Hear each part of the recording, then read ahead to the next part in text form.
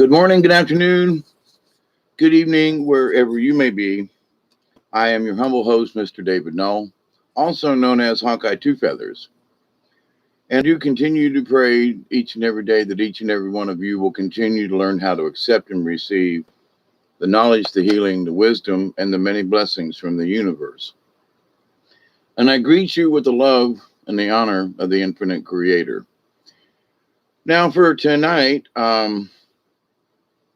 this particular topic has kind of been scrunching around in my head for a while. And after my recent visit up to Ohio and so forth, in riding around, I noticed that there were a lot of stars and bars, a lot of Confederate flags in Ohio, also in Kentucky and places. But so I want to say, right, hey, Barry, how are you?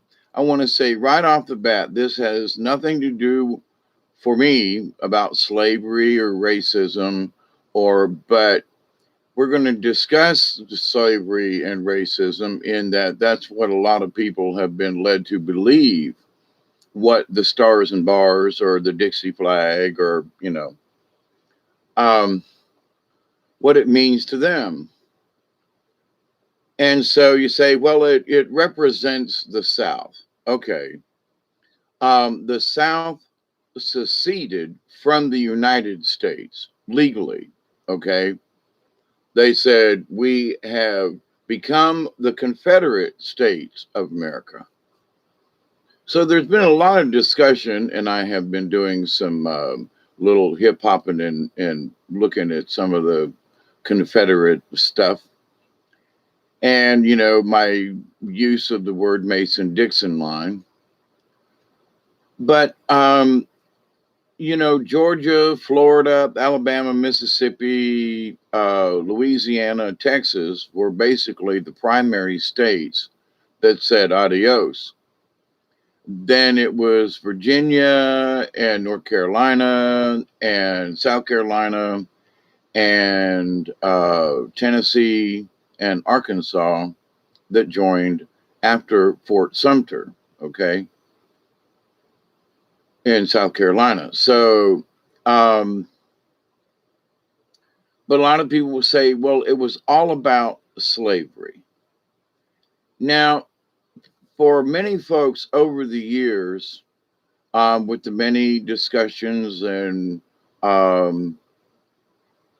the Ken Burns, Civil War series and just life in general. And I found a couple of, there is a lot of Confederate information in the Library of Congress online.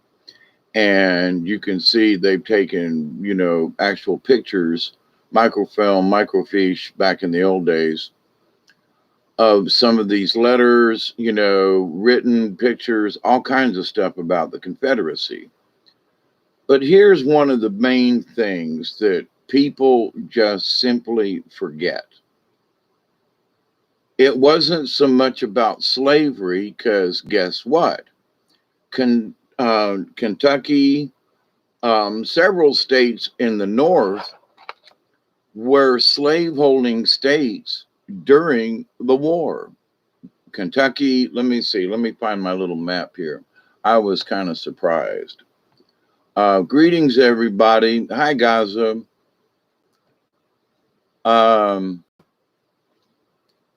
Missouri, or Missouri, depending, Kentucky and West Virginia and Maryland and Delaware were all slaveholding states. Guess what? Before and during and after the war started, it wasn't until the Emancipation Proclamation that those, quote, northern states who aligned themselves with the North, they still had slaves. So this idea, we have to understand that the war was the secession, they didn't really want a war.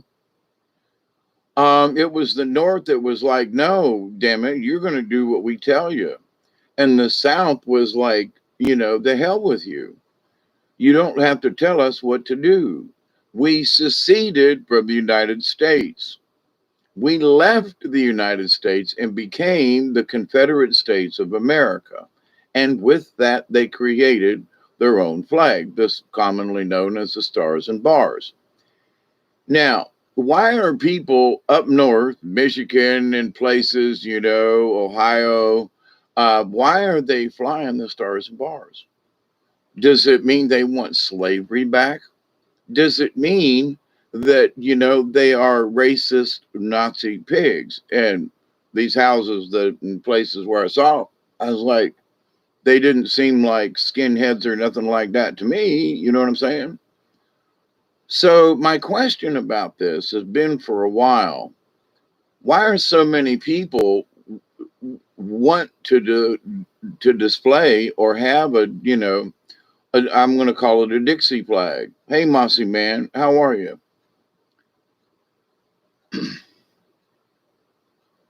So I have been thinking on this for a while, for many years, quite frankly. 5 years ago, when I went to Ohio and I saw everybody that had all these, so I was like, is it about that they hate Negroes? Do they hate black folks? Do they want to start a civil war? Do they? What is the feeling? What is the thought behind this? And I think, quite frankly, it's this. It means independence. I've talked about, it's a good possibility that I'm related to Robert E. Lee. It's okay if I'm not, but to the point though, and I've talked about this, people say that he was a traitor. But the state that he lived in, Virginia, he always called it my Virginia. And he said, when Lincoln asked him to be his general, Lee said, I can't. I must stay with my Virginia. He had to, because he lived there. That's what he loved. He loved, and so he stayed committed to his state. I currently live in the state of Georgia. So if I didn't like what the state of Georgia and the South were doing, I would move. But Lee, along with a lot of others, said, no, I'm going to stick with my state. As Lee said, I will stay with my Virginia. And then he became the general for the South. He didn't really want to go to war. But the northern politicians were pushing for it because they said it's all about slavery. Now, here's the thing. If it was all about slavery, how come Missouri, Kentucky, West Virginia, Maryland, Delaware, and I think Rhode Island still were slaveholding states at the beginning and during the Civil War? And it wasn't until after the proclamation, the Declaration Proclamation kind of thingy, that Emancipation Proclamation, sorry, that, they did anything else. Now it's 11:23. So let's all have a bowl. If you've started without me, I've been yakking. Hey, Mel, Mossy Man, Chrissy. Hi, how are you?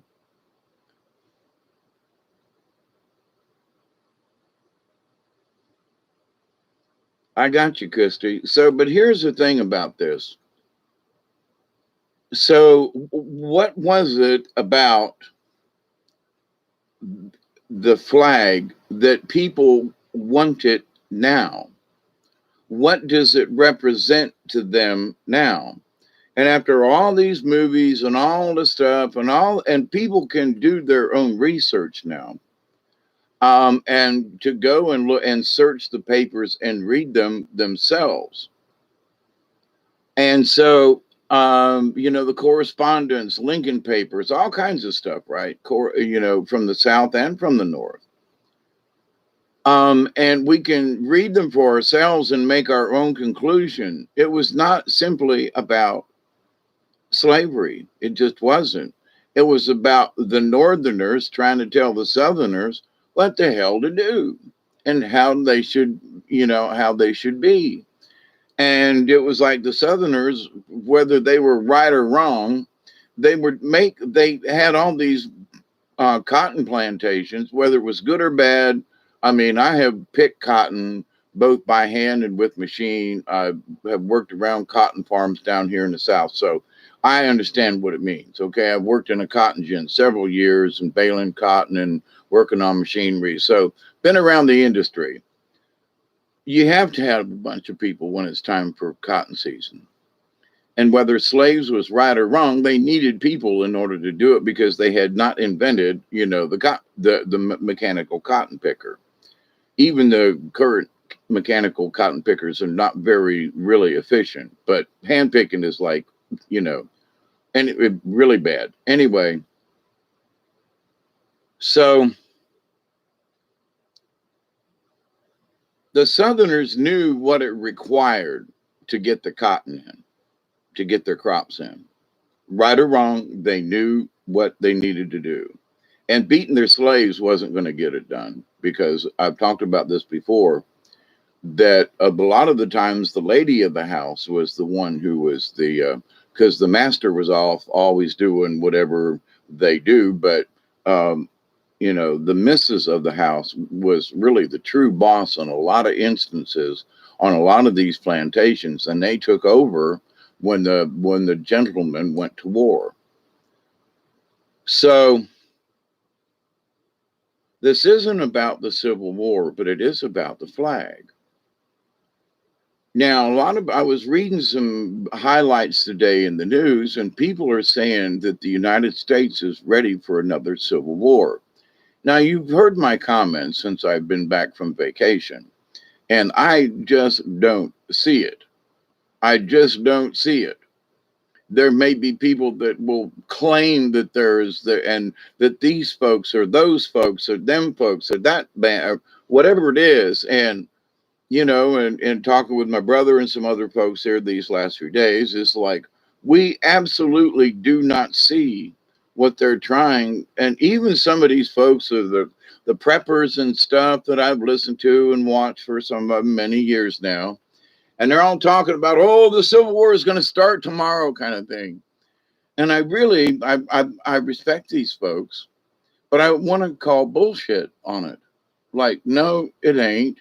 Have you traveled around recently? Have you talked to people? Have you actually seen people on the ground? Now, there are people who are ready to revolt. They are tired, like through the Catholic Church, through this, that. We're tired of this backwater politics. Yes, but does it mean that people are going to pick up guns and go shoot each other over this? And I do not see it. I'm calling BS on this. But are people prepared if somebody else came and made them do something like the South, who officially seceded from the United States and became the Confederate States of America? They were legally and lawfully not binding to the United States. There was no treason involved. They said, adios, y'all. Okay. Now, that is very important. So the stars and bars became a symbol of liberty, of independence, of tyrannical people who thought they knew what they were doing and was forcing everybody else to do their bidding. The industrialists of the Northeast, right? Land-wise, the South had them beat 2-1 as far as land mass. So how did the South get their ass whooped? Well, because there was a lot of territory and not a lot of people, and up north, there was a lot of people crammed into small spaces. So, and there was a lot of shenanigans with the French and this folks and them folks. And for whatever reason, they had, I can't say they had better built boat builders, but the Navy is they blockaded the Mississippi River. That hurt a lot. They did a lot of blockade along Florida and along the coast, which kept Savannah, which kept, crops and cotton and everything from getting, out. And along with the war itself, they were killing folks off. And those folks who knew how to do stuff were dead, period. They were dead. What do the stars and bars mean then in Ohio and in Kentucky and places nowadays? And I honestly, there may be a little bit of racism tied in there, like, a certain percentage of people that have the flag, the stars and bars are going to be, well, them colored folk. But let me tell you, though, as I discussed early this morning, in my last night, early this morning's video, in that I stated around hour 4 or somewhere in there, we were talking about stuff. And I was like, it's all about people being able to make up their own mind. So a group of people say, no, you're not going to make us do this. You have no right to tell us what to do.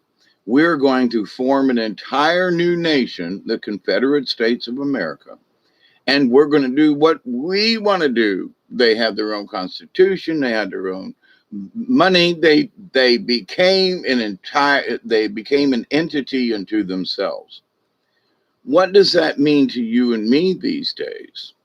Well, there are those people up in the Northeast, it seems, and Boston and New York, places up there. They want to tell the rest of the United States how we want to think. Well, we're all racist down here in the South. No, we're not. Well, we're all this. No, we're not. Well, everybody's like this. No, we're not. Everybody wants to kill each other. No, we don't. But where is all this information coming from? It's coming from the Northeast. The New Yorkers. I know some New Yorkers myself. They're wonderful people and follow suit, right? And so what does the stars and bars mean to people today? It means liberty. It means independence.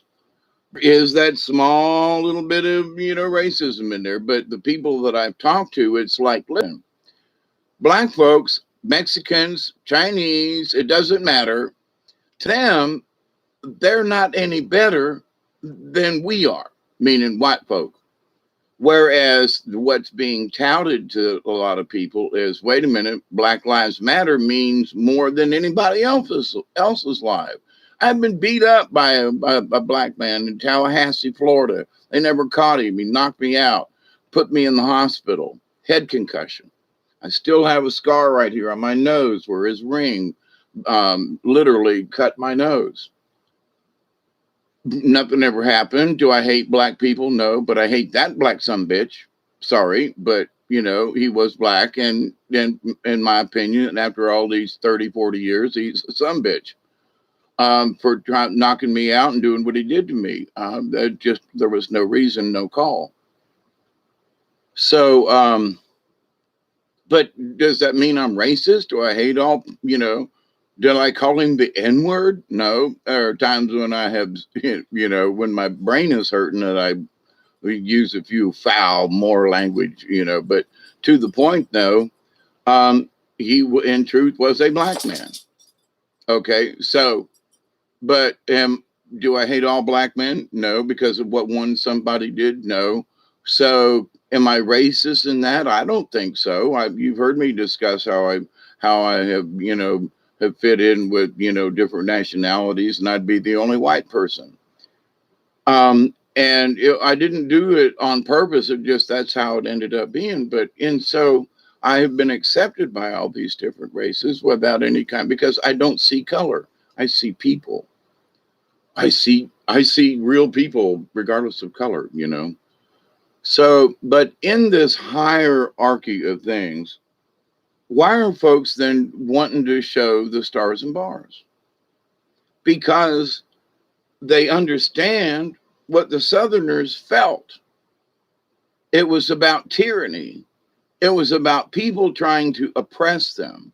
It was about people who literally, in the end, overtook them, burned Atlanta.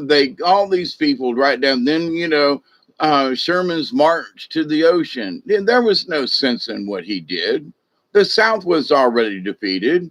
So what did he do? He wanted to boast off and show how bad the Southerners were. and to show, and he was a cruel man.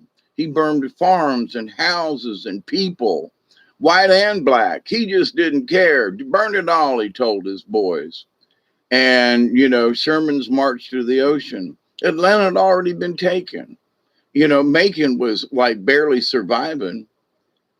And so there was absolutely no need. It would be like Hitler saying, okay, we're pretty much done here. And then them carpet bombing Berlin and if they had continued bombing after they knew like that was it. So it was a war crime. But Sherman, he was praised for what he did. And, he was a criminal.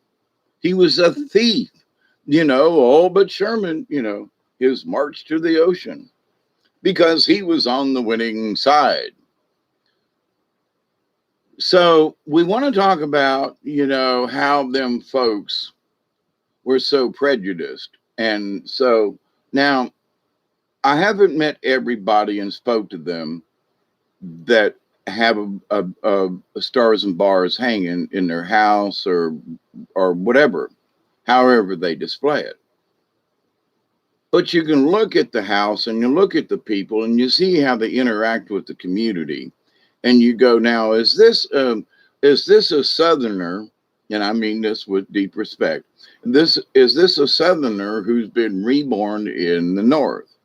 I know I was born in Ohio, but there are a lot of things that I just feel about the South, although I love the mountains. But see, Virginia's got mountains, so does Tennessee. And Kentucky, a lot of them folk in Kentucky were kind of on the fence about this, Same thing with Missouri. So, and there were a lot of skirmishes along the Arkansas, southern Missouri border. Pea Ridge, there was another place. And I mean, they just kept shooting until they ran out of bullets and people were, however many people were alive.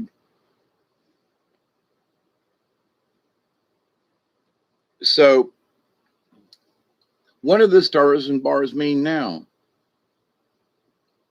I know people that have them and, dare you to make them take them down because to them, it's about independence. It's about the idea that we can still make up our own choices. I mean, there are people in Ohio that were pissed off that Mississippi finally gave in to the stars and bars on the flag kind of thing. And in Ohio, they were pissed because Mississippi gave in. And they were like, listen, Mississippi is a southern state. It's got history. It's got, oh yeah, but it's the Negroes and the Civil War. And it's all about slavery.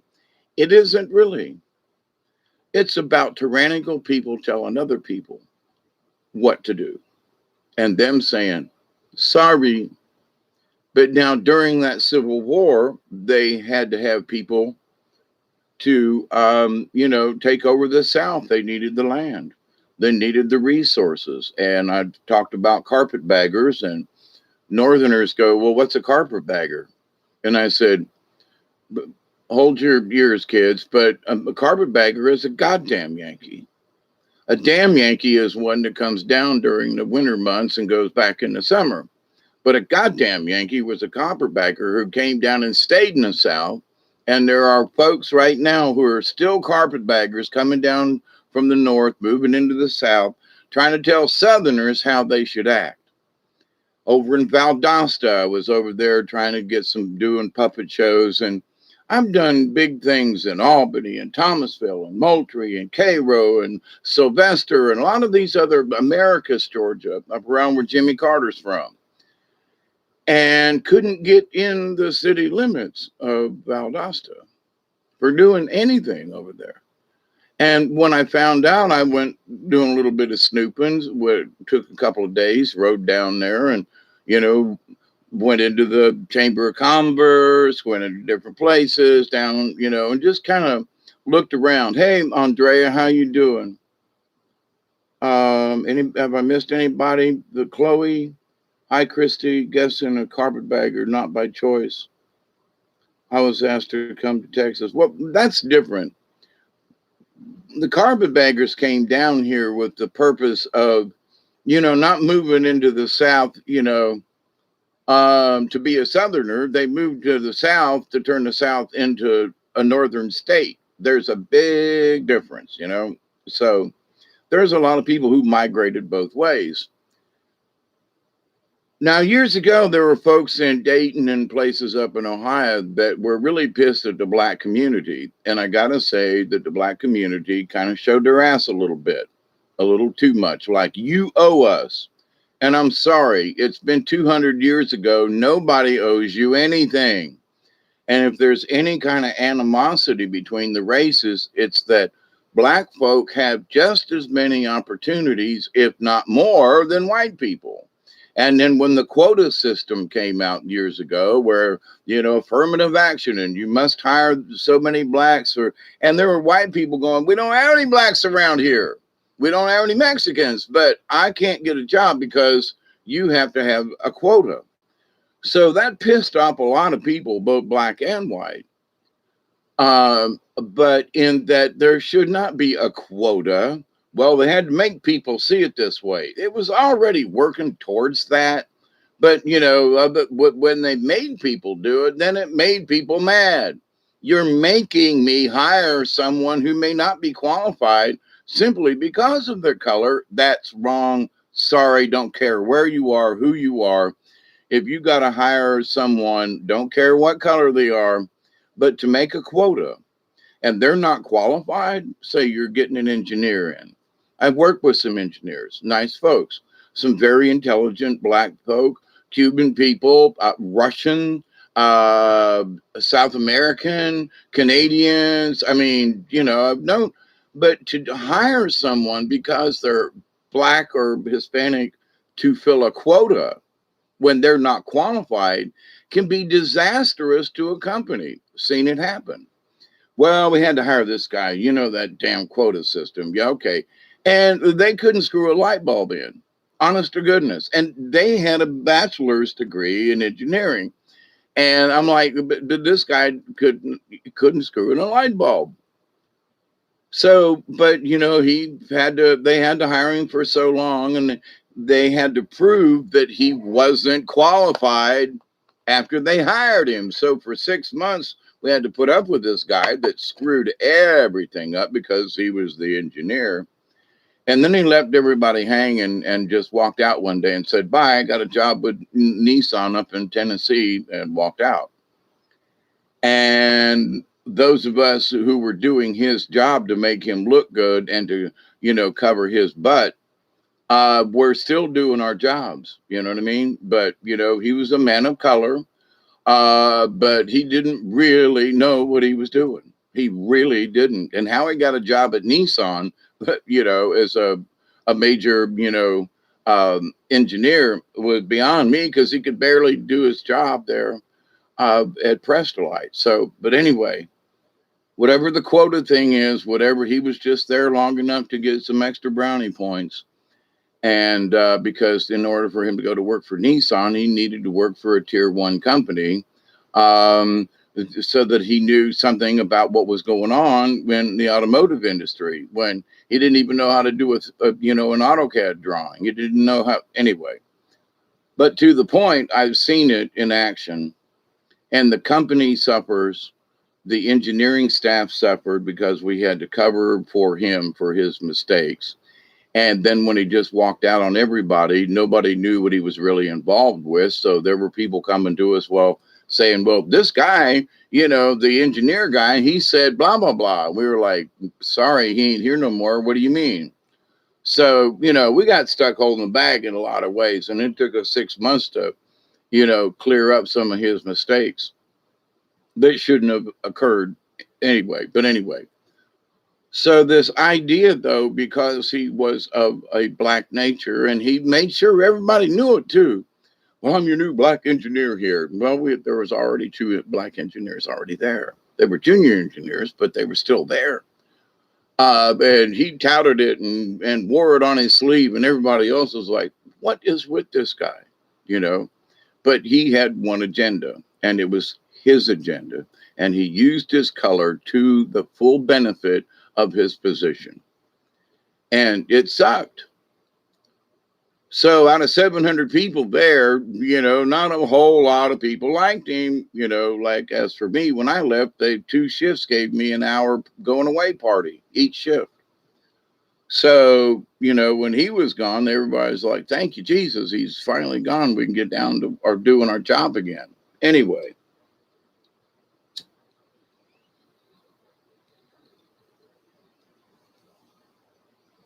So of those people, though, that would have the stars and bars, your first thought is they're redneck, they're uneducated, there must be of Southern mentality, you know what I mean? And they must be a Nazi pig or something because they've got the flag and they're in the North. So I've scratched my head about this, like I said, for several years. And after seeing people, meeting some people, going back to Ohio this recent trip, driving through Kentucky and Tennessee. Now, Tennessee was in the South, so they had a legitimate, Tennessee folks have a legitimate reason to fly the flag today, although it's frowned upon. People say, but screw you, I'm going to hang it up anyway. Now, why? Well, are you racist? Are you against black people? No. Then why do you want to hang it? Because I'm an American and I have the right to fly the flag of my choice. And because it is part of American history, regardless of what state I'm in, I have the right to fly the flag. Now, if you were going to fly it, you should always fly it under the American flag versus flying it at the top. There's protocol. Well, these folks are just hanging it from their porch. They're hanging it in their living room. They're hanging it maybe on a flagpole. And quite frankly, I've seen it on some flagpoles, and it was always under the American flag. So there's respect with these people who fly the stars and bars to this day, in that they recognize the United States of America, but they also recognize what do the stars and bars mean to them. And it really isn't about whites versus black or whites versus the rest of the people. It ain't about that. It really isn't. Although, like I said, there is a percentage of folks who are going to be racist that have the flag. But it is not at all like people would, well, he's got the stars and bars. He must be a Nazi pig. No. Well, he must be racist. He goes out and plays golf with several, black fellows in the community once a week. Well, but he must be. Well, they, my some folks I know, I'll just leave it at that. White woman with a black husband and mulatto children, right? So it's like, so they see the white woman who is divorced from her black husband with a Confederate flag, and they go, that white lady's racist. Was married to a black man.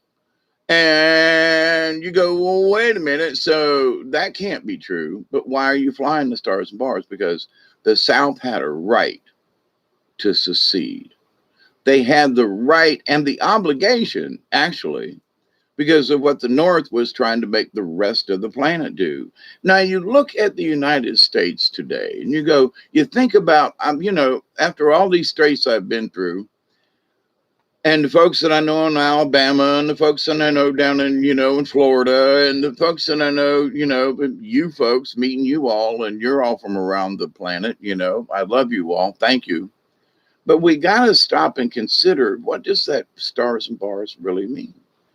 And I've come to the conclusion, and the more I have today was sort of a half rainy day outside after 7 o'clock this morning, me and Duggar went walking in the woods and down through the fog. It was really nice. So I was up, till like almost 9 o'clock this morning, and then took a nap until recently. But anyway, But in kind of seeing that this morning, and oh, we're fixing to go to war again, and civil war is we're right on the edge of it, and I'm like, man, I just traveled 2,000 miles, and I didn't see any evidence of that. But I do know that there are people, like the state of Tennessee was going to allow, you could wear a gun in public. Didn't even have to have a license. It's like open carry. Protect yourself, right? Now, doesn't that seem like there are people who go, but gun control? Listen, people, I'd rather know, and I've told people with guns in public places, I've walked up to them and said, look, they took my right away because I was, convicted of a felony. You have the right to carry a gun, and I support you. I just want you to know that because I can't legally. I could carry a gun, but then they would arrest me because I'm a felon. You obviously can wear one in public, and I support you because if somebody comes in that door with a machine gun or something, you can pop off a couple of rounds and possibly save my ass. I'm going to be on your side. I'm not afraid of you, the guy who's open carry. I'm afraid of the guy who's got something tucked into his shirt, or his drawers or something. So the idea, though, that quote Tennessee, one of the southern states, is going to allow this certain open carry and so forth, is to me, bravo. We have an unalienable right to defend ourselves. But if you say, no, you can't carry a gun in public, well, they years ago, rednecks, folks in the country drove around with a shotgun in their window all the time, and they made that, you can't do that no more. You can't have a, gun in your truck because you might shoot a policeman with it. Well, you ever tried to get a shotgun out of a pickup truck to shoot somebody? I'm just saying, you can't sneak one out of the, now you can pull it out and do harm, but if I'd much rather, if I were a policeman, I said, well, there's a guy with a shotgun in his window. He's showing me he's got a gun. So I already know he's got a gun, so unless, so it's the person that ain't showing that I would walk up and go, all right, I'm suspicious. You got anything in there? Is there something in the glove compartment? Show me your hands. You know what I'm saying? So what used to be normal is somehow coming back to being normal again, like just open carry. I mean, back in the Civil War days and back in the day, nobody said anything about if you were carrying a gun through town. Not a word. Man, woman, didn't matter. They might question you if you was a little child carrying a gun, but hey, Dominic, how are you? Isby, how are you? Do you think a gator dreams? Yes, they do. I think everyone should be able to carry a gun if they want to, like I said, if there has to be gunfights in the streets again, let's get rid of the, that lower population. But I just don't, like I said, in places that I've been and, in the restaurants and people interacting, I honest to God don't see people wanting to go to civil war the way and like I said, some of these folks I've been listening to for years, but they are convinced because of the news and what filters down to them. And I'm guilty of this myself, but having seen it for myself, I go, I don't see the evidence. I really don't. So now theoretically speaking, people have had enough. And is there going to be a civil war in the fact that, like, they're saying that they're going to go door to door and give, get your jab. We're going to knock on your door, and if you don't have your paper, we're going to jab you. Oh no, you ain't. I'm sorry. Somebody's going to get met with I don't have a gun, but I do have bows and arrows and weapons of mass destruction, like zombie killing stuff. Please don't come to my door and insist I do anything. You know, you can stand outside my door. I don't care if you camp out there, but you come in the house, we're going to argue. And I would hate that something like that would happen. But if they're going to force me, knock on the door and say, you're next, not me. And like my niece Jen up there in Decatur, she if they were going to do that, she'd be angry. She would be defiant and go, "Oh no, me and my children? Oh no, you ain't." So there may be war against that, but does that mean that America is going to be at war with each other? No. Are Americans already pissed about our last election? You know, the state of Arizona is getting ready to turn over. They've been turning over information. The state people in the state of Georgia are still looking at stuff and trying. They are still pissed at our quote Republican governor.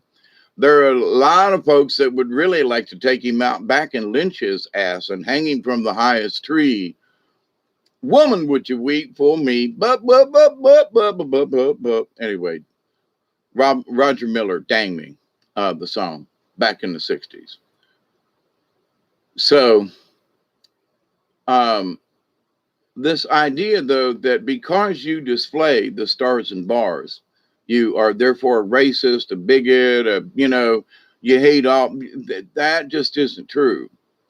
But as I continue to think about this, and it'll still be on my mind as an observation, and my observation is that only that small percentage fits what that they claim, that people who want to retain the stars and bars, or that Mississippi's wrong, and and it's like, wait a minute, they did the same thing to Georgia years ago, and I protested. And people said, well, why are you protesting? And I said, because Georgia is one of the original 13 colonies. I oppose this change to the flag because a certain percentage of black people, and there was white people who, oh, it's a sign of this and that. No, it ain't. It's a sign of this is what our state was. Now, after all these years, the state of Georgia is much more progressive. A lot of blacks and whites both intermarriage. It ain't a big deal anymore. That there are prestigious jobs and positions within the communities that are held by very decent black people and other folks too. But so this idea that the South has not progressed, and that we're not doing any better, and we're still all these racist bigots.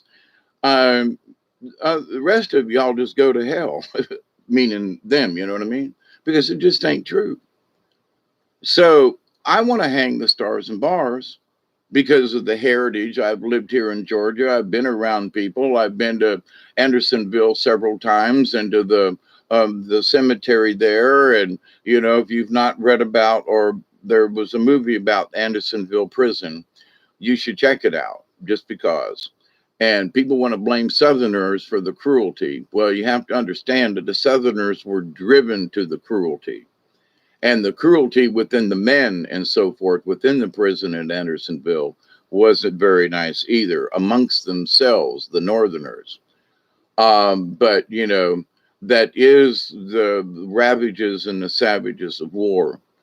But I got to say that being on the hill where Andersonville prison was, and sitting there and understanding what 8,000 men in an enclosed area felt like or looked like, I gotta say, I wept, just overcome from being there and sitting on the hill and looking down and learning what I learned about the prison and their conditions and so forth. And, that there were teenage boys and girls, who were hunting possums in the woods trying to survive themselves, and them wondering why they were starving the Northerners. The Southerners were starving themselves. They didn't have anything. The only reason they were making it was because they were outside the prison, but they were in their own prison. It's hard to live in the swamp hills and stuff down here, and if you've ever had possum, which I have, if you really got to have one, they're ugly mofos. Do not want to shoot, kill, and clean one to eat it. Oh, God forbid. I think I'd rather eat a rat. But ugly critters. But when you are have to resort to eating a possum, and that it's like, and it's good to you. Um, there ain't much else that you can do. So, was it right for the Southerners to do what they did to the Northerners in the Andersonville prison? No, but they didn't have any choice. They didn't know what to do. They were, in so many ways, backcountry folks that they said, here's a prison, y'all going to look out after it. And horrendous conditions, absolutely. Was it appalling? Absolutely. But if you think about what the Southerners prisoners went through in the Northern jails there during the Civil War, the Northerners mistreated the Southerners much worse because they were Southerners. The Southerners mistreated the Northerners because they had no resources to feed them. All the train lines were cut. None of the, nothing was getting to them. They were literally living off the land themselves. And if you got 8,000 prisoners in a stockade, you're going to worry about your family first, because they're the oppressors. So, but anyway, but with the stars and bars, there are people, well, what about Andersonville? Well, what about all the Northern prisoners that froze to death because they didn't have a blanket or weren't given sufficient heat, or because they were Southerners, they didn't deserve to have any better treatment. And it's like, so, because the Northerners won, the Southerners got all the blame. So for those of us who would say, let's raise the stars and bars in remembrance of the defiance of those people back then who said, we are not going to live under tyranny. And tyranny beat the hell out of them and won, starved them out. And so then the Northern oppressors and the carpetbaggers and etc. And like I said, they're still doing it. Northerners still come down here and want to take over and think they know what the flip they're doing, without any consideration to Southern customs, climates, how Southerners interact with each other. And I've seen some of these people who were Northerners when they got here, but they're more Southern now than they would like to admit, because of just living down here and being around the people and just the way it is down here in the South. Now, I've noticed that there were places in Ohio that was like Southern people in communities and so forth. So it was sort of like a Southern lifestyle, but they're in Ohio. It's 12:03. Wait, what time is it? It's 48 minutes. 12:03. Hey, Jody, when is the door-to-door going to start? I don't know. Georgia is a beautiful state. It is. But so's Mississippi and Alabama. So's Arkansas and Tennessee and Kentucky. Oh, my God, some of the places I was in Kentucky. Here's my point, though. The United States is beautiful in a lot of ways. And people on local levels really care about their communities. They care about their neighbors. And if their neighbor is a bad person, white or black, it doesn't matter. They're going to respect them. But, if the person is a butthole, they're going to, say, we don't mess with that guy down there because he's just a butthole. We don't mess with him. We tell him, don't mess with us. And he just wants to be a butthole and we just leave him alone, And that's how it is. So, but at least they know where they stand with each other. There are, 6 families in a community, right? 6 different little houses in this area where my niece and nephew live. And, there's one house that they all like, those folks over there are buttholes. And they all kind of sort of agreed. Yeah, they're, but the buttholes, they're, show their ass every once in a while, getting drunk in the middle of the night and coming home and revving up engines and waking up everybody in the damn valley, with motorcycles and stuff at 2 a.m, and just, like, come on now. So, but they haven't beat them up. They haven't burned them out. They haven't driven from the community. But, them folks over there are buttholes. So people take care of their own one way or the other. Now, I know there are places in the inner cities. There are places in Tampa, but I wouldn't go back when I lived in Tampa, and I surely wouldn't go there now. But having lived and grown up in Tampa, people in Tampa make their own choices. People in these cities make their own choices. And I chose to get the hell out because I saw how the city was changing. And I said, I don't want no part of this. And so there are folks who have stayed there and still live down there and etc. And they've made their choice. So they've made their choice to put up with it. They've made their choice to, deal with it, however it is that they have, But if their neighborhood's okay and they've never had any trouble, then good on them and their neighbors. But to those neighborhoods and places where violence and things and theft and stuff went on, and I know I was a juvenile delinquent and stole some things back in the day. I'm guilty of it. I am not proud of it. I have not talked about it because I ain't proud of it. But, as 18, maybe 19 years old, being drunk and high on shit, and just, it was the 60s, and the 70s. And I still didn't have the right to do it, but I did it. Other people did it. I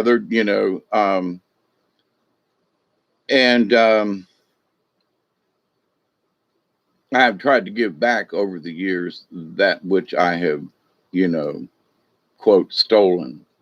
And it really, total everything was probably less than $500, but that's not the point. I stole it. You know what I mean?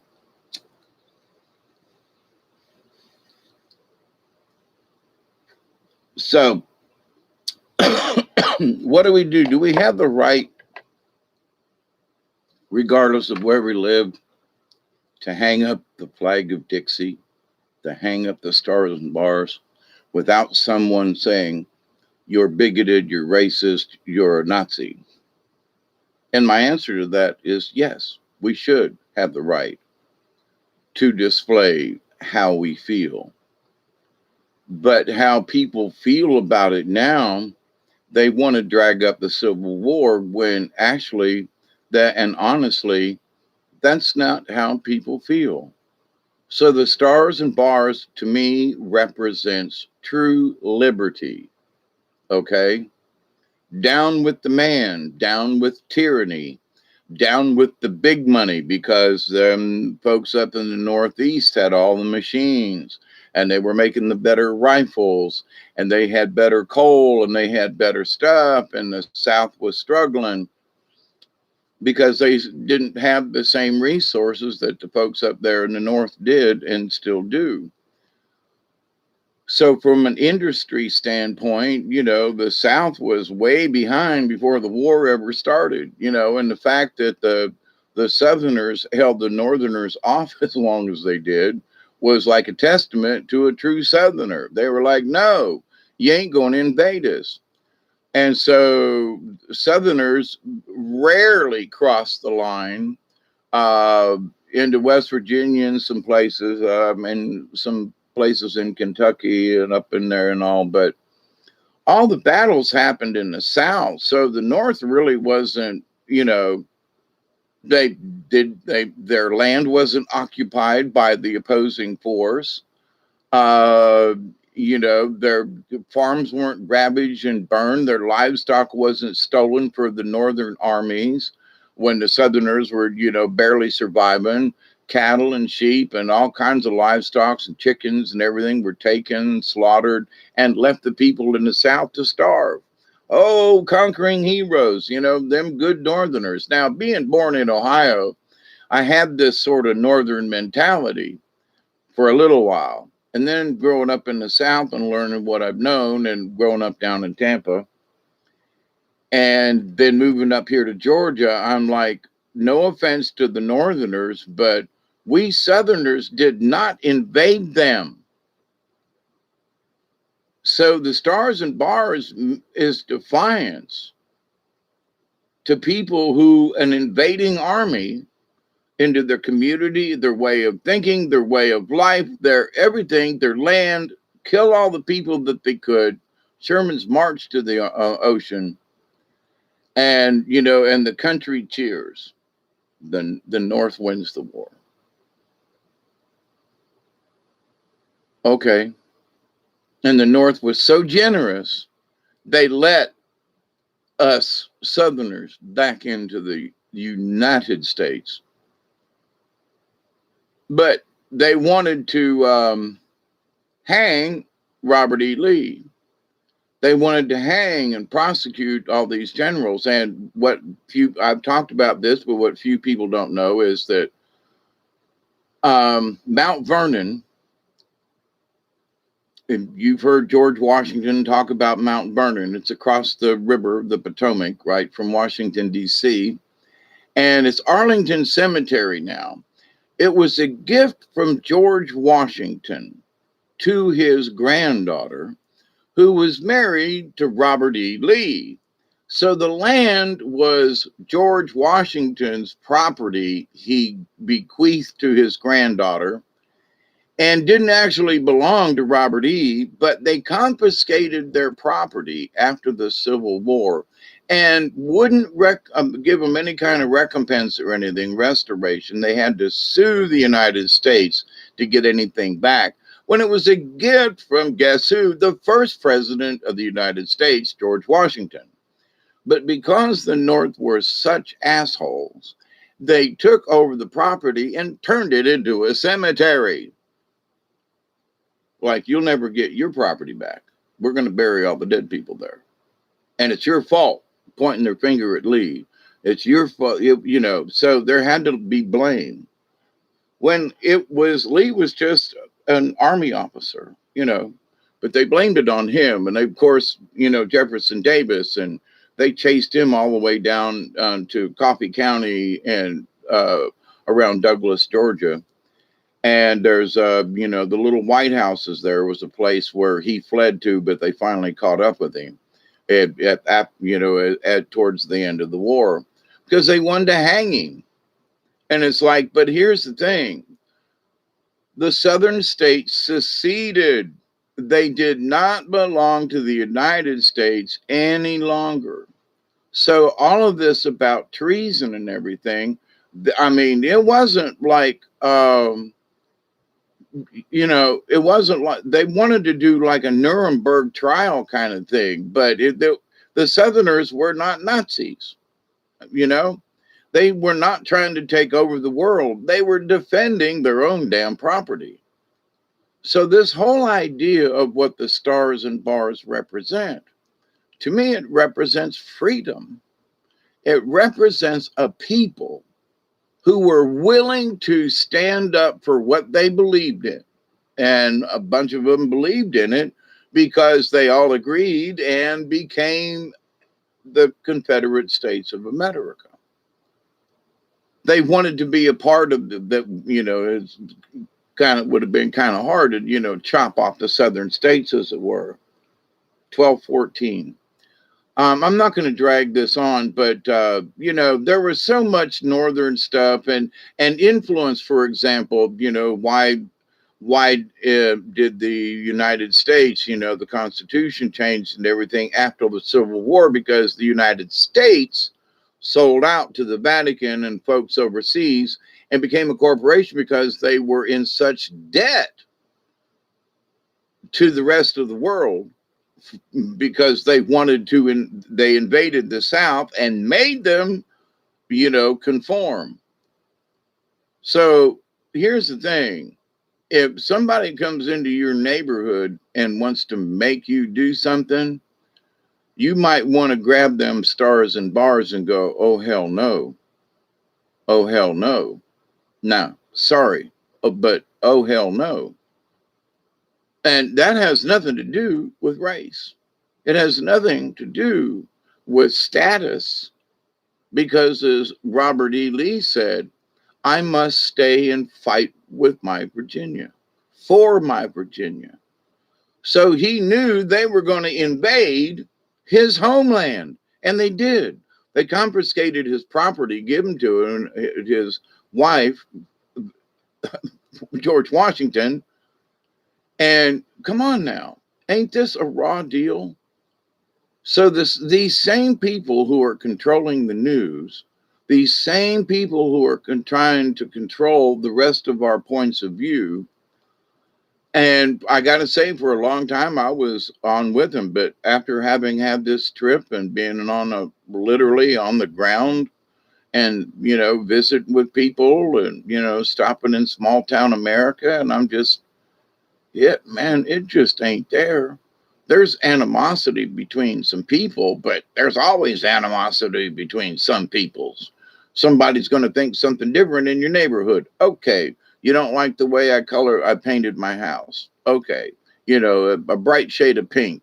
Nah, but if you just have to tolerate it, Um, there are folks who wouldn't tolerate my house because it's built out of scrap wood and I got all these windows and it's all this, I don't fit the neighborhood, but I'm down here at the bottom of the hill and you can't see my house. So, I am smart enough to I know you don't want to look at my house and I don't want to look at yours. I have to see it every time I go to the top of the driveway. There's the house. I'm down the hill. You got to come down the hill to see my house. But anyway, so for people who want to point fingers at, and for me, I want to buy stars and bars and give them away to all my friends. Why? Because of how I currently really feel after having been on the ground and traveled and noticing that if there's going to be a civil war, it's going to be against the people who are trying to convince us that we're all divided. There's where the war is going to be. It's going to be people like you and me going, nope, sorry, don't believe you, ain't going there, but you come to my neighborhood, we're going to argue. Now, that is civil unrest, right? We're not going to agree with whoever is going to tell us what to do. So is that the Civil War? And I would say, okay, I could see that. But is it going to be this hand-to-hand combat between neighbors and people and stuff, and between cities and the North and the South, between the whites and the blacks? No. But it is going to be against these people who are going to walk in our neighborhoods and say, this is what, you're going to do this. And no. Now, I don't live in that kind of neighborhood. Folks around here would go, sorry, knock on my door, but nah. And my niece in Decatur, Georgia, and the folks up there in those neighborhoods and the folks that I met when I was up there visiting. And I'm like, them folks are like, oh, no, you ain't. Sorry. And these are Mexican families. They're, Taiwanese, or I'm just going to say Asian because they're from Thailand. They're from South Vietnam. They're from different places, from China and some from Korea. So, but, and, Indonesia out down there. So there are a lot of folks and who got here legally, by the way, with a visa to come and visit for a while and stay. Either way. Now, some of them, they come and stay and just let their visas run out. But there are people who come over from Europe who do that. I had a friend of mine for many years, and she's like, I'm married to my husband and it's legal here in the United States, but she said my green card ran out. I am not actually a citizen. And if they catch up with me, and she was from England, and she was worried about the INS finding her kind of thing and is sending her back to England, which could have happened.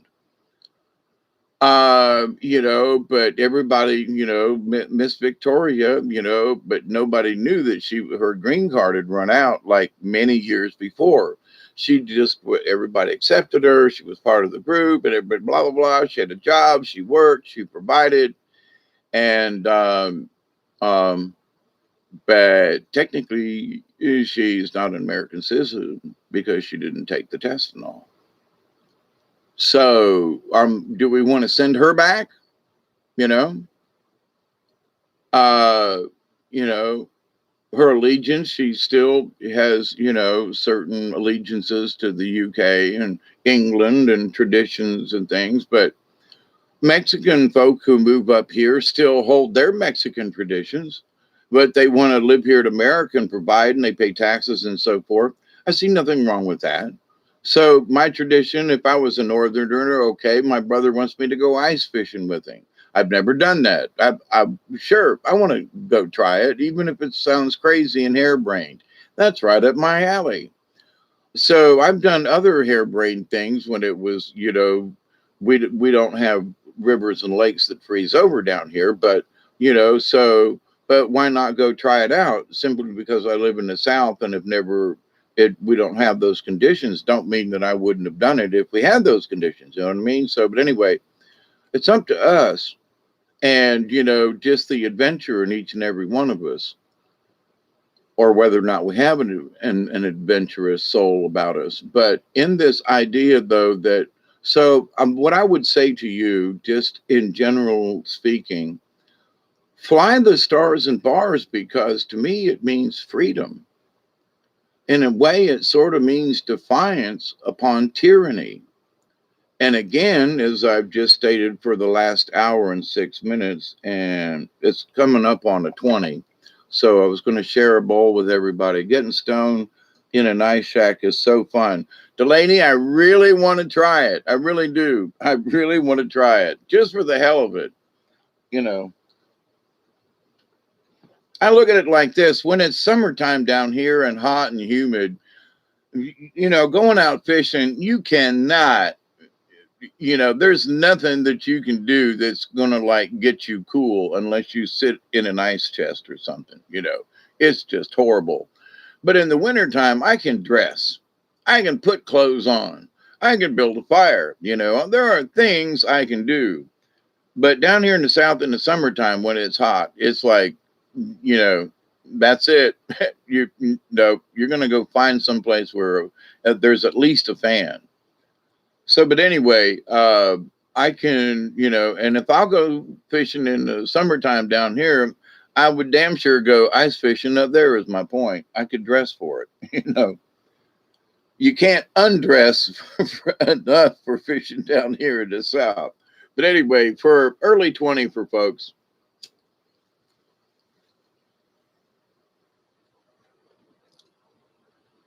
So in my video late last night, it's never too late. It's too late to turn back now. I believe I'm falling in love. Anyway, the idea, though, for continuing on with that theme from early this morning. Actually, it was yesterday now. That's how we do it in Wisconsin.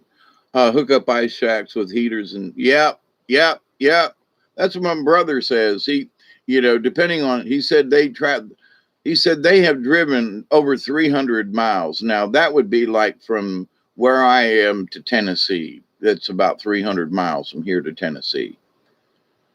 And just straight north, And so I can see that because I've driven 300 miles to go to the mountains, and to go camping for a weekend. But to drive 300 miles and set up an ice shack and go out on the ice, that's going a little further than just going up to the mountains and pitching a tent. You know what I mean? But I can see it, is my point.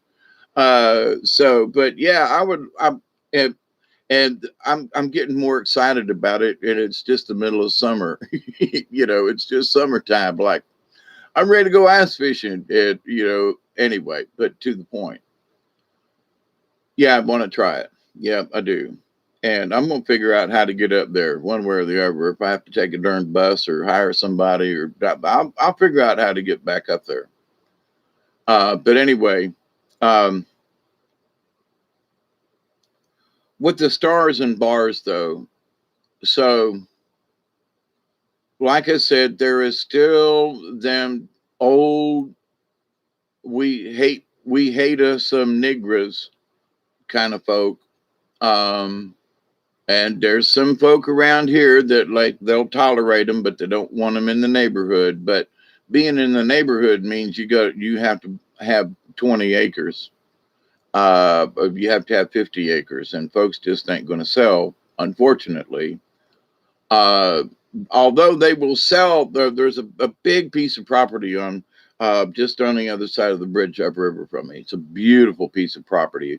It's been up for sale several times. They recently went through there and cleaned out all the pine trees that have grown for the last 20 years. So now they've harvested the pine trees, gotten money from that. Now they're going to sell the property. So the guys that own it are from Germany. Now, how can Germans own property over here, especially, 120, 50 acres, something like that, high up on a road and all the way down into the river and to the other side in places. But they sold it, the trees stayed in America. They were, harvested here and local jobs, and, they paid local taxes on the property. So it's like, okay. But the people who owned it were from Germany. And the reason I know that is because my next door neighbor was renting their property for hunting rights for his group of guys that he knows. And he gave me permission to go hunting over there, especially for hogs and so forth. So, but, know your local, who your folks are. A lot of Northerners have property down here because it's hunting and they like to come down here in the wintertime, and, there is good hunting, and there are plantations on the other side of the river from me, 2 plantations in particular, along with just 2 pieces of private property, but mostly plantations in the area of over 250 acres each, and that their primary purpose for being there, well, it is for hunting, but also they have trees, and higher up on the hill they got pecan trees, and they do grow some row crops up there. But it is a plantation, and they do all of these different things.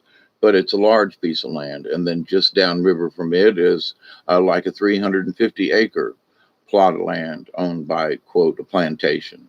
And on this side, my next door neighbor on the other side, he owns 250 acres down on the river, and big house and several ponds. And south of him then is another large area, another plantation that's like over 1,000 acres. And just literally across the road is a whole nother plantation with, another 1,000 acres, and it's in Thomas County, just on the other side of the road. So we have these things in my backyard. But the thing is that, there's this big company that owns them. Now they plant corn and wheat and peanuts and things. So, but a lot of the stuff that they grow, they leave for the wildlife, because they're really interested in the wildlife, because them rich folks from up north want to come down and hunt turkey. There aren't any real quail left. They're all pen raised on these plantations, and when the hunters come down, they turn loose all these quail. But they provide for quail habitat, but I haven't seen a quail or a grouse or anything like that in 10, 15 years. But there are a lot of turkey around here. So, and I've seen some of the turkey shoots where they will have killed these turkeys and throw them in the local garbage, and there'll be 15, 20 dead turkeys just tossed in the garbage. where they didn't want to eat them. They just shot them for the trophy and to take pictures and so forth. And that's just wrong. And I've collected some of the turkey feathers from those turkeys and tried to give them honor over the years. But anyway, in fact, I think one of my I had one of the turkey feathers right there for a long time. Are we on the 20 mark yet? Oh, we missed it? Dang, I missed it.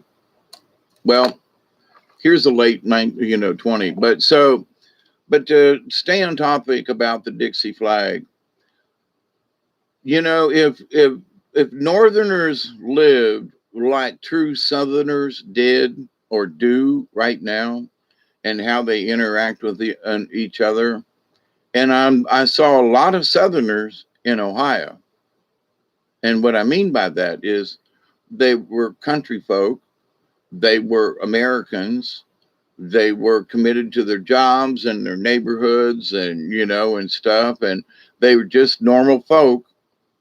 Didn't want to bother anybody. They were active in their communities as much as they wanted or needed to be.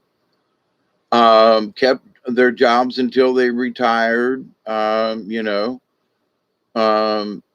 And just people who just wanted to have a decent life. Now, I don't mean big, expensive houses, which is another subject too, that goes along with the stars and bars, though.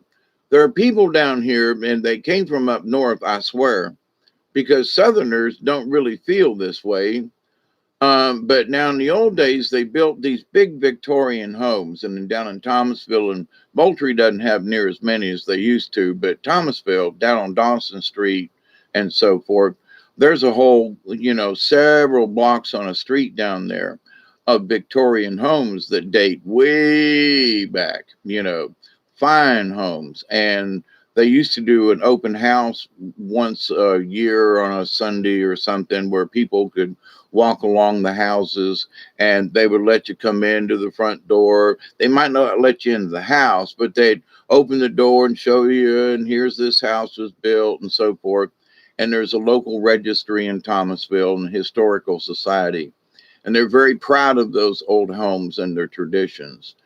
And even though some of them traditions weren't really nice, but they don't lie about it. It's out there. Locals know more of the real story than, but in the historical society. But anyway, so it's where all these Northerners came down after the Civil War and took over the plantations and took over these small towns and built a railroad. Pelham, Meigs, they all had their own theaters. I mean, designed by people from Paris. And now these theaters don't even exist. They've torn them all down. But Pelham had one. Meigs had one. If you would have seen the old plantation houses here in South Georgia that were built after the Civil War, I mean, absolutely huge 10, 12-foot ceilings in the downstairs, and upstairs just the same. I mean, 3 houses literally in one house took up a whole city block, and fine homes. And the people there and the plantations, they used to have brick companies. They used to raise a lot of cane sugar around here. Thus, down south of me from Meigs is Cairo, Georgia, and they're called the syrup makers. Why? Because they used to raise a lot of sugar cane and press the sugar cane into syrup. So they're, the Cairo syrup makers. I don't think they really make syrup like that anymore, but in fact, that's what they're known for. That was the tradition. Also, Roddenberry's down here. Yes, the Roddenberry's from, the Roddenberry's Star Trek kind of thing. And Roddenberry's Library and the Roddenberry's Pickle Company, huge business down there in Cairo. Don't call it Cairo, although it's spelt that way. Cairo's in Egypt, Cairo's in Georgia. And down there in Cairo, they also have a bearing company, one of the few bearing companies on the planet. Now, there's probably more now But back in the day, if anything had happened to that bearing company down there in Cairo, it would have put a lot of buses and vehicles, cars, you name it, would have been like affected.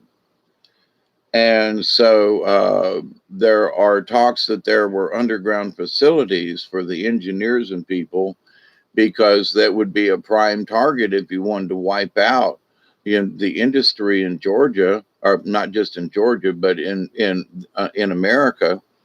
Take out a bearing company, because everything that turns has got some kind of a bearing in it. You can believe it, It might be a bushing, but if it turns and on a shaft or something, there's a bearing somewhere involved. So, there was a lot of discussion that, man, if they ever took out Cairo, and I'm like, I moved up here and there's this bearing company, and you're telling me that they would put a tactical nuke on the town to put out that industry? Holy shit, why'd I move up here? You know what I mean? But to the point, anything's possible, but it does exist. But there are a lot of different industries and things around here. There are a lot of industries that have moved out. But the truth of the South, though, and having lived here now most of my life, and on this place for almost 38 years,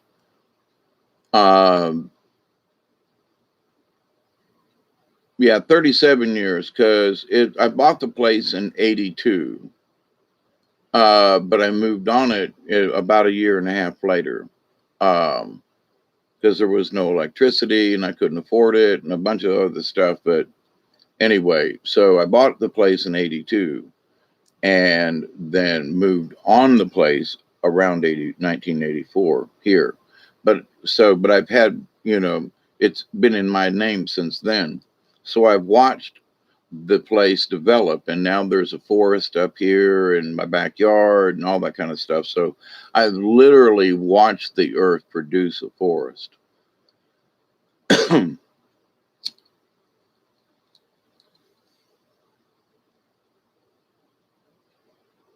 And I have wild cherry trees. Oh my God. I've collected some of they're the small little choke cherries that some people call, but oh my God, you can't eat the seeds, but man, they're really tasteful and they're really big, because we've had a wet spring this year, but the wind came along and knocked all the cherries down on the ground. I was like, damn it, man.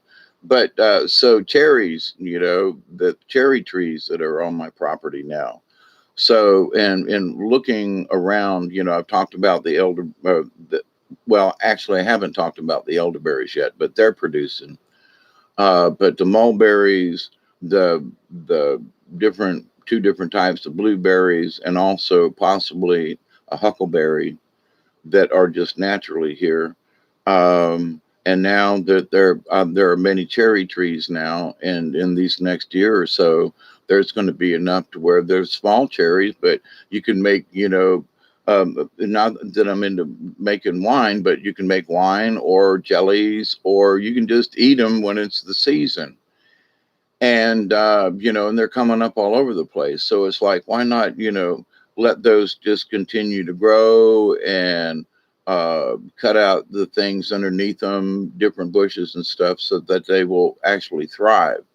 But, in looking around now I've found several grapevines and muscadines, and in some of these things, they're this big around already. I mean, they are huge, and they still got another month before they're ripe.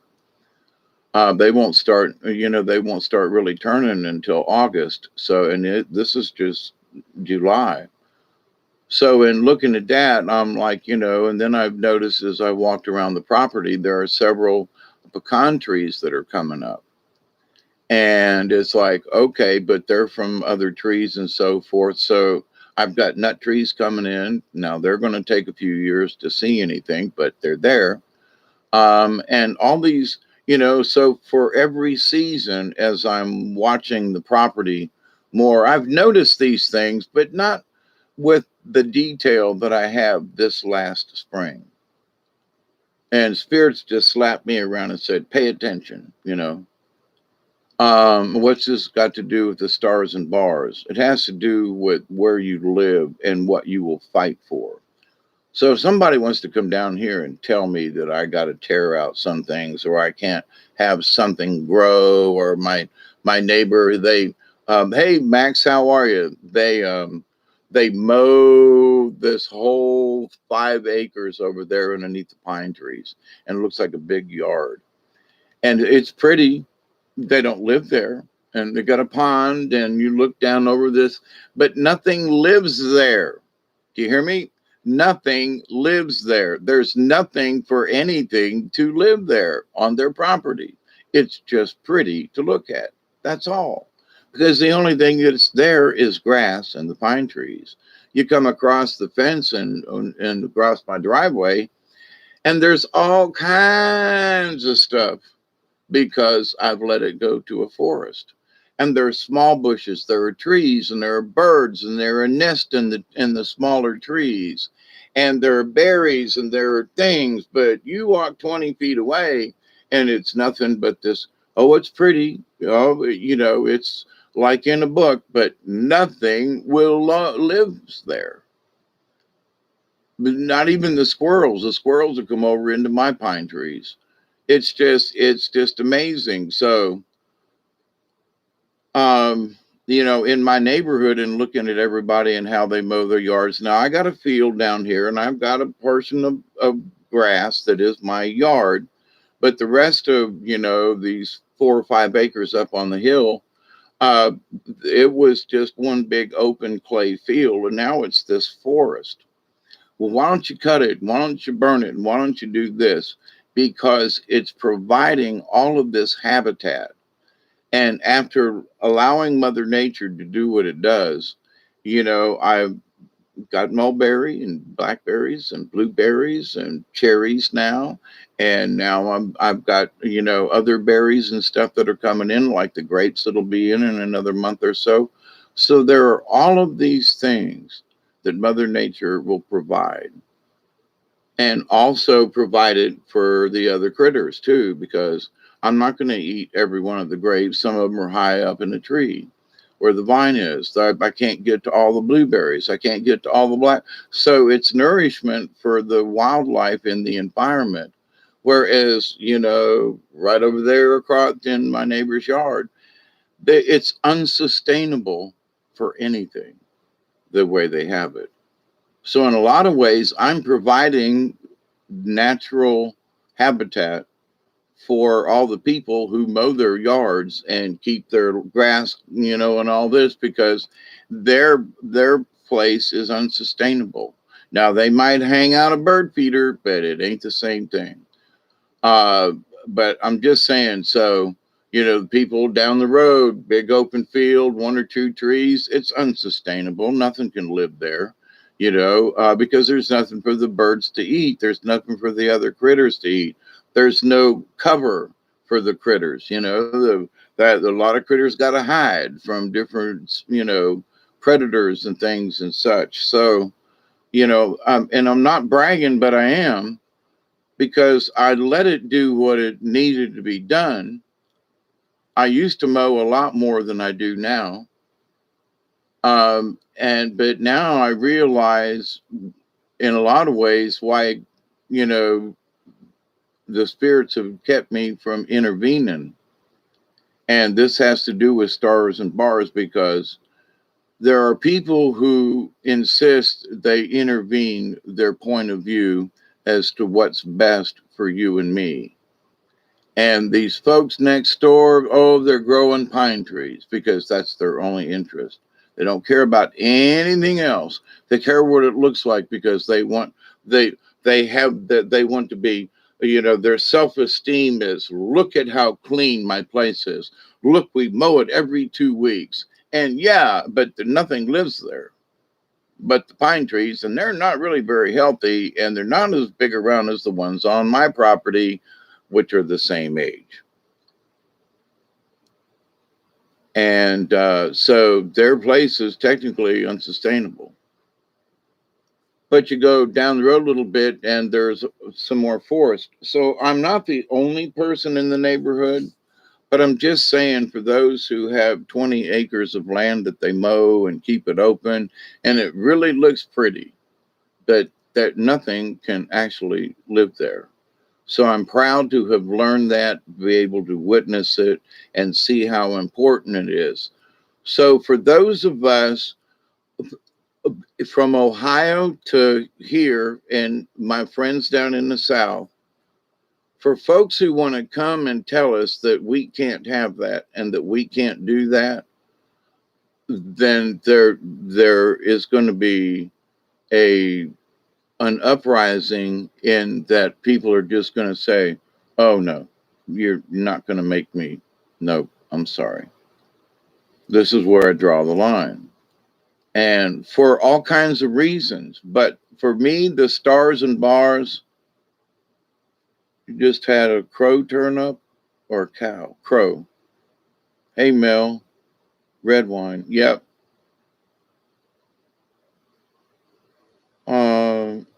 Goddamn chatter sent my message before I'm done writing.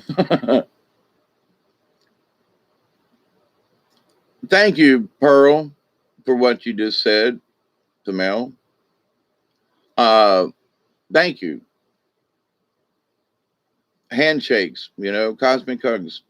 But anyway, so I think for those of us, and even in our spiritual reality, there's some folks who are doing some things with Oramus and stuff, and we just have to be careful because, for example, I was having a discussion with Barry, and I've got several pieces of jewelry that I've made for myself and for other people, and I had several really hard visions about some of the jewelry and things that I was making because I'm taking copper wire and I'm turning them into spirals and such, and it was like, and they told me to cease and desist what I was doing. And I was, yeah, but like, well, why? Well, because not everyone needs and no, I honestly, there's nobody in particular. I'm not talking about anybody, what they do, what they sell, or whatever. Okay. This thing, I'm talking about what I learned personally. This has nothing to do with anybody else, how they may be making their jewelry and stuff. Please, that this is, ain't about anybody. But it is about the reason why I stopped making jewelry with crystals and wire and things is because if you do a spiral, that spiral, and you say, well, this is really good, and you give it to someone, this is how I learned. I gave someone a piece of jewelry that I had made, and I had worn it. I loved it. It felt great. And I was like, Spirit told me to like pass this on. But to the person who got it, it was the absolute opposite of what they needed because of the spiral that I had created and the crystal that I had mounted to the face of it. And so when they wore it around their chest to put it right there around the heart and the chakras and all that stuff, and it messed up, the person came back to me and said, you can have this back. And I was like, and they were just, well, and we had a cop. And so I was like, they liked it. It was a pretty piece, but they couldn't wear it. And so that's when, Spirit started slapping me around and going, just because it feels good for you, or you think that this spiral, whether it's clockwise, if you turn that around, it can be counterclockwise to someone else. And just because you think that this counterclockwise coil is what's necessary to heal, the whirling dervishes, I've learned this myself, that I don't always go in a clockwise or counterclockwise direction. Sometimes in the same ceremony, you go in both directions. The whirling dervishes will, depending on who they are and what they've learned, but if they go clockwise, it will take them, into one place. If you go counterclockwise, it will, actually take you out of a place instead of into. Anyway, so, but if somebody makes some jewelry and say, well, here, this is for you, and it's wound clockwise, counterclockwise, um,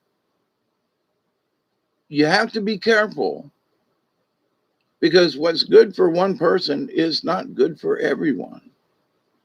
And I was warned off of making jewelry, even for myself, with certain things.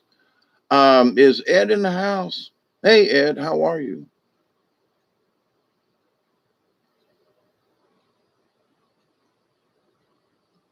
Play 432. But anyway, so I just want to warn people in a way, and this has nothing. I know there are a lot of folks out there, and I find out that I know some of these folks, but I didn't know they were making jewelry or whatever. And this is no reflection upon them. It's a reflection on what you do with it. And Elderberry and I had a discussion about it, but my own experience with certain wrappings going counterclockwise or clockwise, that there are times when I got to take it off or I can't wear it. It's the wrong direction. And so people are taking some things for granted, in that here's a counterclockwise and it will always do this for you. Not necessarily. Got to be careful. It may be okay at certain times, but not always. And people I fell into this myself. I have learned this myself, and maybe I should do a separate video. But as I'm kind of talking about this, hey, D-Ocean, it is not against anyone, but it's against, it's a warning to you yourself, in that, you say, well, oh, this is clockwise. Well, okay.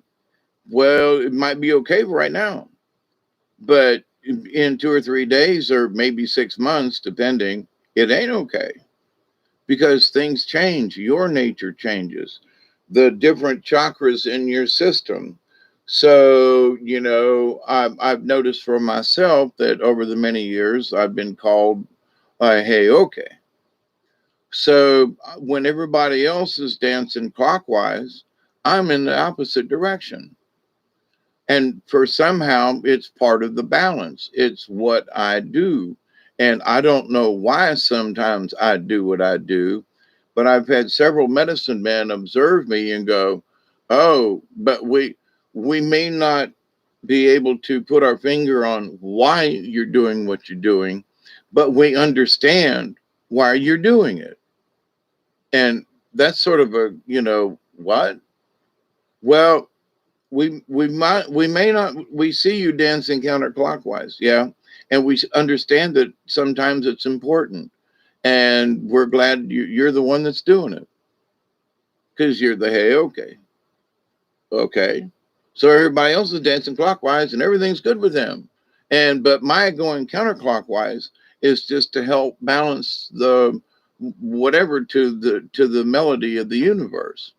I don't understand it, but I understand that it's necessary. And there are so many times I have tried to go clockwise, and the dance won't let me dance. I'll just have to stand still or follow which way I need to go. And sometimes, as the whirling dervishes, the men out there in the steppes of Russia and places out there in Mongolia and all that, but some of them will be dancing clockwise and some will be counterclockwise. So it's that they, are doing this number, you know, this one's counterclockwise and this one's clockwise. But between the two of them, they create this energy and the space between the two. And it just, so do I understand it all? No, but I do understand that it's important in the universe. So not all of us should be dancing in the same direction, because it's not an antithesis. It's not okay, it's counterclockwise, but only as a description of direction. To go counterclockwise doesn't necessarily mean that it's the wrong way. But at the same point, there are some people, because they've understood a portion of this directional thing, that counterclockwise is like, well, this is going to take away the negative, and this is going to do this. Not, no, not always. You need to say, this is what I have used this for, not that it's going to do this for you, because you cannot predict that, and nor should you. But here is a piece of jewelry. It's wound counterclockwise. It has a crystal, and I have used these to get rid of negative energy. It's up to you if this will work for you. So my discussion about this is not that people make jewelry or things, and but that people are different, and at different times of the day, and at different times of the month, year, 7 year. I mean, there's the 12-year thingy. It's just, you have to be careful. So what worked for me years ago is not necessarily will work for me now. So people need to understand that the tools or a directional thing, even in dancing outside around a fire in a ceremony, there are times when you gotta go the opposite way everybody else is going. For me, but for me, it's the correct direction. And for me, as several medicine men have said, you can't go against what Heyoki does, because everything is necessary. And so when everybody's happy, the Heyoki brings levity. When everybody is down in the mouth, the Heyoki brings laughter and brings the other side up. So it's not the opposite. It's just a different, it's clockwise versus counterclockwise. So when everybody else is going counterclockwise, Heyoki will find something to be in the clockwise formation. And it helps to keep balance in the universe. And many, many, many different tribes over many long time have seen the necessity and quote the magic of the Heyoki, because and there are times when you just got to go the other direction. And it's not to be mean. It's not that and because you have to be careful, because people will go, why are you doing it? Well, I'm the Heyoki, I'm supposed to. If they don't know what that means, then they're just going to say that you are the contrarian. You are the contrarian. You are the negative energy. I've had people point at me, well, you're trying to be the negative force. No, it's opposite, but it's not necessarily negative. Okay. I mean, it's opposite of you in that you're going this direction. Okay, you're going up the hill and I'm going down the hill. Does it mean that I'm going in the wrong direction? Well, you've obviously already have been down the hill and you're heading up it. Well, I'm up the hill and I want to go down the hill, but am I going in the wrong direction? Well, you're going down. Okay, but you're coming up. Oh, okay. But so who's right? You know what I mean? But it's different directions. But but I'm going up the hill, so therefore you're okay. You're going to get a better view, blah blah blah. And I'm going down the hill. I'm going into the darkness of the forest. I'm going down. So it suggests, ooh, he's going down. But it's just a direction, okay? So clockwise, counterclockwise. But in that we make jewelry, and that jewelry can be much like a sigil. So you may not be counterclockwise of anything other than possibly in a dancing or something, when you understand that it exists in the universe, and that sometimes you go this way, and then sometimes you go this way. And sometimes you go this way a little ways, and then you do a spin and you go the opposite direction.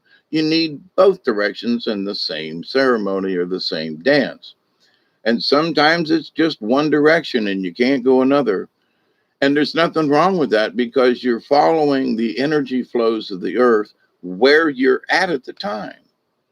So I can go out down here by the tent, which was up for 3 weeks while I was gone, and the teepee tent is still doing well. With all the rain we've had, there was very little water in the tent. So my teepee tent down there at the campsite, by the way, is doing excellent. So, but with directions, but if you get a piece of jewelry and it's wound a particular way, it may not be good for you, at someone else's suggestion. You need to use it for yourself. Not, okay, well, it's clockwise. Okay, that's an awareness. But you may feel in the counterclockwise. And so, well, I really like it. It looks good on me, but it might not be appropriate to wear because it's made a particular way. So, but when you come really attuned to the world, you will understand that this is related to the stars and bars that from the beginning of this conversation almost 2 hours ago. And now, okay, Dave, Hawkeye, how are you going to tie this together? It's because the stars and bars to me represents not a nation, not a southerner. It represents the soul of a people for independence and liberty from tyranny. And if you are constrained to that, I must wear this particular piece of jewelry all the time, when you feel it in your heart, you will go, not today. And so that is the liberty that you have with yourself. Somebody says, well, I've got some copper, I've had some things, and there are just certain days it does not want to be worn. I almost lost my arm one time because I had a bracelet on this arm. And my spirit kept saying, take it off that arm. Don't wear it on that arm. But. And I got it caught on a tree going down through the woods, and it like that snatched my arm off. And I was like, okay, and took the bracelet off and put it in my pocket. And I don't wear much of anything on this arm anymore. And I found out it may be for other reasons, but that's just another interesting thing that don't want to go there. But Dante and some of them, they can't wear anything on their left wrist. And I have a couple of little knots on my wrist. Don't know what they mean. I'm not trying to make any association with Dante and them folks, but I can't wear anything on my left arm. There are just certain things, and it's just been strange. So maybe one day I'll find out if there is a connection, but I just find it just interesting on my part. But anyway, but so I'm going to wear something on this arm regardless. No, sometimes the spirit will rip that son of a bitch off you and hurt you. So we need to listen to our bodies. We need to listen to our moods sometimes on an hourly, daily, and not in such a way. It's like, so I've got a crystal over here. And so maybe I carry it around for a couple of hours during the day.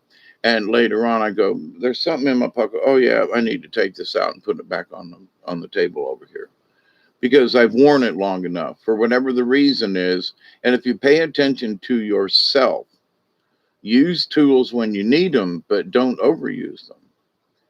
And, I always like this crystal over here. I always kiss it and I say, thank you. I want to use you. I want you to go with me and just be with me.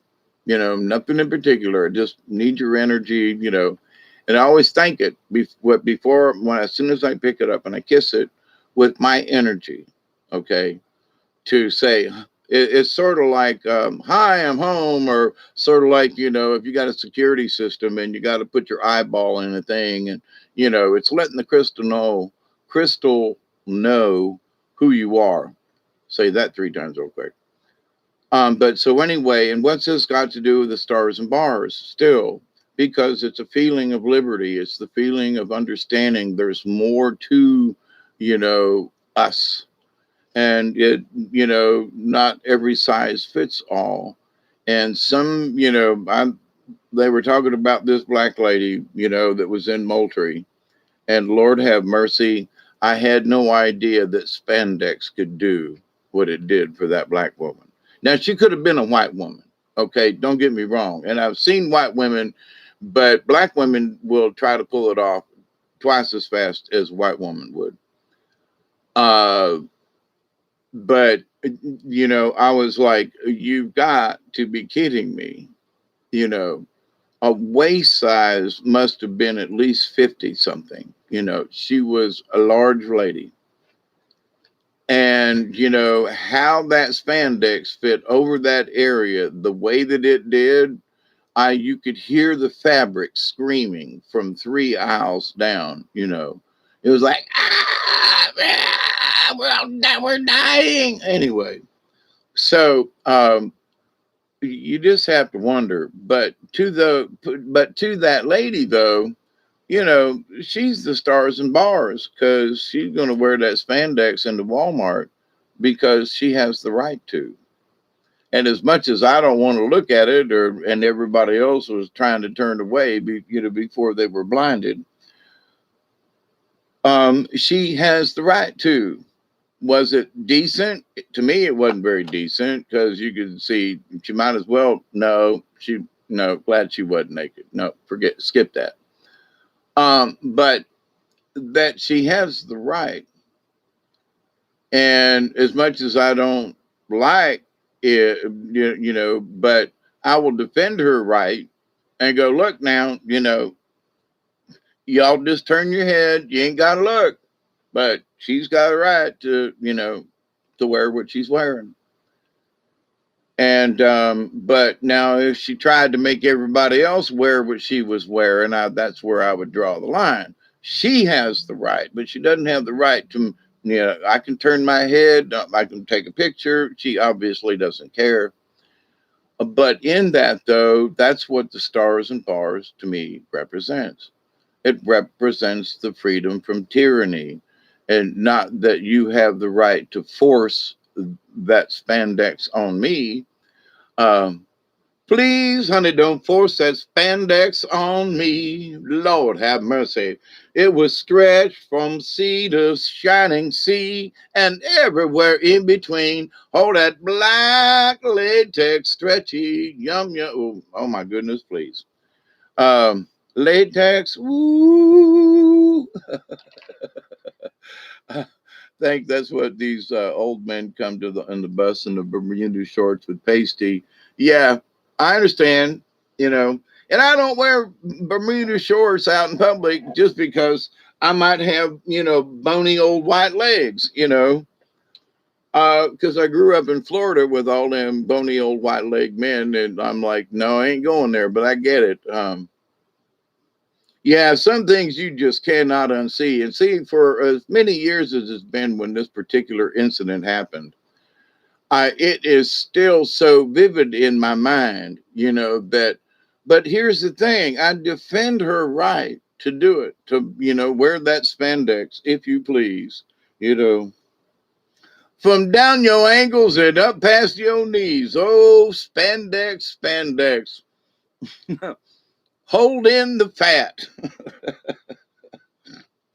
Maintain its direction, and let's pray for all that. That sort of rhymed. Making it up as I go.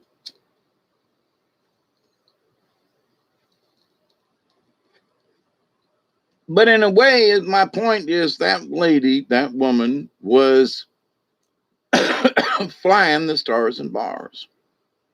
Because regardless, she felt that down here in the South, she had the right to be able to do that. And I support her. I really do. So as much as I could not, I could not watch. There was one of those things where you kind of had to look like, is she really doing that? Oh my God, it's true. Holy crap. When she walked, and you had to look, but you didn't want to look, I kept wondering, as an engineer, how that thing just wasn't busting loose. Was my whole thing.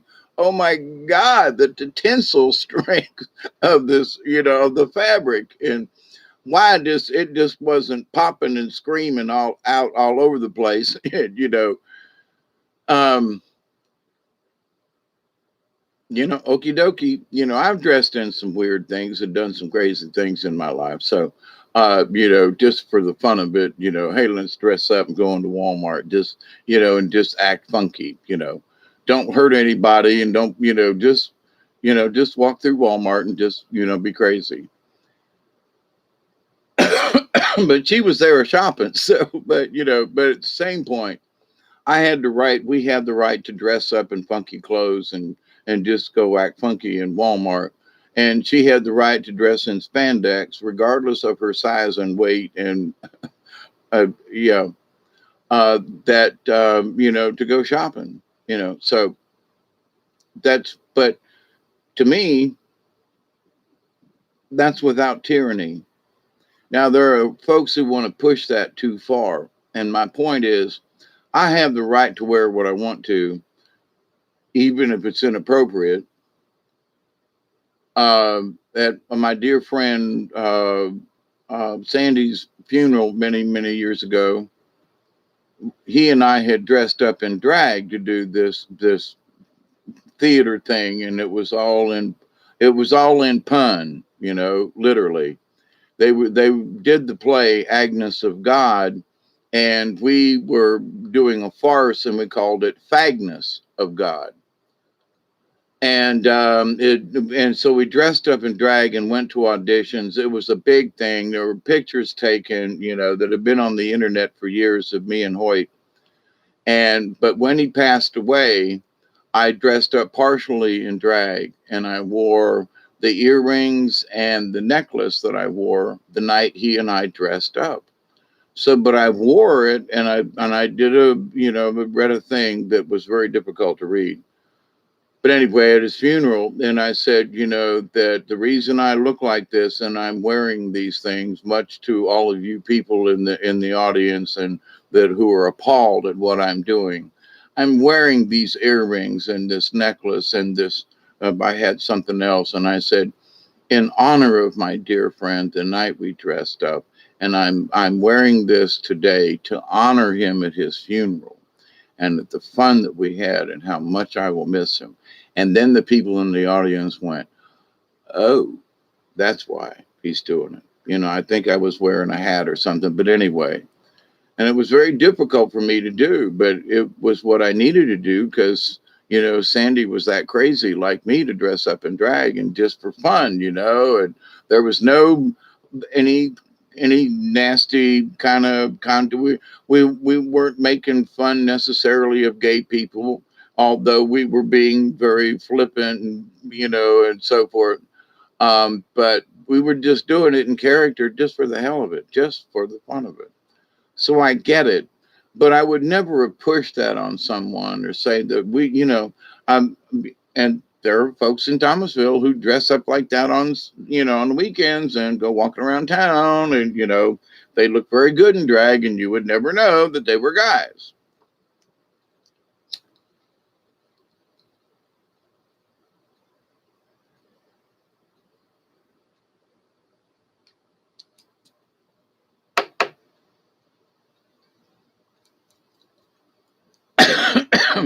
Well, we have to stop and think too, and this for me goes along with the liberty and with the flag, and so fly Dixie. I wish I were in Dixie, away, away. In Dixieland, I'll take my stand and live and die in Dixie, away, away, away down south in Dixie. So in that 111, hey Mel, thank you. Um,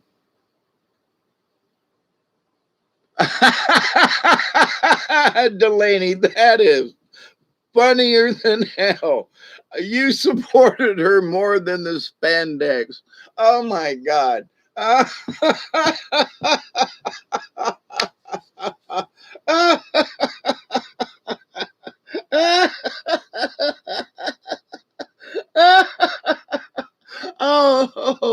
Oh, honey, that's funny. Oh, Pearl. Not that I was in a bad mood, but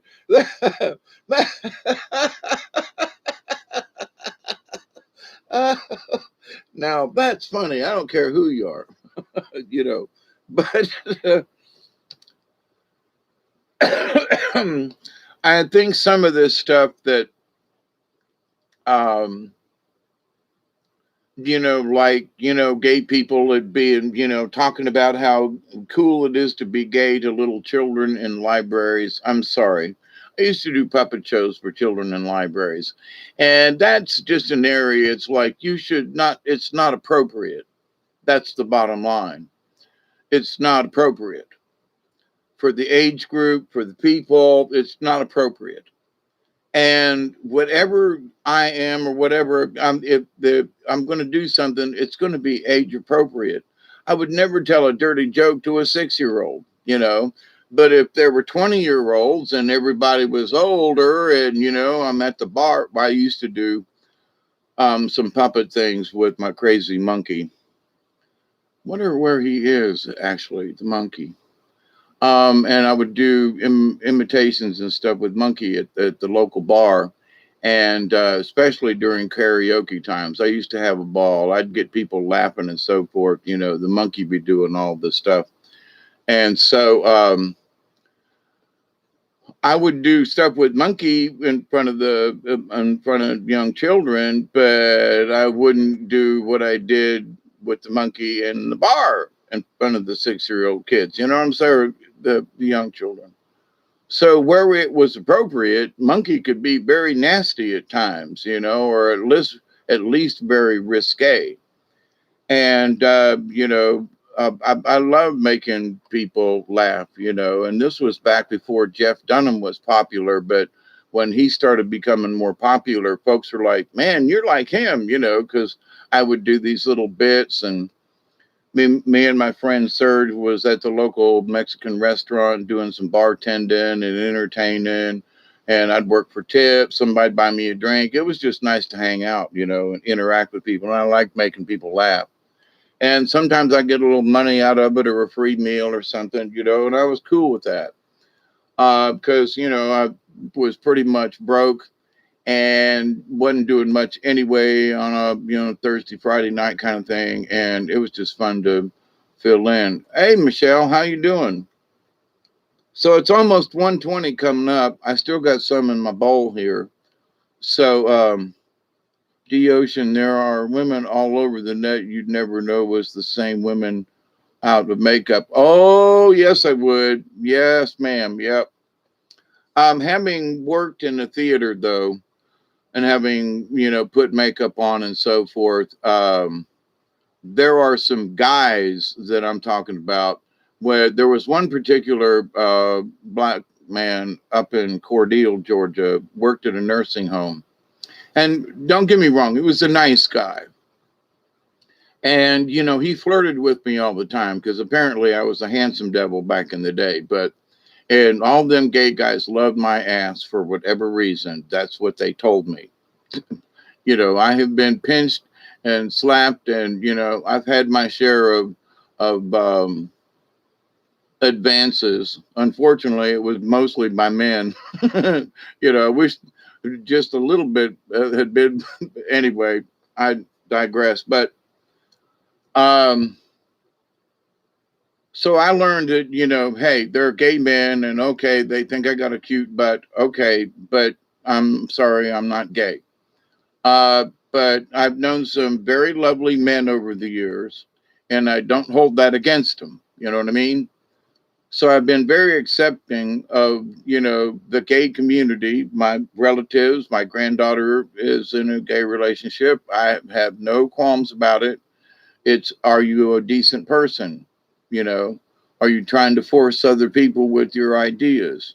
You do what you want to do, you and your spouse or whatever, whether you're male or female, I don't care.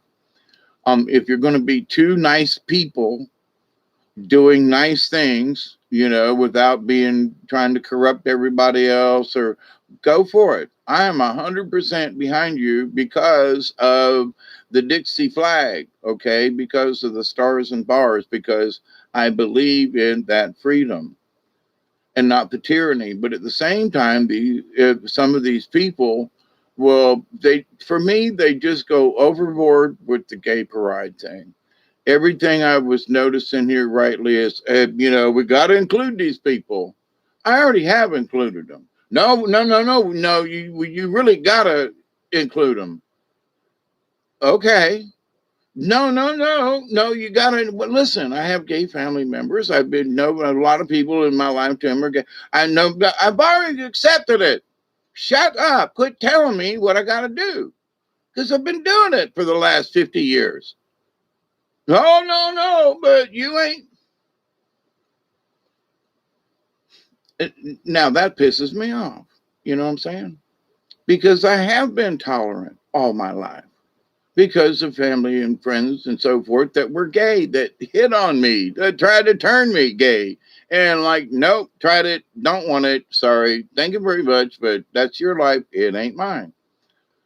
Um, and so, but I've known very many people, but this, going back to this thing, um, I don't know. He was a few years younger than me, and I was in my mid 30s, I guess. So he's probably 30, maybe 29ish, black man. And he was, just shaved his head all the way kind of thing. He wasn't bald, but very close cropped, and his mannerisms were obviously very effeminate. But when he came in, um, dressed in drag, you know, he wouldn't come to work. He would come to work, just normal. Sometimes with a wig or a cap or something. But when he'd come in for his check or something, or stop by or whatever was going on, and they're on the streets and in his neighborhood, man, he was one pretty some bitch. Let me tell you. I mean, he was gorgeous. Also, that time in Tampa where I was working on a Saturday, and this guy kept. He was used to be he was a strip dancer at the Horny Bull down in Tampa back in the early '70s, and I was working at it was there on Florida Avenue and there at Bush Boulevard, and finance company, and he came in on a Saturday and came behind. I went in the back to get some papers or something because there were people coming in that Saturday to sign some papers for the loan.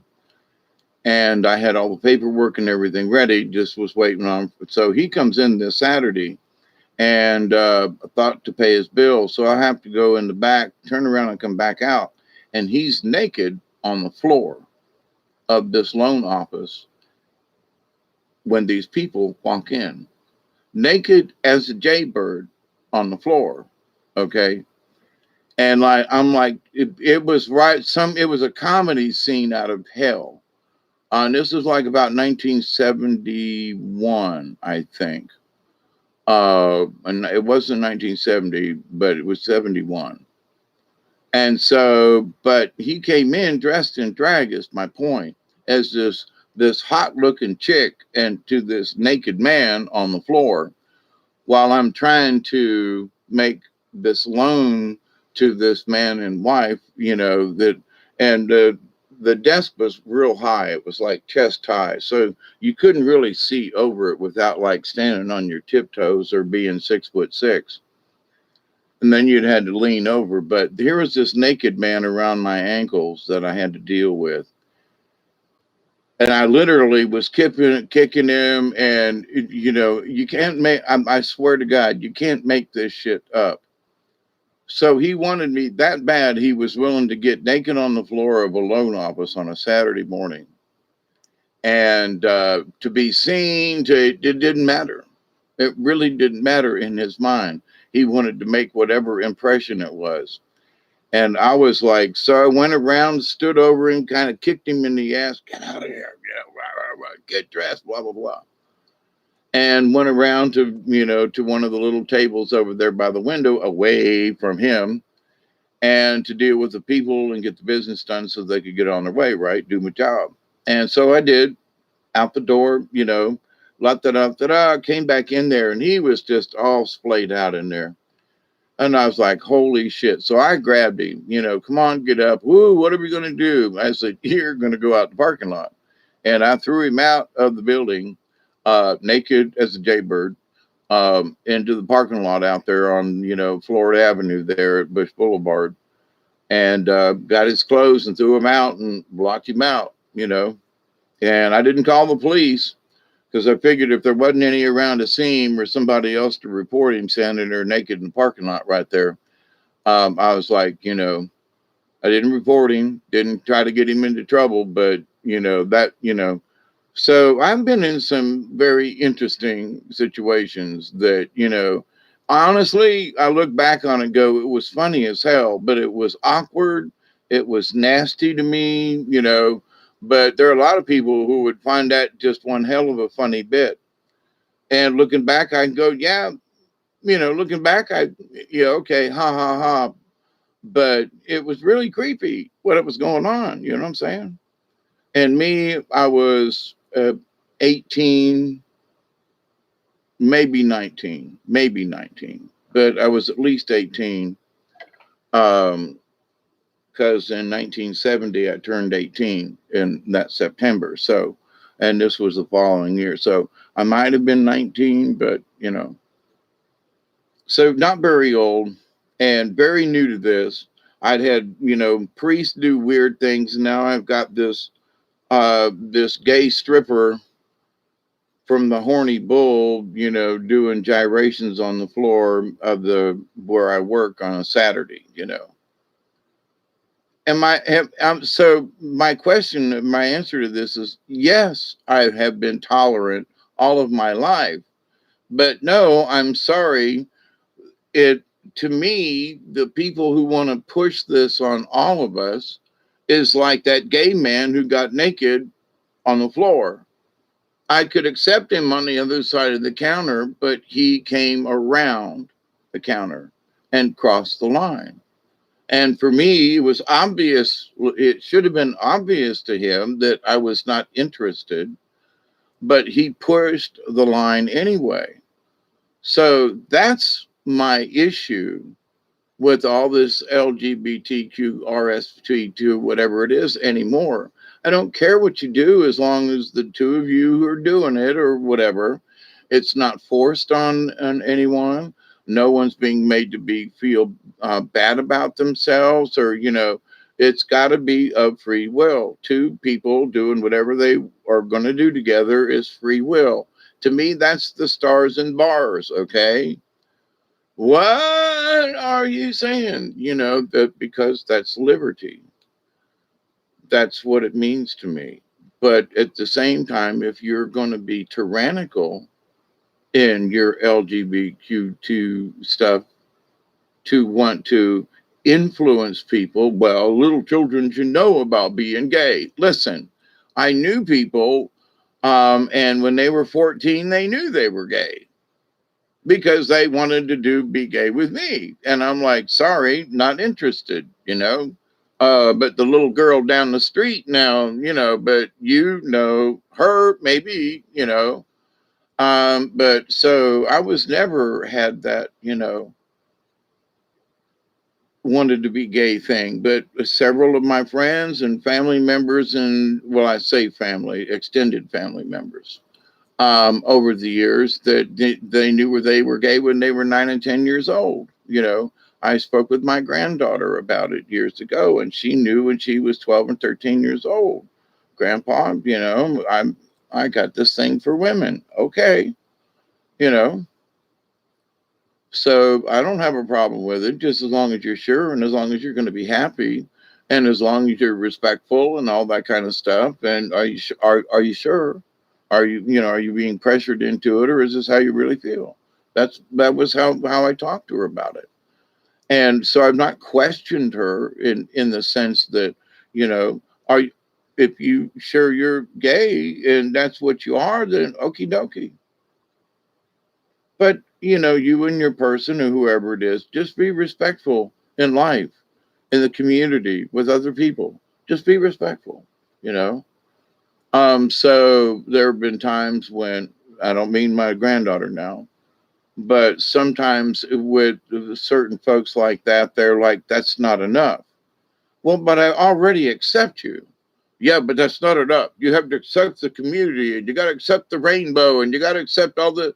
But hang on, if I've accepted you, haven't I kind of sort of accepted the other stuff too?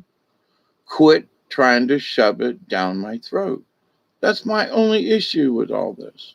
I don't care what you are, what you do. If you're honorable, respectful, regardless of your orientation, color, or whatever. And I think that people that where I least expected are hanging the stars and bars, that it is about uh, personal freedom with without being under a tyrannical rule.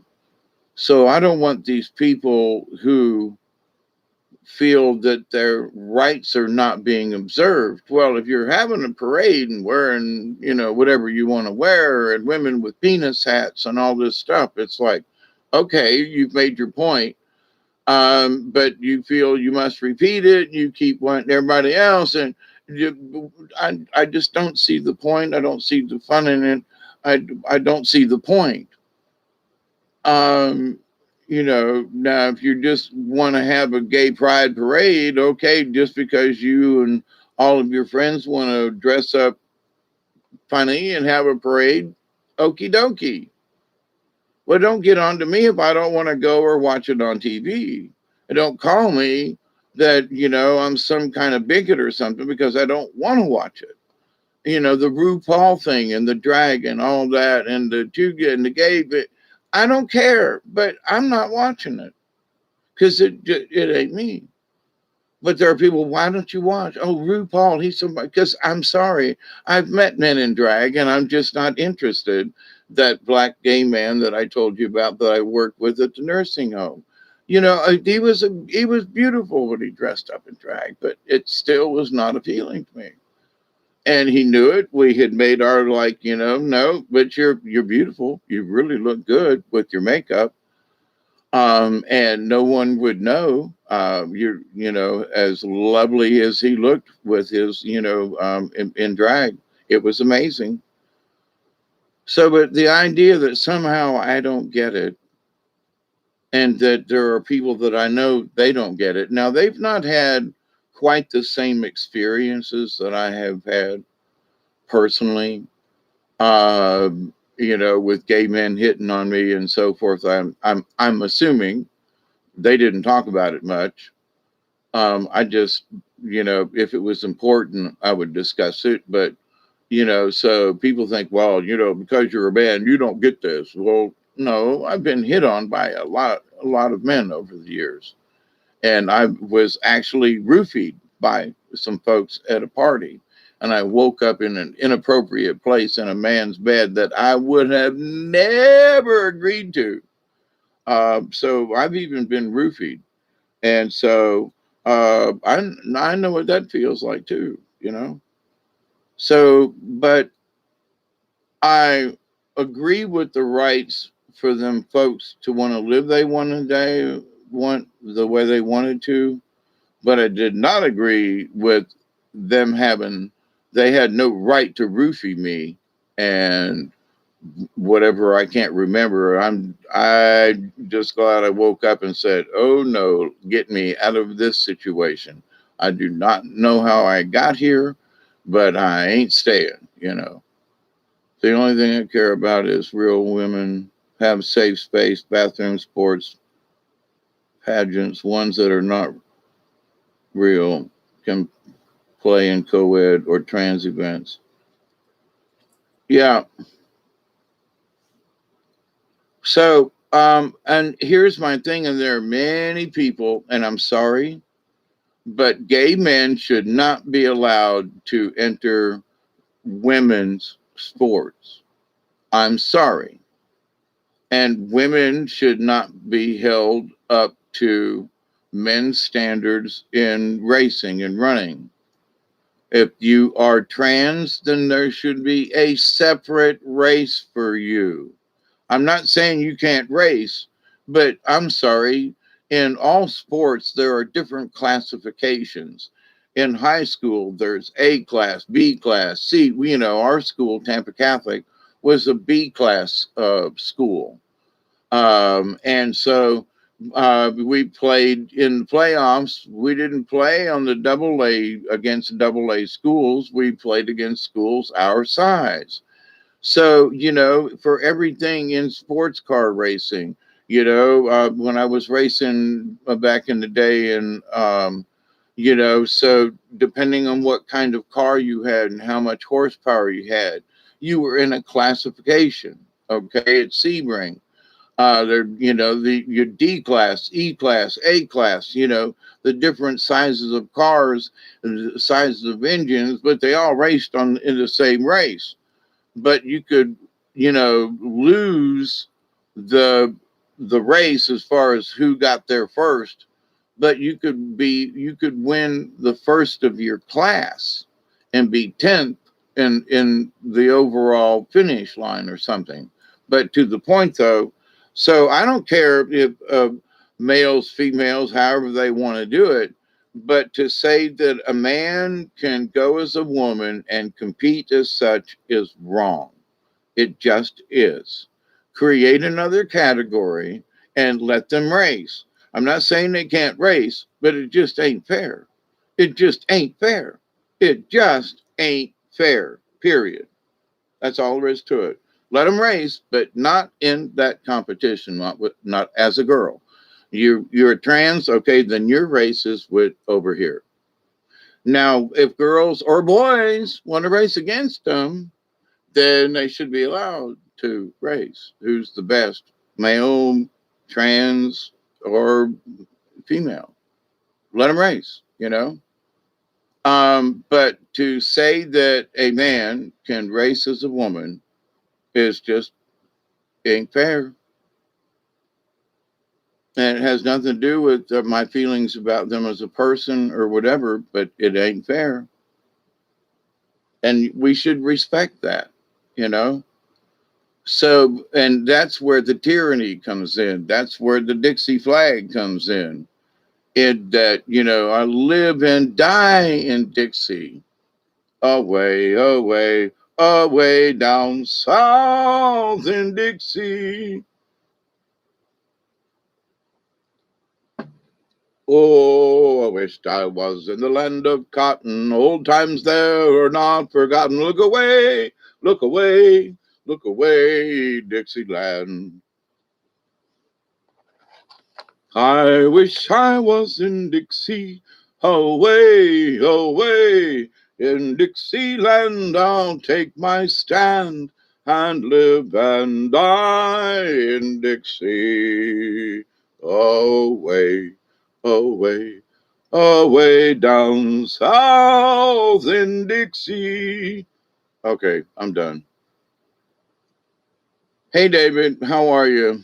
Um, So, but not to push my ways on folks, but to some folks just need to let up off the gas. For some reason, they want to be seen. They want to be recognized. Okay, raise your hand. I see you. But every day they want to be recognized, and every day they want a pat on the back, and every day they want reinforcement, and every day they want people to notice them, and every day they okie dokie. All right, chill out. Y'all need your own support group, and I mean that with love and kindness. But for the rest of us, it's gotten to be.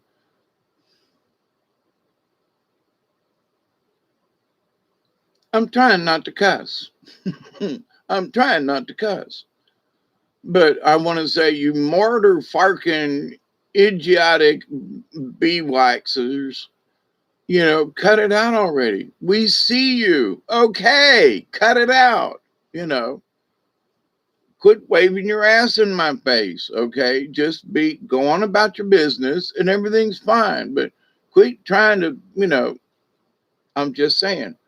And so in this, am I conservative? No, because of all the things I've seen and done in my life, there ain't no way I'm a conservative.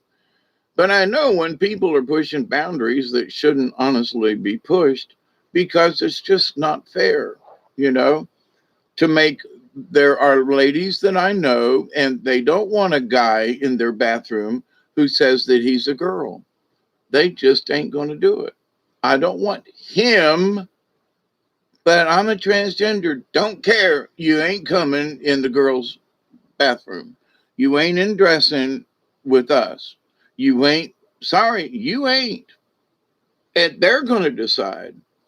So, but for people to say it's okay for them to dress in, no, if you got a ding-a-ling, then you go where the ding-a-lings go. If you ain't got one, then you don't go there. That's the simple test.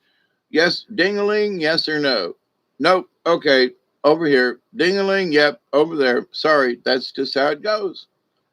It's no kind of I hate you. You don't have I don't care. It, ding-a-ling, yes or no? This side, this side. That's the answer. It's very simple. And as I'm thinking about this, I'm thinking about George Carlin would, if he wasn't dead already, he'd be dead from a heart attack from some of the shit we've been putting up since his passing years ago. So, and I remember George as a hippy dippy postman on, the Rowan and Martin Lapin and on different stuff like that. So, but in some of his conversations, and, it's like, he would be having a field day about this motherfucking shit, if you know what I'm talking about. And the lesbian of the days and how many, because he came up with the 7 words and all that kind of stuff. Um, and, some of them words are actually said on national TV now. I mean, I just okie doke. So we should all wave our freak flags, but at the same time, I'm not going to try to shove my flag up your nose. It's like I live at the bottom of the hill. People won't have to look at my house. I am respectful enough that if I want to live like this in my little shack in the woods, that is my right. But at the same time, the neighbors don't have to look at me. And at the same time, I don't necessarily want them looking at me. And I don't want to look at them because they up on the hill. I mean, so there are things that we as a society have already done. I remember back growing up in the neighborhood, there was a certain house on the block that these 2 ladies lived. And are they sisters? Well, nobody knew. Well, they've been living together for years. Well, come to find out, let's be honest and not being rude, but they were 2 lesbian ladies who lived in the house down on the corner. We used to mow our lawn. I used to help them rake leaves. I mean, you know, but these 2 ladies lived together. Nobody asked why. I mean, it was a little like, it's just 2 ladies. They have any kids? No, but they're really nice and they give away good candy at Halloween and, they paid decent money for Mother Young. I mean, so it wasn't so much that, we wondered because they were just kept to themselves and were their kids and, you know, but there was never anything nasty said about these 2 ladies that just lived around the corner there on Annie Street from where we live. So it's like, but obviously thinking back on it, it was, and there were 2 other ladies who lived together that they were probably lesbian ladies too. But nobody said anything. It was that they lived right there in the neighborhood, 2 lesbian households within 1 block, or on the same block, I should say, on opposing sides of the street. Don't care because nobody made a big deal of it back then. Everybody was polite in the neighborhood and we got along and da, da, da, da, da. We even had party lines back then. When you picked up the phone and somebody was like, oh, well, I need to make a call. Okay, thank you. And they'd be 3 houses down or whatever, So, and now, 4 people in the same household have different phone numbers, anyway, that's how things have changed. But the idea, though, that we have been accepting of people when they just act like people. Nobody went out of their way to brag or salute or anything like that. They just were people in the neighborhood. But in retrospect, as a young kid, because nobody really made anything about it, now I don't know if mom and dad or anybody else in the neighborhood knew that or suspected that they were the hippy dippy postman. Yep. Honestly, sometimes at a job, I had to keep a woman away from predator and had to use bathroom for a safe place for her. Should be a law to protect the real ladies. Yeah. And the real men. There were times when there were guys who predatored against me and I felt very uncomfortable about it. So, but to my point, it isn't just ladies, Christy. It's men too. It's young boys who are being jostled and positioned and, by older men of power and so forth. I was, you know, at 13 was in a situation I'd rather not repeat about, but I made it out without getting hurt. But at the same time, I really didn't volunteer for it, but my actions and where I was, and I'm a young teenage boy, you know, um, yep. So the predators go from all around, and yes, women need protected, but there are some young men who need protected as well. So I don't think it's gender in that, but it's the people need protection. Um, and simply because it's a woman, oh, but she's a girl and she needs protection. Okay, but in what I understood about sexuality, I was a frail young man because I'd had all these different people trying to do, wanting to feel me up and all this kind of stuff. I had no idea. It was not open back then. You didn't talk about sex or, you learned by default, by trial and error. And now, it's just everybody knows about it. Going, 12, 9 and 10-year-olds know all about it now. So uh, back then, a 13-year-old didn't know about it. You had to sneak a look at a Playboy, and all you could see were boobs. Um, they didn't have frontal nudity even back then. You couldn't, it was that's just the way it was. So you didn't know. For me, there were some ladies that later on I was like, well, you knew what you were doing. And I was actually, no, I didn't. Well, you must have known. No, I was just exploring, but no, I really didn't know, but I was trying to find out. That is the truth of that. But well, it seemed like you do what you was doing. No, sorry, I was just trying to figure it out. There was no manual book. We didn't have movies back then or porn or whatever, You literally was fumbling around in the dark trying to figure it out. And so for me, there were times when there were guys trying to fumble in the dark with me. And I'm just like, I wished you were a girl, but, you know, uh, but anyway, so having had a bunch of confusing things in my childhood and preteen years and so forth, I honestly didn't know what was going on in the sexual thingy. I knew that I didn't like guys and I didn't like them touching me. So that was pretty clear. I was not wanting to go that away. But everywhere I turned, there were, priests and other men and so forth who that's all they wanted to do was touch me. Honestly, sometimes, okay, wait. Um, freedom reigns, be the sunshine to others. Yeah, I want everybody to be protected. And Christy, I think I'm not trying to speak against the ladies, not at all. But I just remember that there were some frail times in my life, and I had nobody really to go to talk to. Now, men do, but I'm the light and the way and the truth. Yep. So, but yeah, in any situation, there are people who need help. our help, yes. So, as strong as I've turned out to be, I was very frail in certain ways when I was growing up. But I was bound and determined to prove that I was a man. I think because of all this weirdness, imposed upon me.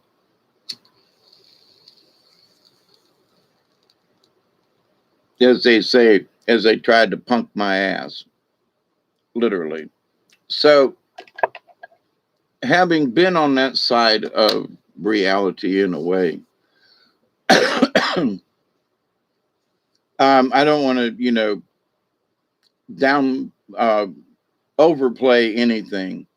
But when situations arise like that, we just need to step up to people and go, "Hey, listen, that's inappropriate." If somebody volunteers to want to go and do that with you, okay. But for you to be a leech and be lecherous, to be um, feeling like a dead duck, greasy fingers, smearing shabby clothes. Hey, Aqualung, you know, drying in the cold sun, watching as the frilly panties run. Hey, Aqualung. No, don't want to be that. But sun streaming cold, the old man taking time the only way he knows. I'm sorry, I got the damn song in my head now. Aqualung, my friend, don't you start away uneasy. You poor old sod, you see, it's only me. Do you still remember September's foggy freeze? When the ice that clings on to your beard is screaming agony, and you snatch your rattling last breath in deep sea diver sounds, and the flowers bloom like madness in the spring. Hey, Aqualung.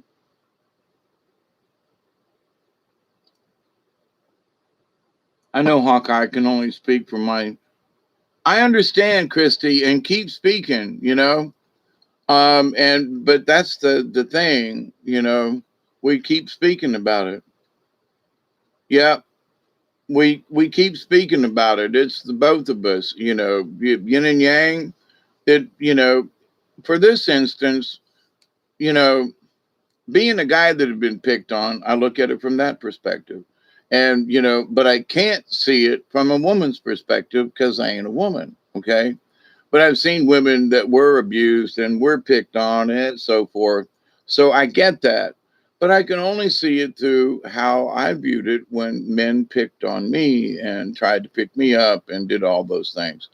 So I understand it, but obviously from a guy's point of view, frail in that respect, and fractured and so forth at an early age, whatever was going on, or anyway. So,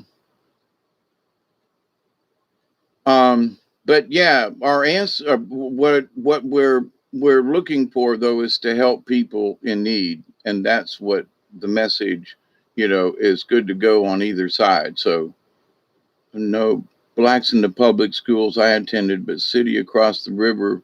Yep. See, and at Tampa Catholic, we had, black folks and Cubans and Spanish folks, because it was a Catholic church school. But back in the early 60s, it was kind of questionable as to who and how many, and it wasn't a question that should they allow blacks in the school. I don't think it was ever an issue there. But the Catholic Church and the school and in and of itself had to keep on an eye on all quotas from all sections of the city and the different parishes and so forth. So it was sort of a Catholic controlled thing. that was political within the Catholic Church because it was a Catholic high school and operated through and on with the diocese of Tampa and St. Pete. So there were rules, and there probably still are rules. But, for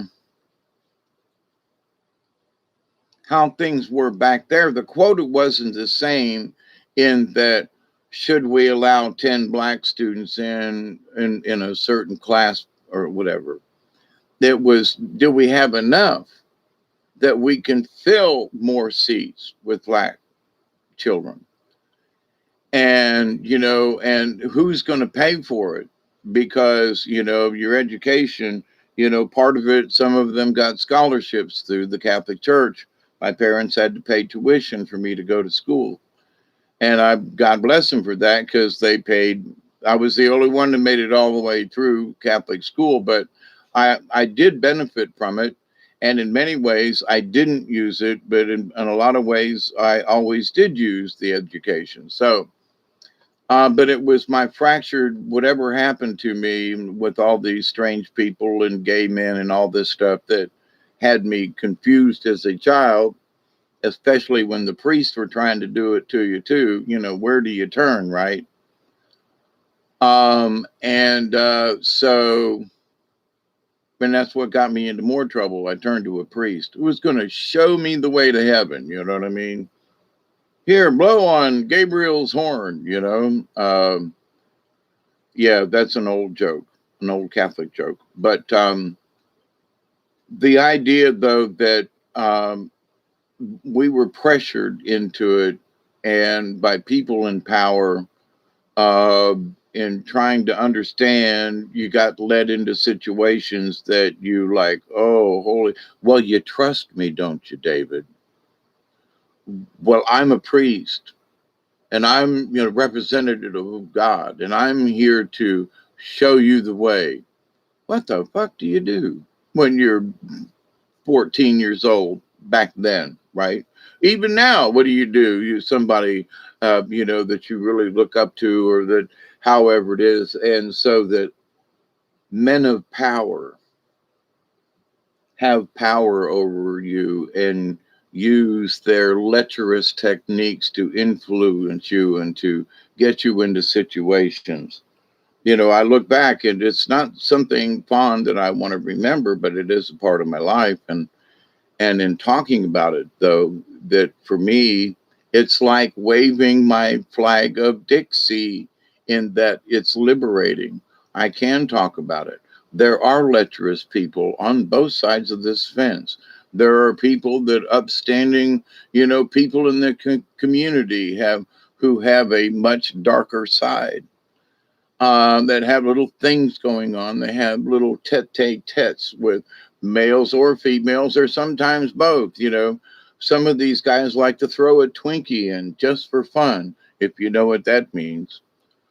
So it's like, but then there are some people who are willing to do it.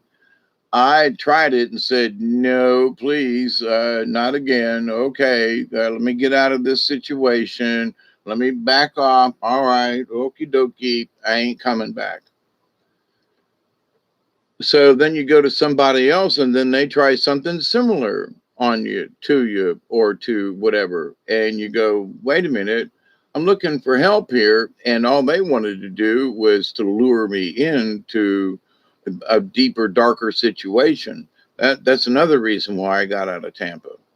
There's a lot of sadistic mofos that lived in Tampa and in places and in power and, within the church. And oh my God, now, are all cities like that? I don't know. But I would suspect from my growing up around Tampa that, the cities would have a higher propensity of that. There are strange things that goes on in the country too, don't get me wrong, but the people aren't stacked on top of one another, and the propensity, the density is less.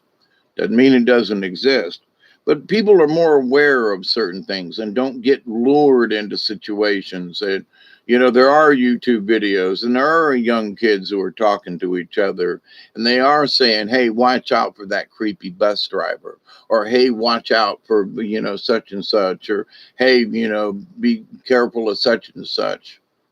The good spirits were targeted, but if they know military doesn't, that psych ops leads to super soldiers, a backfire in their system. Yep, that I agree. ST, how are you?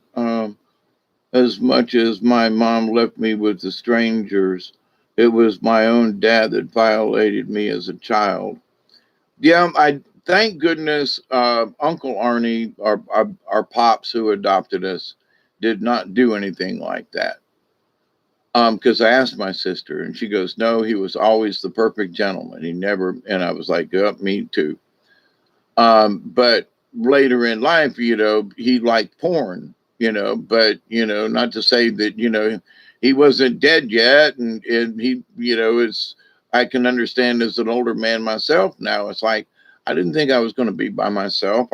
Not that I want to go out in bars and look for sexual partners, but I kind of wish that there was somebody around, just saying, would like to have a partner or be in a relationship or something, for the contact and that, and it ain't there. And I quit looking, but it doesn't mean that it wouldn't be nice, so, the idea that we have the right to express ourselves as long as it doesn't injure someone else. And I would say that, like I've discussed here for the last going on 3 hours now, I can't believe it. I'm going to have to get off here in this time around. Hawkeye, what if it was a woman? What do you mean, a woman that had pressed herself upon me instead of a man? I've had women, but not near. They wanted me for a boy toy for a very short period of time. And I have been in a situation more than once with an older women, and they wanted me for a boy toy for a short duration, and nothing was long term. And so, been there, done that. So, but for a woman, especially, a handsome woman, I will say, despite her age, because I knew a woman who was like 59 to my 35, and she looked great, let me tell you. So age had nothing to do with it. But that I was just a boy toy, she just wanted to have fun. She'd seen me in a play and was involved somehow, and took me home a couple of times just for fun. And so it was like, okie dokie, love with an older woman. And then I found out that there were a couple of other older women who were like making bets. I found this out years later, and they were like, no, they wanted to see how they wanted to rate you in bed or something. And I was like, seriously? I wondered why these different older women were like kind of sort of picking on me. But having, been divorced and single and a horny young man, I wasn't trying to say no, but they just wanted to have a ride and just to whatever was going on with them. And it was interesting to find out later on, from a friend of mine. And I was like, well, now I did not know that, you know. It was a short-lived period of time in my life, but it did happen. And so, what if it was a woman? Then I would say, you know, um, it depended on the woman. There were some women that no matter how good they looked, I just wasn't going with them because of their attitude.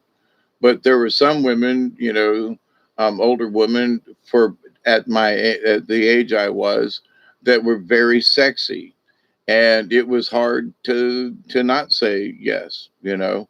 And I've turned several women down over this. It's not like every time a woman come up and said, "Hey, let's go off," did I agree. But there's been a couple of times that I had wished I had said yes in hindsight, just for the experience, but we won't go there, right? So, but anyway, just like, damn, you said no to that? Are you nuts? And later on, I was like, I must have been nuts to say no to that. You know, anyway, it is what it is. But when you're single and there's, you know, and it's between consenting adults, and there was no, there may have been lechery involved in that two people wanted the same thing, but it was, you know, for me, it just seemed like it would have been inappropriate or something like that. But there have been times when I've done some inappropriate things that I woke up the next morning going, "Oh, holy shit! We did what?"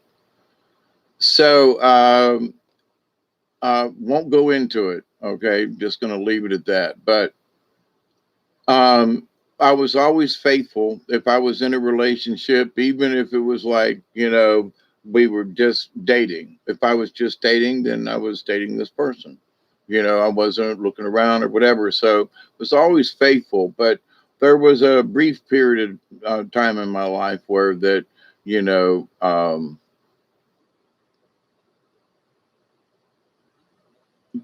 different older women were like, you know, and being single, and, you know, why not, right? They're not married, they're older women, you know, some of them, their husbands were dead. So, you know, why not have a fling? But for me, I was always looking for the perfect mate, and I had to learn that sometimes it's just sex. Sometimes it's really good sex, and sometimes you wish you hadn't done it at all. But that it isn't. As I look back and I go, well, it was an experience, and you know, hormones for me was like, you know, gotta go find me a date, and which very seldom worked. But I actually, what I wanted was, I wanted to find a mate, you know, that I could be with, live with, and get old with, and go fishing with, and, you know, be with. And it just did not work out for me in that respect. So there have been folks who are like, you know, they have found their soulmate or whatever. Honestly, I mean this from the bottom of my heart. Good for them. But for me, and I never went out on any of my wives or anything like that. I had been tempted, and there have been times when I have regretted not taking the temptation now. But after I found out that they were already sleeping around on me, so I was like, okay. But I was honorable until she said, "I want a divorce," and then I was like, "Okie dokie." Then from this point on, right? Yes, this point on, okay. Then it's open for you and it's open for me. But okay, from this point on, we're divorced. Okay, and that was that. So, um,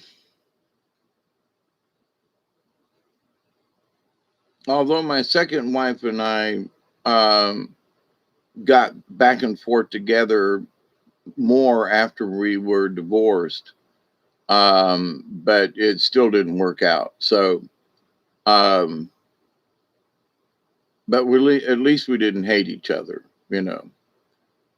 But she just, you know, didn't quite want to live down here on the property. I was married to her at the time when I got this place, but anyway. So, but in the long and short of stuff, people change their minds. People have the opportunity to go whichever way, but I always thought, I'm going to find me that woman and we're just going to live happily ever after. Not that it was, we wouldn't have issues and difficulty. That had nothing to do with it. I just thought that I would find a mate. So fishing, coon hunting, camping, hiking, good fun times. Yeah, just stuff. Just, go camping and whatever and, be together and not hate each other. Um,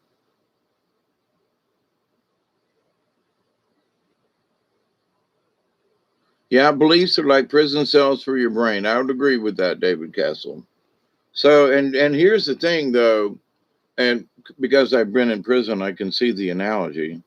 That the one thing though that with brain cells and so forth, you have the key to the door. So when you're in real prison and they got the key, then you're kind of, you got to live up to certain expectations, right? You got to go by the program. But in your brain cells, the prison, you got the key. Yeah, you might have lost the keys or, don't know where they are and you're fumbling around in the dark to get them prison cells open. But the difference in that, though, is that you still have control of getting in or out of your prison cells. So, and that's one thing that I'm still learning after all these years is that I've, even this year, I've created a couple of my own prison cells, and that I blame it on the dog for not going camping more because we haven't practiced. And I've blamed it on my truck, and I've blamed, when actually, if I'd have been proactive and doing some things, Duggar would be, we would have already camped several places and I would have fixed my truck. And so my prison cells, I've had the key to some of these issues and they are like prison cells, but, I couldn't find the keys. I've lost them somewhere. But now I'm actively looking or have found the keys to unlock those cells and say, okay, get out, air this cell, air this cell out. Let's, time to sweep and mop, and clean out the place.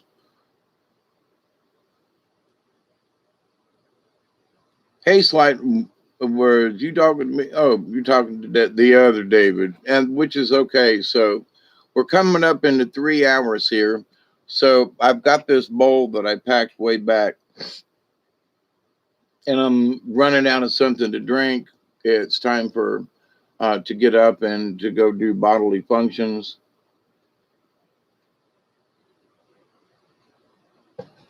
But in all this conversation about gay stuff and this and that, here's the thing. There are those people who have found mates. They've changed over the years, gay men that I've known, gay women that I've known. And I'm absolutely tickled to death that they've had a good relationship for many years. And I know quite a few, maybe as compared to some other people or families. And I do not have issue with them. I support them 110%. But they're just good people. They don't push any kind of, oh, look at me, I'm a lesbian, or oh, look at me, I'm a gay man. They just don't do it. They are who they are. They do the best they can under the circumstances. They are, they're lovely people. They work in the communities and so forth. And, okay. But then there's those same folks, not I say same folks in that they're, in the gay community, but that have to be flamboyant all the time, that have to be seen, that must be looked at. They need the attention. And to my friends, who many of them are my age, are just like, these people make us look silly. Me and my wife, and we have been together for 20 years, and then there's all these, want to dance around and all this, and it makes us look bad. you know we're two gay older women, and and we love each other, And, and it makes us look bad. Well, why don't you come out in the street with us? And because they just don't see the need. So in this, whatever is going on, not everybody in the gay community is for all this, puffing stuff. Not everybody who is black or Chicano or Puerto Rican or Asian, that we're all bigots and that we hate each other as guts because of our nationalities, and that where we live so my recent trip I keep referring to is that I was so surprised at how smoothly everything is running. And everywhere I went, every place we went to, they were hiring everywhere. So this idea that there's not enough money out there were people, that were willing to pay $13, $14 for a brand new start at a Colonel Sanders up there, I think either in Kentucky or Tennessee. I'm not sure it was right, or it might have been Virginia.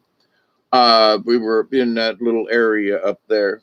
And I can't remember which state, but I remember seeing the KFC sign.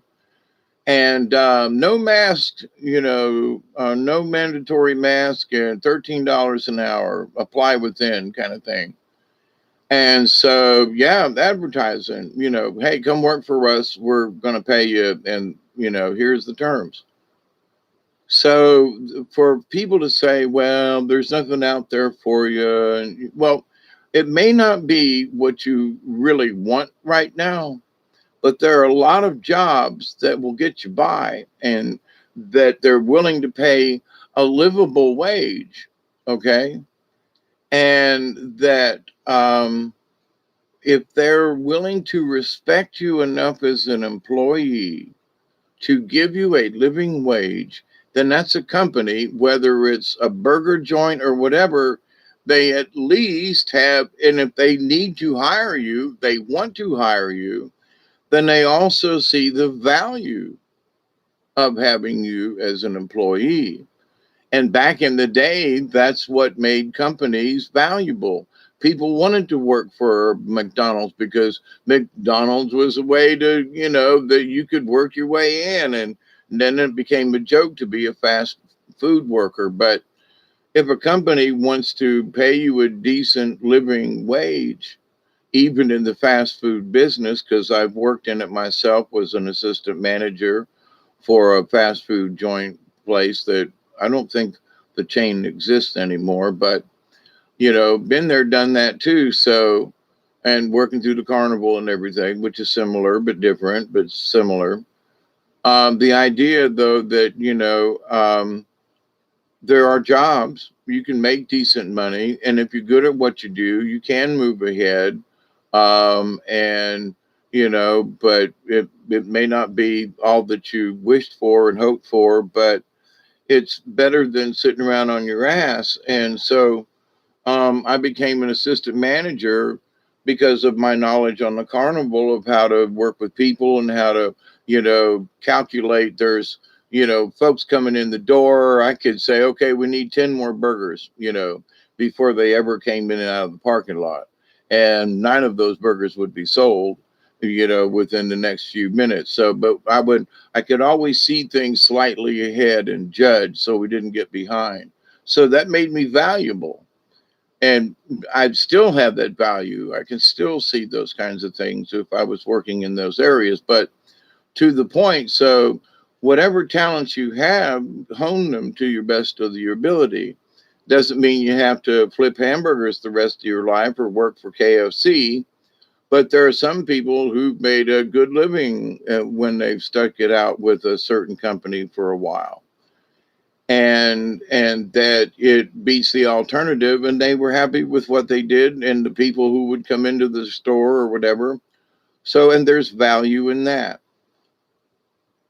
So, and I think in a lot of ways, folks want to get back to that because that's now sort of become, well, here at IHOP, we're a family, or here at Burger King, we're a family. And actually, when you work at a place with a bunch of people for a year or so, or 6 months, you do become a family of sorts. But it's the corporations now who are realizing these little tiny families across the nation and across the world, but let's just stick here in America. Let's keep waving our Dixie flag, by the way, in that with this freedom from tyranny is the recognition that the guys upstairs are going, hey, wait, we could pay you another buck an hour. We could pay you $2 more an hour because you really are a valuable employee. And the higher the employee turnover, we have to retrain these people. And if we're not paying them a decent enough salary, then they're going to look for another job. And we're going to have to just keep hiring people because nobody will stay. So there is no affinity to make a career at working at the Dollar General. But now, and God, I said a long time ago about the CEO from Dollar General and so forth, but they've got one in every one of these little towns down here. And if it weren't for them and what they're providing, Walmart don't stand a chance. Walmart is just shit out of luck because of Dollar General, because it's affordable. They hire people locally who work in their own community or their own little town. When I go in, I see these same people every time. I get to know them. I talk to them. How you doing, Miss Sally? How's you and the kids? And, everything going well and that's making a difference. But that's the way it used to be before everything got to be Walmart. Everything got to be a big box store. So now people are going back to the hometown stores kind of thing. And Walmart, yeah, okay. But, if they could get it at the dollar store, or if they could get it at a mom and pop store, they would rather do that.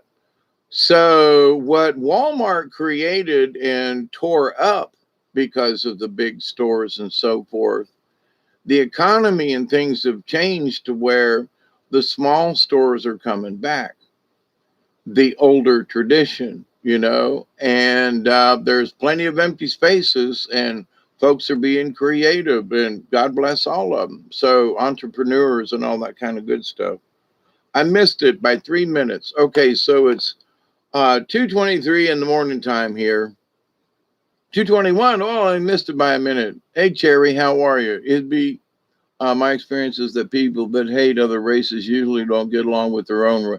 They don't get along with anybody. You're right about that, Cherry. They're suspicious of each other, don't get along in their own family, and in a lot of ways, I got to say that I've met some of those type of people, and they're pathetic human beings, and all you can really do is like, don't antagonize them.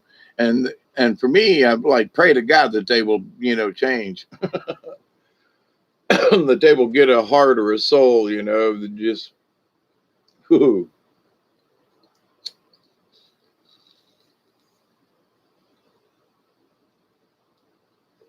So anyway, Dollar Tree just became a dollar plus better everything, not a dollar anymore. But yeah, right. I haven't been to a Dollar Tree though in a while, in quite a while, but because I have access to $3 general stores in a relatively 10 miles or less. Most two of them are less than 10 miles, but anyway, and the fact that I can get everything, it's been able to sustain me without me having to go to a big box store. And so it's like what I used to depend on a big box store for, these Dollar General stores between these three small towns. And there are 3 or 4 Dollar Generals in Moultrie and 3 or 4 of them in Thomasville. So I mean, just within Coolidge and Meigs and Pelham is a little further north, but then Ocklawaha to the south. They've all got these nice bright stores and everything in there, and the people are great because we're all local folks. And so, as I've traveled around, I see this similar situation, not just with the dollar stores, but in the communities. And it could be a local tavern or this local place where we got these humongous hamburgers there in Russell Point. That people were just there and hanging out, and it was a little too windy, but we were sitting out there by the docks and watching the birds and so forth and watching the lake. But people are just being people and hanging out, just being in the community, going down to the local, spot, and nobody creating any commotion or anything. Some people might have been a little boisterous like we were, but, we were trying to be respectful and not be too loud, but we were outside. And, but at the same time, so people just being people. So this idea that we're all fixing to go to war to, and I just saw another thing here just today, yesterday and today, about how we're all the Civil War is about to begin, and we're all going to be shoot 'em up, bang bang. And I just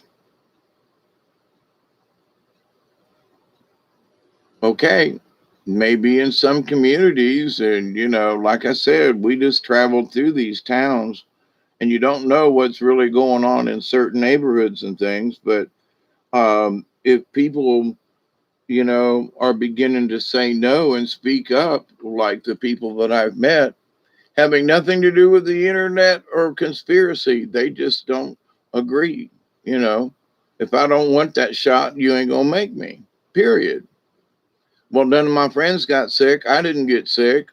Well, the COVID thing, and it's because there's a new variant, but I ain't, I've had the flu before. I ain't going to take the shot, period. They don't care about the internet, don't care about any of the other stuff. They just ain't going to take it. And if they want to make it an issue, then them folks are going to still say no. And everyone I've met up to this point through Tennessee and North Georgia and all these places, they ain't having it. They just ain't going to have it. So does that mean is that going to start the revolution? Is that going to be the second Civil War? But if the state of Tennessee is any, from what I picked up while I was there, was that it was going to be open carry, and they didn't care whether or not you had a license or not. If you were carrying it out in the open and it was legitimate, and you had a permit at least, and a license that you bought it, then that was more important than whether or not you actually qualified. And so they're going back to the good old days of the pioneers in that let people protect themselves. And then assholes with guns might likely get shot, and that'd be the end of that. If somebody's armed and they're wearing their gun with confidence in the open, then I would say do not muck with them and leave them people alone, okay? Because they know how to pull it out of that holster, and they will probably use it on you. Otherwise, they would not be wearing it. I'm old school. I don't like anything forced on me. Yep. Well, but to the point though, if they start doing this neighborhood thing like it's being discussed now, is it actually true? Or are they, in certain neighborhoods maybe, or they're going to vaccinate so many old people, or they're going into nursing homes, or they're going to, well, then I'm going to look at my situation and go, I'm way down on the list because I'm the hippie in the swamp, okay? And, I'm they ain't coming to the swamp to find me in Duggar. They just ain't, they might wait for me to come out, but, I seriously doubt that either because I'm not worth it, right? So it's going to come to whether or not it's worth it and who's in charge and where you live and how much control where you live that they want to force upon you, okay? If they're trying to tighten down a city, now there's some The Corona thing in the Gulf of Mexico, I talked about in yesterday's video, and my belief about that, and nasty entities and essence that's been released. And, what if every one of these vaccinations has one tiny molecule of that essence? I just hate to think about that.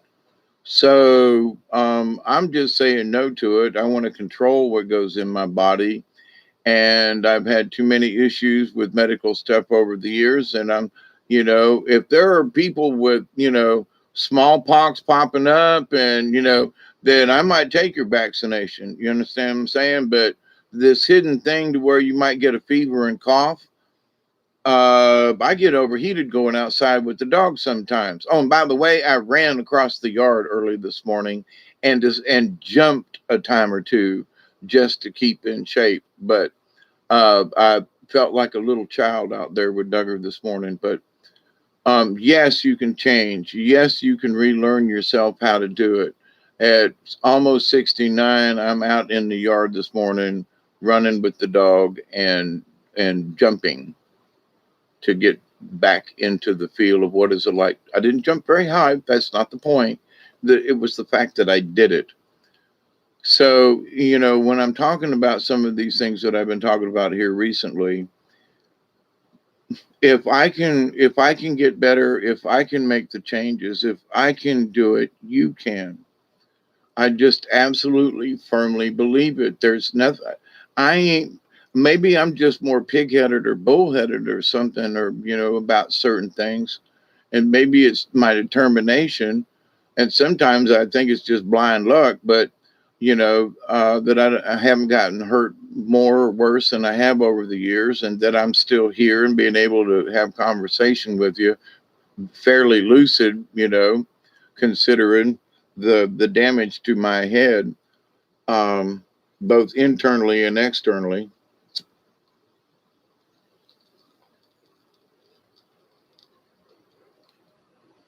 But between us,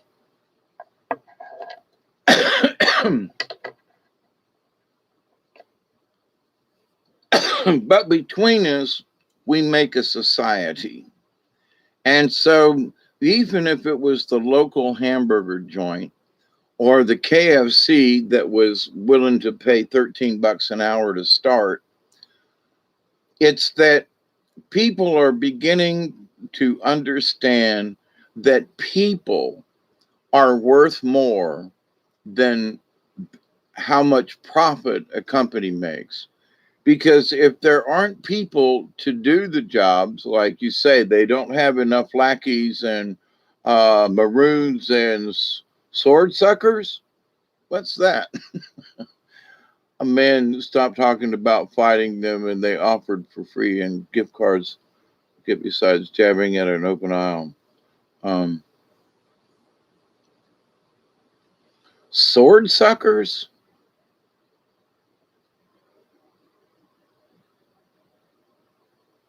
Someone tries to jab me, they better be ready to have their experiences here. Oh, you're talking about, I get it. The jabbers. Ooh, the backstabbers. I can't remember how that song went back in the day, but yeah, the back jabbers. Yeah, um, I had a phone tech asked me if I got my shot yet.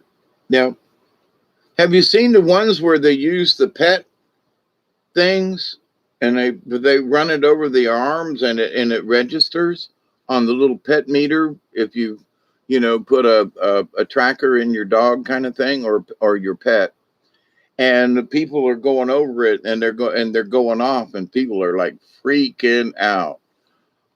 So we I'm just have not really I haven't wanted a flu shot in years because of the way the shots made me feel long before this quote epidemic. But I just saw it as being hype. I would rather get the flu and have my own immune system kick in And if it killed me, so be it. Okay. I've almost died from two different types of flu, one back in the 1980s and another later on in the mid 90s that kicked our asses, you know. And I mean, I was hospitalized because of it. So I've been around this rodeo a time or two. But the idea is that I would rather take my chances. I've been taking, I take L-lysine, I take zinc and magnesium, and all these other supplements and so forth. And so I'm aware of if I keep these certain elements and minerals in my body up, my chances of getting anything are a lot better. And I feel I didn't take my regimen of vitamins while I was gone. And since I've been home and back on my regimen of vitamins, I feel a lot better than I did when I first got back. I mean, it took me several days to get back into even wanting to walk around decent. Food didn't taste right. It was real. I was like, what the hell did I pick up? But anyway, I'm much better now, but I am still slightly getting over it. There's still a little bit of hair hanging on, hair of the dog hanging on. But and running across the yard today, and at a decent pace, let me tell you, I wasn't just like, no, I was running, and then doing the little leapy thing every once in a while to remember how to jump. It's essential that if we're have our if we used to be able to be good at something, and we've lost whatever it is that it is, it's jumping to me. It's not how high. It's that I forgot how to do it. But you can remember, and there's something about remembering certain basic animal instinct things as the older I get. In the being able to run and trot. But I know the difference between trot and run, and I ran across the field today, this morning, and doing the little jumpy thing. So, kind of hopping along the way. Here comes Peter Cottontail hopping down the bunny trail, but to that point, though, before I just walked around and didn't think, well, I could run. Nah, I'm getting too old for this. And the older I get, I'm like, I'm not too old for this. I need to run around a little bit, literally run around. There are people in their 80s who are running around. I'm not 70 yet, and I want to be able to run when I'm 80. You know what I'm saying? I see the value in that. So, but there are people that are much younger than me, and I'm telling you, start now. Don't wait till you get here and then go, well, I wish I'd have done better. Don't be a fool. Start now. Every day is a choice. Every minute is a choice. What we choose or choose not to do, or the lack of any kind of, doing anything. We just sit and just look around. Um, yeah.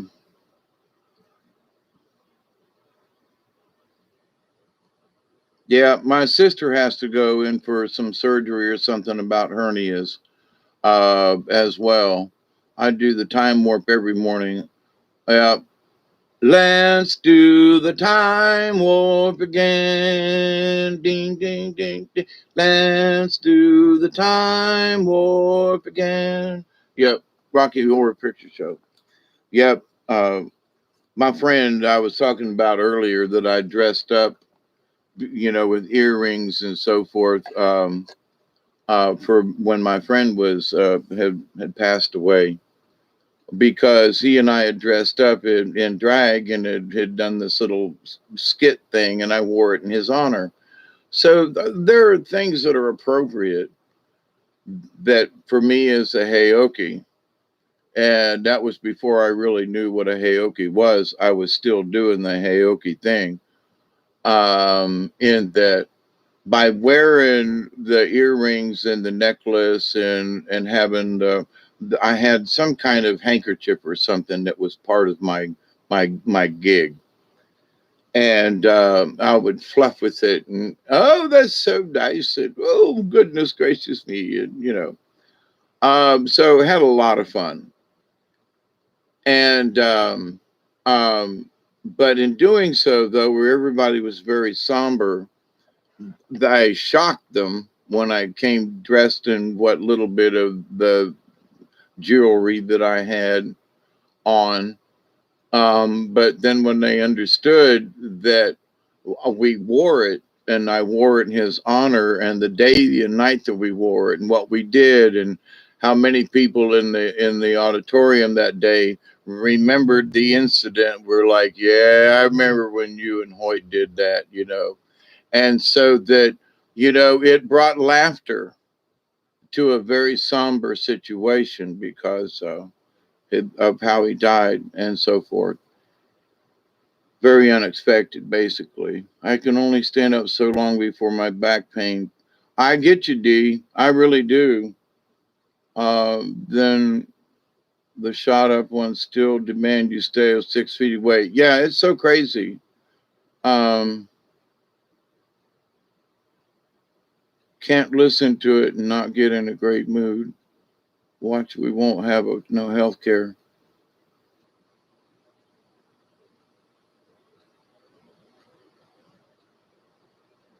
Am I immune? Is that who you're talking to, D? They can't deny health care. Not anymore. No, they can't. Of course, I'm retired and I got, Social Security. So, and uh, whatever it is, here's my card. Here's my Social Security number. Y'all work it out. You all know how to do this. Here's my number, send me a bill, whatever is it, and then I can go back to the hospital because of my income and declare through the United States government, I can declare that I'm not indigent, but I fall in this category. And if I owe $50 or $500 because of my income, then it automatically pays for it, and I'm not obligated to. So I've gotten out of quite a few hospital bills that because of my income and my status as retired. Well, before I was disabled because of my head condition and seizures and everything. And since then, I'm better. I still have issues. I've had the last few days some way too much sleep time. Today, oh, by the way, happy new moon, everybody. We should be out of the new moon influence here in a few hours, but happy new moon today, the 9th. Actually, it's the 10th now. Oh, I got bills to pay. I got to pay today. But just wanted to be here and share and have some time with y'all. I had COVID in March. So you're immune. No, I'm just saying if you're, then. Right. And they've been telling, like my sister had to get 2 shots. And I was like, why so? Well, we had to get the booster. And, oh, do you have, yeah, I've got my papers. I've got my card. And I was like, seriously? Now, my brother Andy had to get the shot because he works in the healthcare industry and he works with patients and so forth. So it was kind of sort of mandatory that he get it because of his job. But for the rest of it, it was like, we don't have the same conditions, we're older now, and many of us of my, are retired, semi-retired, 62 or above kind of thing. And the younger ones, like my sister Eileen, she was working at Honda, like literally right down the road, big plant, and got hurt. And so she's on a disability kind of thing for her condition. But so everybody's living within their means. But they understand the value of what they have, which is very interesting, and that other people aren't so involved with things. Like the houses, for example, up north are just much smaller than the ones down here. And I'd gotten off on this tangent about old Victorian homes and stuff earlier. And they're beautiful and so forth. But there are some places, there are some folks that they've got a 2,800 square foot house, and there's 4 people living in it. I mean, like, seriously, big downstairs and a dining room and an upstairs and a this and an attic to boot, and and they try to keep, there's 1-2 miles up the road, there are 4 people live in this huge house. And I just cannot believe what the upkeep is on it. Well, folks up in through Tennessee and even in North Georgia and so forth, the houses are adequate, but they're not overly done. And so years ago, there was this kick where if you didn't have if your house, was under 2,000 square feet, that it just, it just wasn't house enough, And I worked for a gentleman that we installed security systems. So I've been in some of these houses while they were being built, and putting the wire in and installing the different devices and the windows, doors, etc., all that kind of stuff.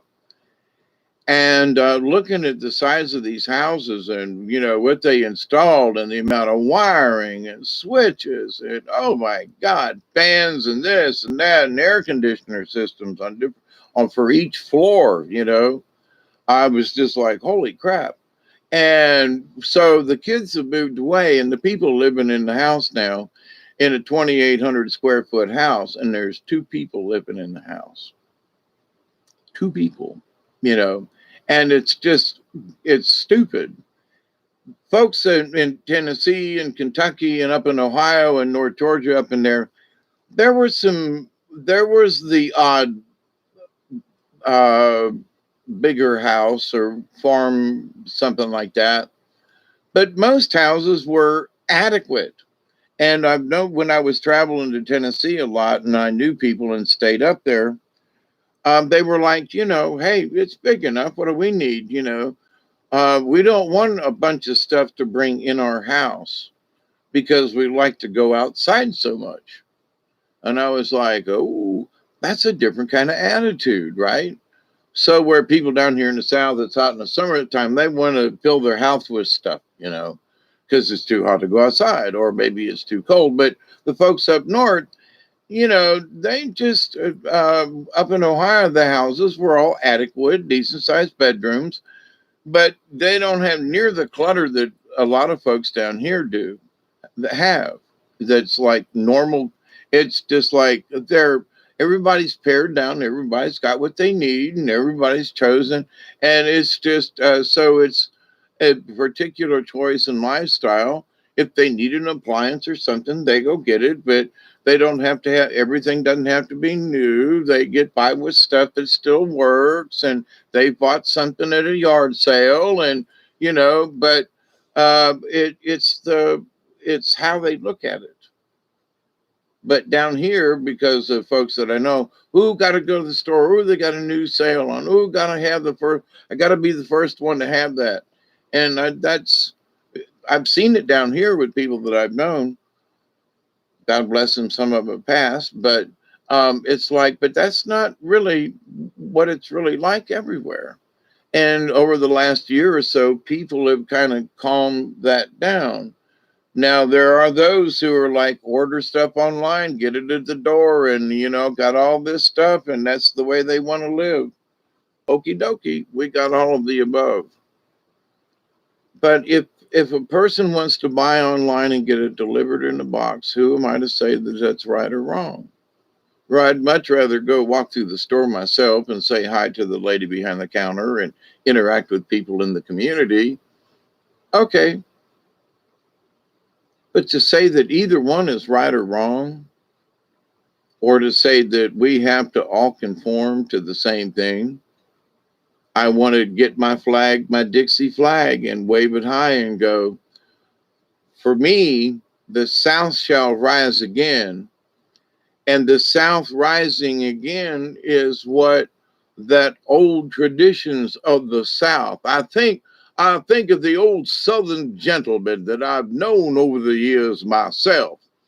And it's like, as you sit on the front porch, you go, Maybelle, get me some fresh lemonade if you don't mind, please. Now, she could be white or black or it be a grandchild, doesn't matter. But in the story, somebody say, well, he's probably talking about his Negro maid. But not necessarily, just saying. But so to the old Southern gentleman, and I mean this with high regard, because with old Southern gentlemen, there were ladies. I want to be nice and be petite about it.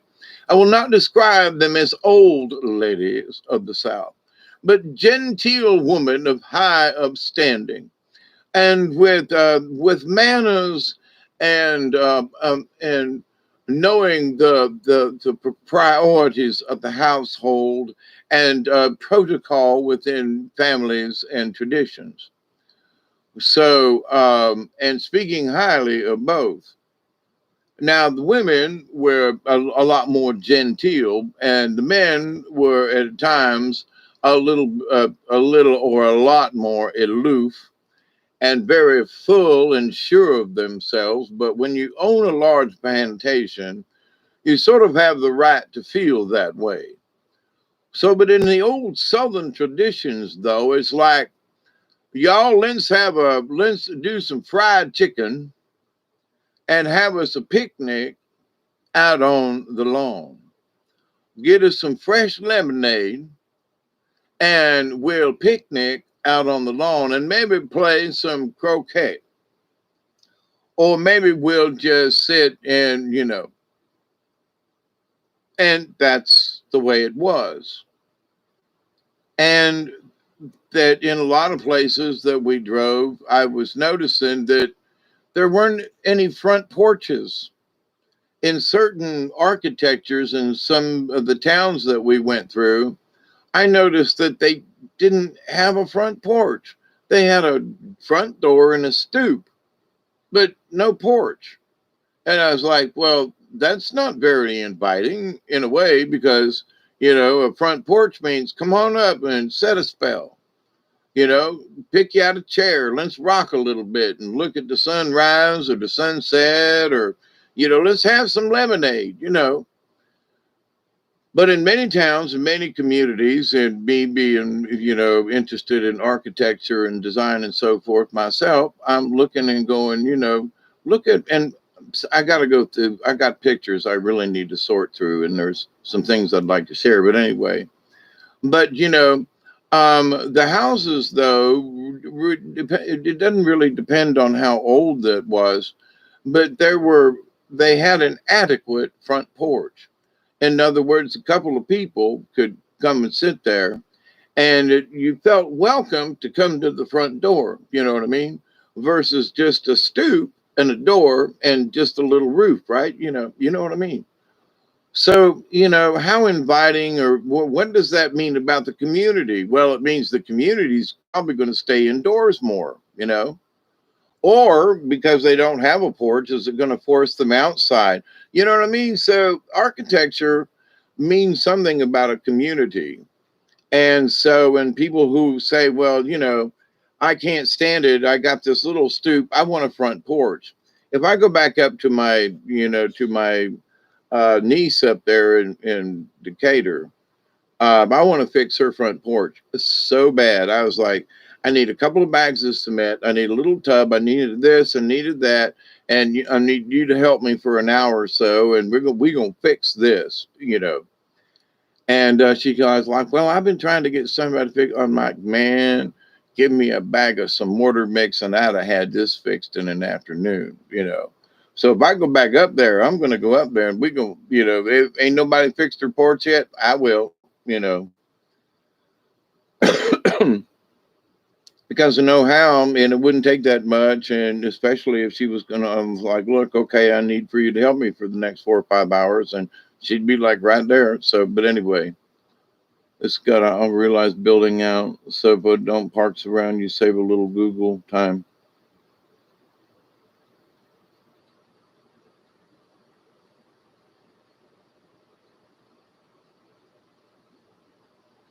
D Ocean, you're from Kent, Ohio, right? Is that right? Yeah, I was up close to there, and I have plans to go back up in that direction, and spend more time than I did this last trip. And I will be looking for some places that I've been to previously, like Old Man's Cave and a couple of other spots in Ohio. And a couple of places because I was in my sister's truck and she didn't really want me driving around. But I wanted to go explore some more what those big wind farms, those big windmills were doing up there in Ohio near them. And I want to do a little research about that because it's just really kind of weird the way they all were facing and the way they all, the speed at which they were turning. It was just really odd, even from a distance, and was within a half a mile of two very large ones at the Honda plant. So I can say I was probably going to be as up close as I could get to those things without just getting on the property, you know what I mean? So I was right there beside two of them. And they're huge. So if you haven't seen one or been around one, I was really impressed at the size and the fact that it was even turning, you know what I mean? They're big sons of guns. So, but anyway, what's that got to do with the price of tea? And we have a mound near here. Yeah, I want to go back up to the petroglyph site where I had that experience all them years ago. I want to visit the petroglyphs again and in that area. There's also a couple of mounds. And having been to Serpent Mound this last trip, I really wanted to spend the whole day there.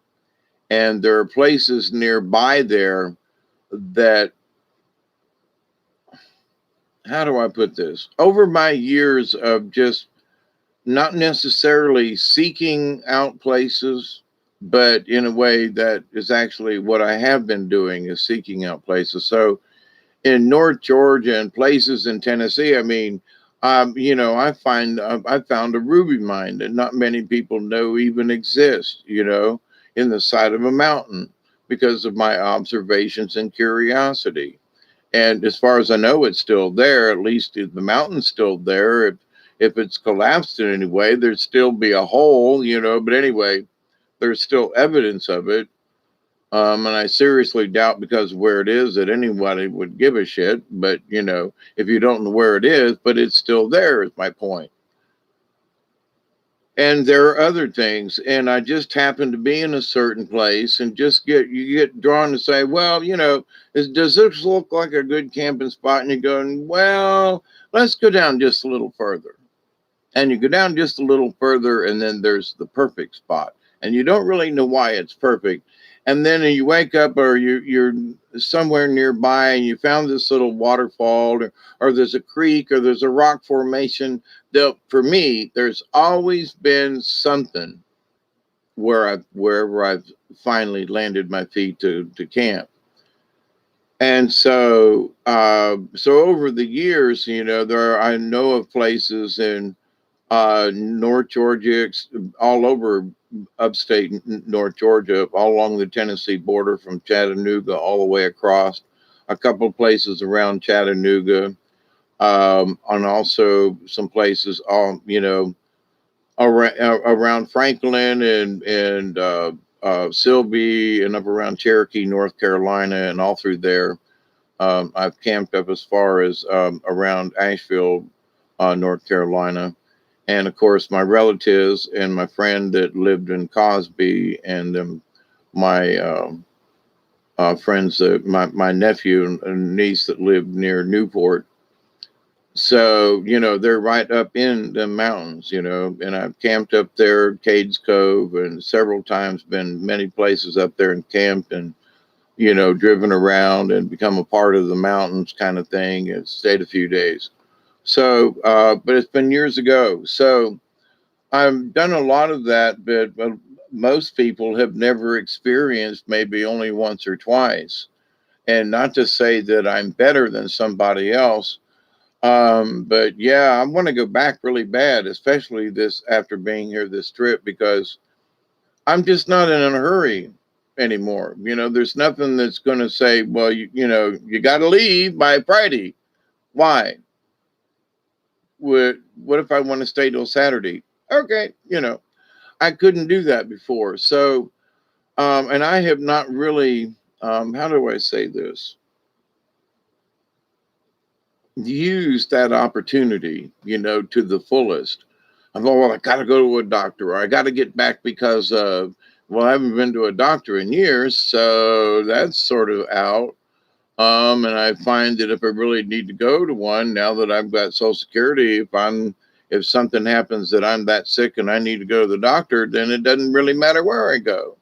If they're a licensed facility, then I got as much chance as anywhere else to go get fixed up or checked out or x-rayed, right? So anywhere along the line that we went, there were stretches where the hospitals were a little farther apart, but there was always some kind of healthcare facility, and most of them, in a lot of ways, were newer facilities and looked like they were kept up, and um, so as far as how's the healthcare industry, there were plenty of places that if you got into trouble, you could go, and at my age with Social Security or whatever, and it doesn't matter where I go, they'll let me in. You know what I mean? So, well, what's the quality? Well, you can get crappy care down here. I could get crappy care anywhere. I got crappy care when I was in a fine hospital in Tampa. You can get crappy care in a lot of places. So sometimes the little small facility where people really do care about you, and there might not be you, but two other people, then you might be better off in that facility than a really expensive high dollar, ooh, take me to that hospital. That might not be your best option, honestly, because you'll get stacked over in the corner because they're busy, or, just saying. So, having known many professionals in the small town communities, good doctors and nurses who have saved a lot of lives, you got to say, well, but did you go to no, they went to this smaller hospital, but they got excellent care and they lived, you know, but no, because, for whatever reason. So the size of a hospital doesn't necessarily make it or break it as far as how good or the quality of care that you get. So just saying.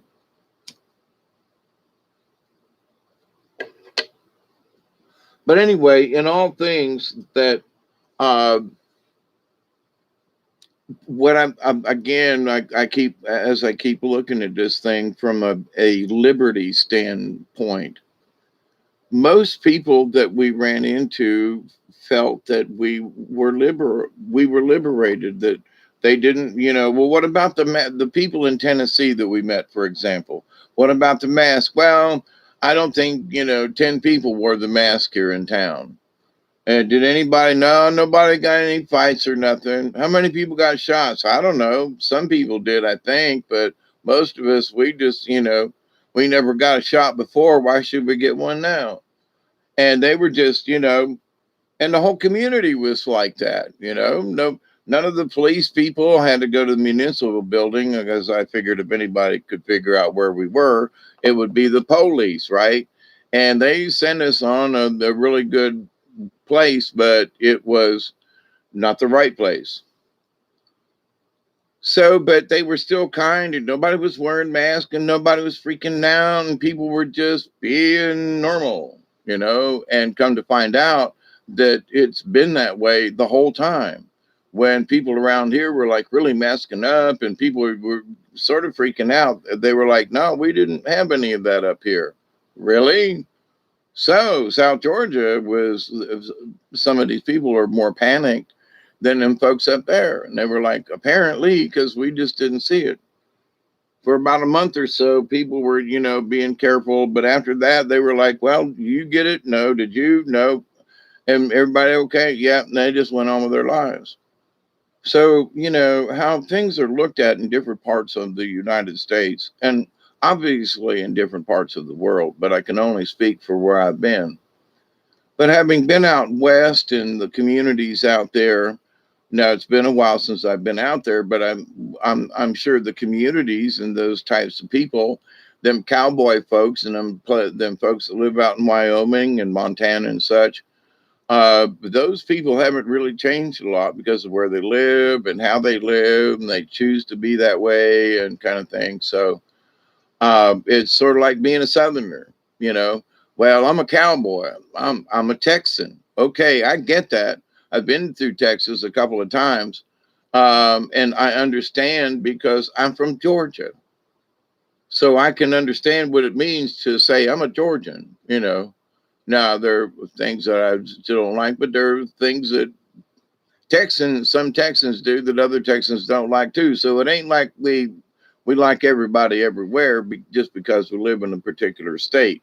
But there is a feeling within that state, though, that I'm a Texan, or I'm from Arkansas, or I'm from Louisiana. You know, I'm a Cajun. I'm from Louisiana. You know, so there is being proud of being from these places. You know, and understanding what it means to be a Texan or to be from Tennessee, from being from Boone County, North Carolina, to really understand that, you know, Daniel Boone and his folks lived around there.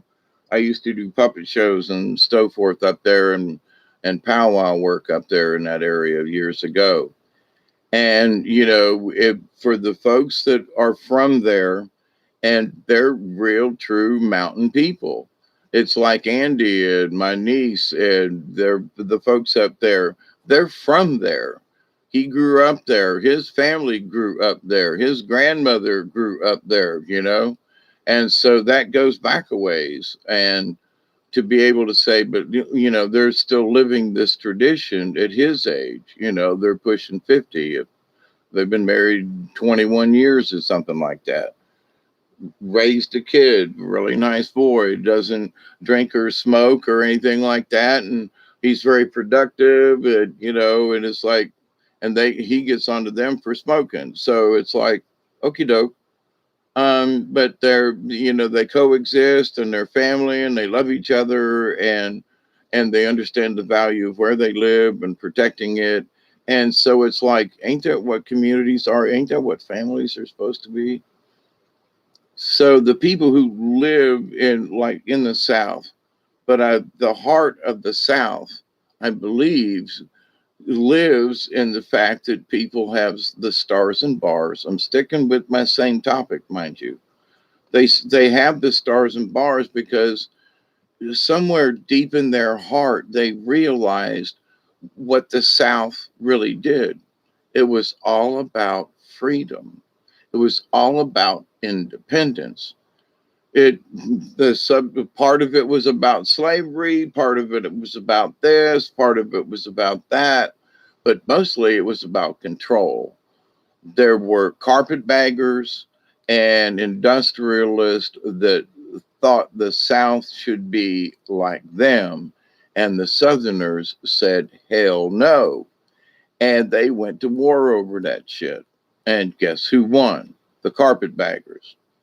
So, but at the same time, they sold out the United States. They sold the soul of America to the Vatican and to the Europeans. That's when we became a corporation, was to pay off the Northerners all they had spent to kill all the Southerners and to take back over the country. That's what it cost America. And we're still paying for that one. Okay. We're still paying for that one. So we need to pay attention to what really has gone on. But to the point of the flag, to wrap it up in all of this, after almost 4 hours, I can't believe it, I'm still at this.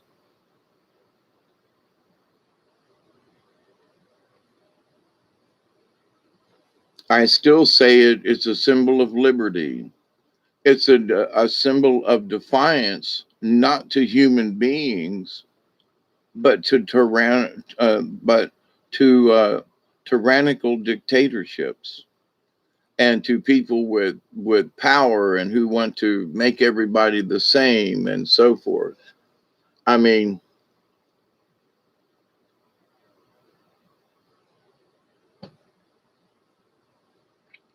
After they chased the rebels into northern Georgia, and they pretty much had Tennessee, okay, and North Carolina, South Carolina, there was a lot of control there. The the oceans and the harbors were being patrolled by northern boats and from French and English frigates who were joining in to help the northerners to defeat the scum of the South. And the rebels through it all, you hear about the Star Spangled Banner, but that it still stood, you know. Yeah, but let's discuss about how these people tried to conquer a sovereign nation, meaning the Confederate States, where the Confederate States had no issue with attacking the North. There were a few skirmishes, but it was mostly the North invading the South. Period. Tyrannical. We will take you over. We have to consider that these same folks are still in power and they still want the same thing. And they want us to go to war like they made us do back then. Because what are they bringing up? They're bringing up racism. They're bringing up the whites against the blacks. They're bringing up that's the transgender issue. It's the this and that, and we don't accept. No, I'm not accepting you forcing this down my throat. That's what I'm not accepting. I have all the acceptance in the world that I just talked about for the last 4 hours. And I love people of all nationalities and colors and religions. And I love diversity. It makes the world an interesting place to live. But I've also loved the fact that we can all get along, regardless of where we come from, if we're just nice to each other, if we're just respectful and honorable. We don't have to agree with each other on everything, but just honor and respect other. And we get a long ways that way. There's a lot of stuff that's good about this country. And I would like to say that there's a lot of good in other countries. It may be harder to be seen, and there might be other radicals, but I believe that if ET's watching us, which they are, by the way, I want to say thank y'all and, happy new moon.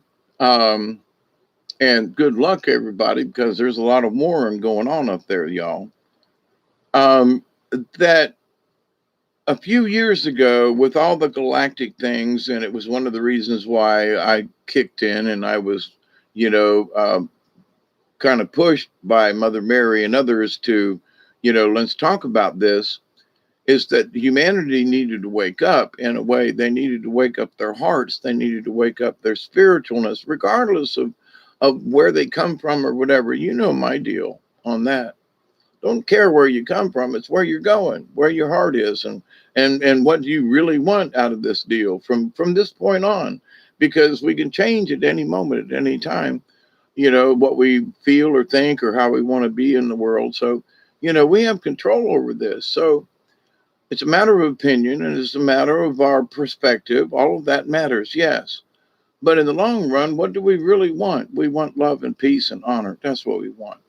And there are more people who want that in their own level, in their own way, and just going to school and getting their kids raised and paying off their house and keeping their job and doing a good job and being respectful and being a part of the community. And, that's more prevalent than not.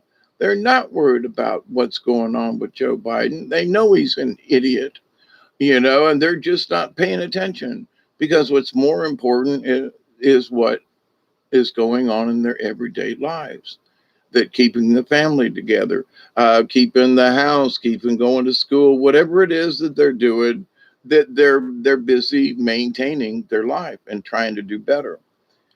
And that's more prevalent than not. So what is this that we're going to go to war, civil war over? Is it going to be against each other? I doubt it. I seriously doubt it. Are there going to be communities and people that want to go there and want to kick each other's ass or whatever? But the idea, hey, Katniss, how are you? But the idea, though, that people are just want to go out and start shooting each other, and that this is going to be the North against the South, and all this other kind of stuff. No, what it basically boils down to is, and ET's been watching us, and the angels and so forth, and the spirits. Mother Earth has been listening. We are all paying attention more than we did just 3 years ago, 5 years ago, 10 years ago. There has been a change in America. There's been a change. It's been very subtle, but there's been a change, and people care. They really do. And whether it's the COVID thing that made people slow down and become aware that they care, not quite sure, but the change was happening before they threw this on us about the virus a year and a half ago. So it was already in progress. It was the election. It was the Trump thing. It was the MAGA. We're going to make America great again. Well, regardless of who's president, there are people who are going to continue to make America what it is. The Honda plants that I went past, the different industries, the different places. People were working. People were being productive. There were, help wanted signs everywhere. So it's not like the economy may be stagnant in certain ways, but there are people willing to pay money and to give people, jobs and provide and with a better attitude than before. I see it. Are they trying to hide this from us? Are they trying to, they're trying to create this other thing. Now, this other thing does exist, but I think where ET was looking down on us 10 years ago and seeing how America was and how America was this and that and how people were, and it was all about buying, was all about take, take, take, take, take, and don't give, give, give, don't help anybody. We are not the same as that 10 years ago in traveling through, because I've traveled, you know, 5, 6 years ago when I went to Ohio, and then I was up in Ohio back in 2005 or six, I think it was myself, when I drove up there and drove around and visited folks. So I've seen this like every 5 or 6 years, I've been to Ohio, and as I stop and think about this, but I always had to get back. I was always on a schedule, had to, look around, then leave. Uh, next trip, me and Doug are gonna stay for a while.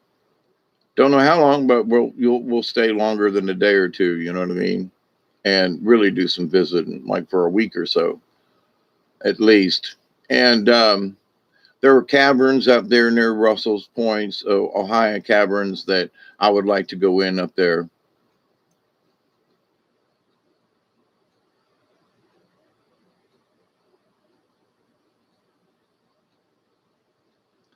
Yep, you're right, Christy. It's not universal yet. If you've got some kind of operation or something, you need to stay put in that area and get it taken care of in that area until it's taken care of in that area. No matter what you got to do, you got to stay in that area with those doctors. Don't try to switch in between systems. I absolutely agree with you.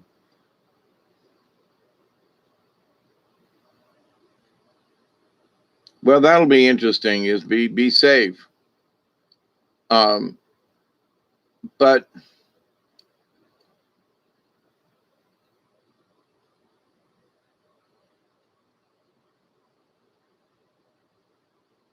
the overall feeling that I got from America was that we're a whole lot better off than what they are trying to make everybody believe. And I think that before there were discussions of people who cared about what the news said, about what was going on. And now people are just like, they just don't care. Well, what CNN? They ain't listening. Well, what about MSN? Ain't listening because they don't believe it. They're living every day. They're seeing life as they see it, and they don't see it the way it's being reported. And I think they are just, they have got their, 10 years ago was different. Now they've been, Americans have been oversaturated with so much lies that they ain't believing none of it. They're just going on with their daily lives. They're being Americans because we live in America. It's not like it's a special thing. Then if I lived in France, I'd be proud that I was a Frenchman. If I lived, wherever I lived, if that's where my home was and where I resided, I would be proud of that. As Robert E. Lee said, I must defend my Virginia. And which appalled me years ago when they were trying to tear down his, maybe they did, but his statue. And it was like the people in Virginia, and I was like, do you people, I did a video about it, and I said, do you people really get what he stood for? And he stood for you people in Virginia, and you want to tear his statue down? Do you know what he gave up to support his Virginia? But anyway. But so that's dedication, that's heart, that's 110%. And it's 3:20 here, so let's all have a bowl. It's been 4 hours here for me being on. T minus 2 minutes. Okay, I got you.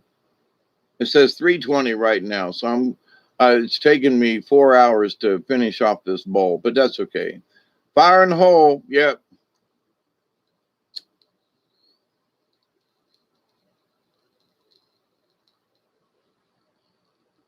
Yum yum. So we can say happy Saturday now. We went through Friday. Happy Saturday to y'all. It's 8:20 there. Hope you're doing well, Katniss.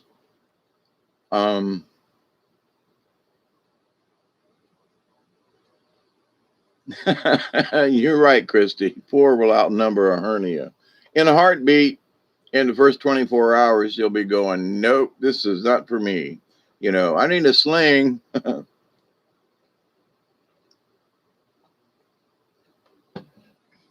You'll be singing, swing low, sweet chariot, coming for to carry me home.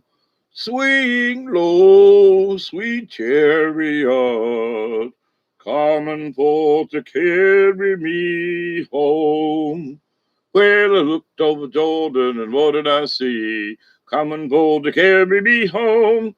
A band of angels are coming after me, coming for to carry me home. Swing low, swing chariot, coming for to carry me home. Swing low, sweet chariot, coming for to carry me home. Okay, musical interlude. It was good to feel the resonance in my chest. Anyway, a little bit of, me time here. Lighting a candle. Thank you, Dominic. PM talking of an emergency bank holiday Monday. What makes a bank holiday an emergency? Thank you. That's a good one, Katniss. I was strange by it about the football.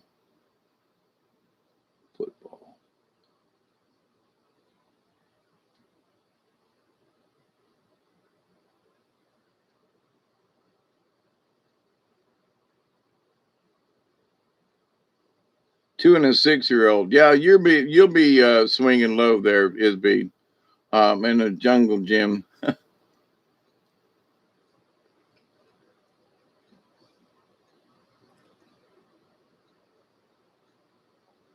Yeah, I always wanted to be a clown. I always went to clown college in Sarasota. I've talked about this before, but yeah, I wanted to travel with Ringling Brothers at least 1 year and just experience what it was like to be on a circus. and to be under the big top, and to, to be a clown, to be in the circus, and back in the, late 60s, early 70s, it's different than it is now, but to the point of the people that I knew, circus people, and being in the carny business and all, and living down there in Tampa and so forth, where a lot of winter quarters were. The carny business and so forth, it's a dying business. I just got to say, I'm going to hit this one more time. But this idea, though, that so when I think about Dixie, I could see in Kentucky and Tennessee, Dixie. And the Mason Dixon line was basically, it goes back before the Civil War kind of thing, where they're beneath Pennsylvania, where Delaware and Maryland, and I think it's West Virginia come together. The Mason Dixon line goes back to the 17 somethings, and where they, fixed it. So that's where originally, but later on, then it kind of sort of became synonymous with the South, because Virginia went with the South, West Virginia stayed with the North. So they extended the Mason-Dixon line to include the Kentucky River and so forth, which meant that, Kentucky was still a slave state, even though they stayed with the North.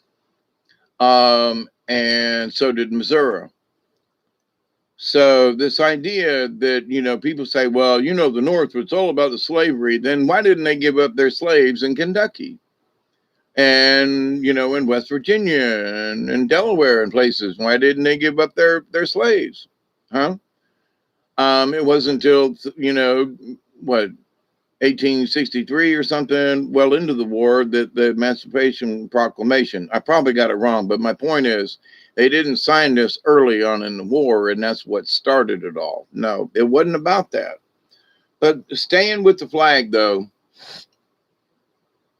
I think that in a lot of ways with the people that I've met, and I mean, I know Ohio is Midwestern. Got it. I understand. I want to go back up. There's beautiful country, all the corn and all the farmland and everything. It's absolutely gorgeous. Okay. So, is there a lot of, industry up there? Yes. But you know what? It was very clean as for what I saw.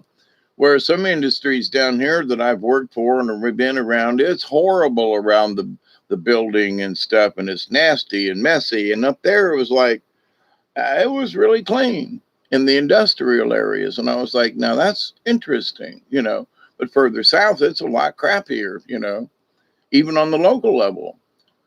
So it's like, so there's more pride, there's more whatever. So whatever it is, there is a difference, although there are industries, like Winnebago and different places and stuff up there. And, I was like, really? It was all nice and clean and everything was good. And people were happy that they worked there and like, all right. So where's all this animosity in the world? And where's all this, we hate each other? And where is all this going?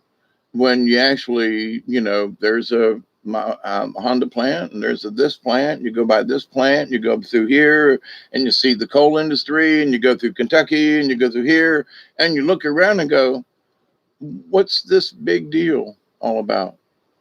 Where is all of this divide amongst us when people are just doing their best and basically being fairly happy as long as their pay is decent and food prices aren't too high? And we went to many places and everything looked stocked enough to where it didn't seem like the end of the world was coming by the end of the month kind of thing. I know that food chains and supply stuff and things can change rapidly, but to my point though, there wasn't it wasn't empty shelves everywhere we went. There was stuff in stores, there were products, there were things, so I don't get it. I really don't.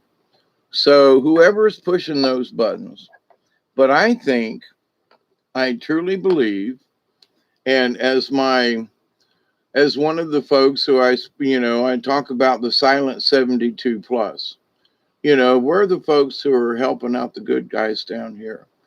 And we're the folks that are sitting on the bench. There are folks who are literally getting killed in this war, um, with just evil beings, trying to honestly cause us harm down here. And that there are folks that are giving their lives and to save us, to keep us, and to teach us, and to help us, for them folks not to win. Again, over the many thousands of years have been many wars. And so one of the things, many years ago, it was that are people aware? And when I first got back, I did a little video about that, spirituality, that people are being spiritual because they have, in their own way, they found their way to Mother Nature. They care now. They're not just throwing things away, they're recycling. It's become a way of life rather than an inconvenience.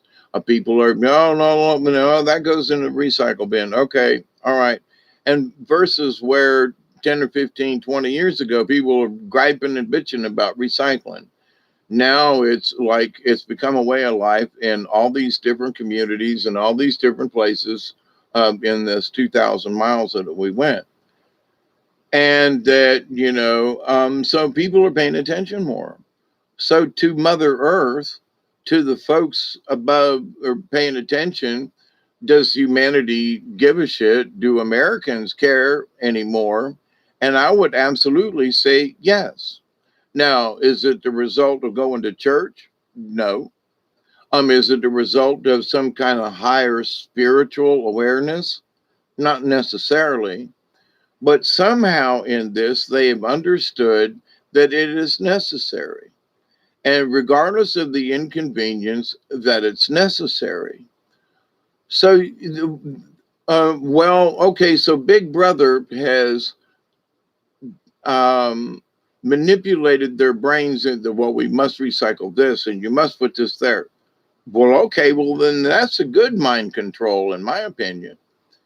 So, but in this awareness, though, of recycling over these last 15 and 20 years, I mean, 1990s, it was like, yeah, recycle, blah, blah, blah, yada, yada. Now it's like people are like, no, we got to, everybody had their recycle bin. Everybody had their, this goes over there. And some people recycled aluminum. Some just, crunched it up and put it in with the other stuff, but it got recycled anyway. So a lot of awareness in that. So the children of these parents are now, that's a normal thing for them to do. And the grandchildren won't even know that it wasn't normal to do back when their grandparents were growing up. What, recycle? No, it just goes in the garbage, Okay. If there was grease in the pan, there was a place out in the yard that we went to pour grease in the yard, so it didn't go in the garbage, but that's another thing.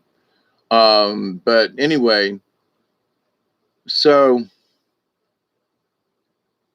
things were just done differently back then. But with this idea, though, that so there is this 100th monkey that I see that has happened.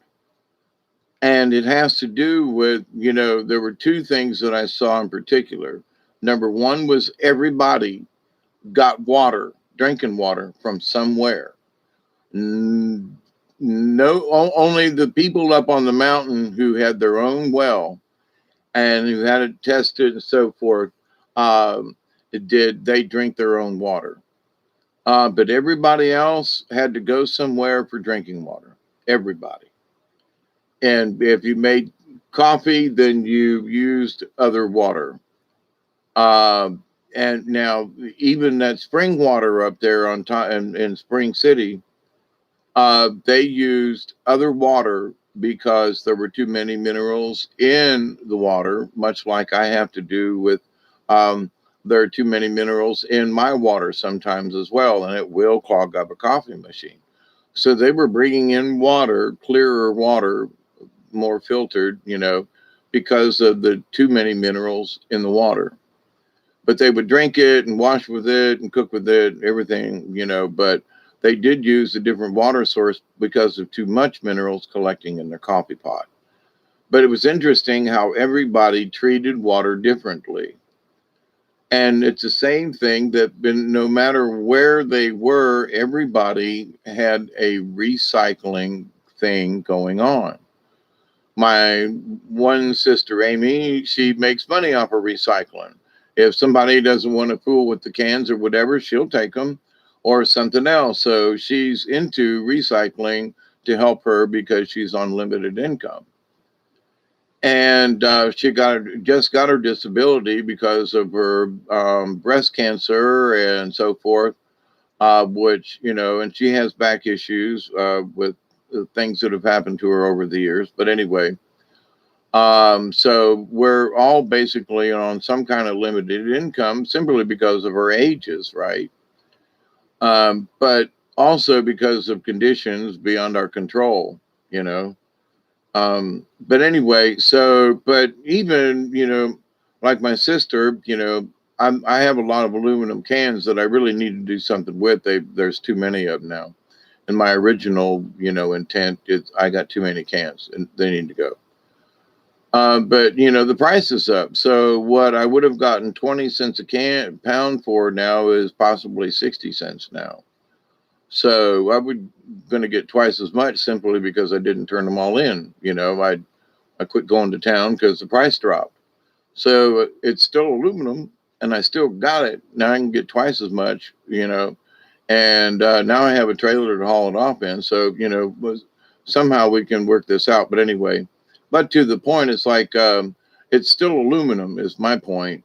And it might be down in the back, and the bags that I had it in have been broken, and I got to collect it again. And yeah, it's a mess. But here's the thing: it's still aluminum, And if the price is twice as much, then it's still aluminum. It hasn't dropped in value. So, but anyway, there are some things that if you just sit on them, like I don't have gold. Um,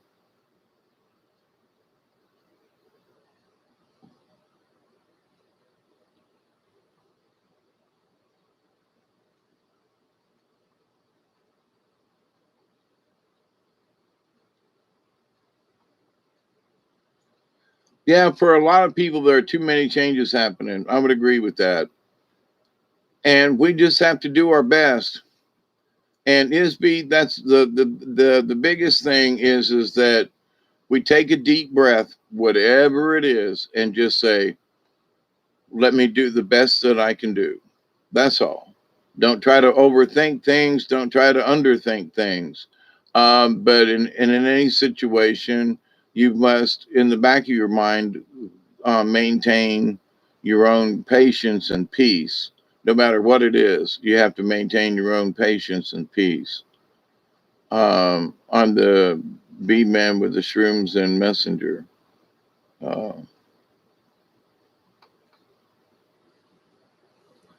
but anyway, it's been 4:21 here in the morning time at 3:37 a.m. So it's been 4 hours and 22 minutes. So that's a really good reason. That's a 420 measure to just say, okay, here's one more, and then I'm going to let you all be. And I continue to pray that each and every day, and I do mean this, that each and every one of you will continue to find your own way, that you will continue to learn how to accept and receive whatever's out there in the universe for you to see. And that there are many lessons, there are still hardships out there that I'm sure I still got some stumbling and fumbling and falling down to do, like I did on the river 2 weeks ago. But I'm still here. I'm still maintaining. And I'm going to keep a positive attitude. And no matter what comes my way or your way or our collective way, I think we should wave the flag of Dixie as a sign of independence, as a sign of sovereignty, as a sign not of slavery, but the freedom from slavery. And for as far north and as far west as people display, the Dixie flag, as I want to call it, the stars and bars. I think that it has, the more I notice it, the people that display it may not know this themselves, really. But I think they understand it in the way that most other American folks don't, in that the South decided to live a different way, and they were dominated and beat up and slaughtered by the North, and then left in shambles after the war because the Northerners just didn't like them, you know. Because the South would have, there were not enough people in the South to invade the North, and they didn't really want to. They wanted to piss people off in the North to leave them alone, but it was the Northerners who went all the way south, and Sherman who marched to the ocean. So who were the transgressors? Who, oh, the North were fighting for this. No, they were fighting to slaughter and decimate the South. And to me, the South are all of these people who stood for what they believed in. They stood and fought for their land wherever it was. So even in Ohio, these people believe in the same basic things. In that they were convinced back in the day that it was all about slavery and everything. But later on, and there are many around Chattanooga, some of the Civil War memorials, the folks from Ohio, they were tough, and so were some of the divisions from Kentucky, and the Georgia boys and folks. They highly regarded them Ohio boys and them Kentuckians, especially with the long rifles, and some of them Pennsylvania boys. That, you know, so the South regarded these states as their warriors, where you didn't hear much about. Some of them were Illinois, a few from Indiana, but the some of the Ohio brigades and the Kentucky brigades, as far as fighting, you know, the Southerners were like highly respected them. You know, even after the war, put up a memorial for the Northerners in the South, you know, which is around Chattanooga and so forth. But anyway, so it's interesting that the peoples themselves gave honor and respect because of how, you know, how they fought, how they were, and, you know, and gave them honor, even though they, you know, some of them Ohio boys and whatever is what took over Chattanooga and drove them further south into towards Atlanta. But here's my point about the war. There wasn't anything in Mississippi, Vicksburg along the Mississippi, and they'd pretty much put that to siege. And, you know, there was nothing the South could do to get around that. New Orleans is New Orleans, and, you know, it just, you know, the South didn't have any control over New Orleans anymore because of the Northern help from the French and other places. Um, but Alabama, there were places in Alabama, but not really worth so much. You know, up around Birmingham, where they still have, you know, steel plants and stuff like that, and coal and things like that. In the northern, you know, the parts of the northern Alabama is still part of the Appalachians through up in there and stuff.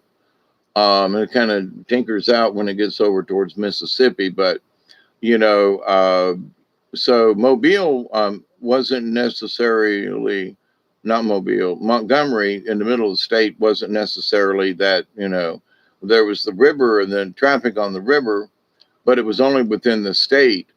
But when they cut off, you know, things going to the states, there wasn't much traffic on the rivers other than, you know, they had paddle boats and things you just wouldn't believe, like the Tom Bigby and different rivers in Alabama that go down to Mobile Bay, down on the Gulf. So, but the North came down so they could literally whoop them and move them off the land.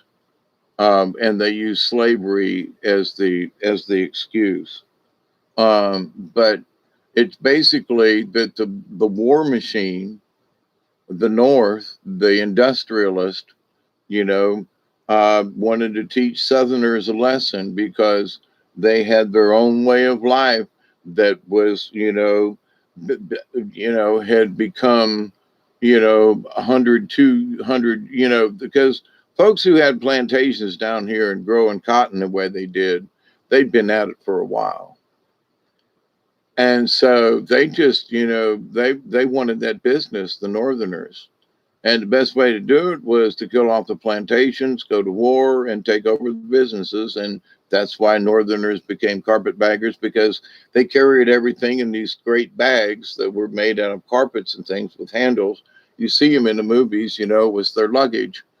And so anybody that was carrying one of those from the North versus a pack or, on a horse or something, different, that they became known as the carpetbaggers. And they were usually got to be known as sort of like your door-to-door salesman and snake oil and stuff like that. But carpetbaggers were people who came in and took over logging mills and stuff like that.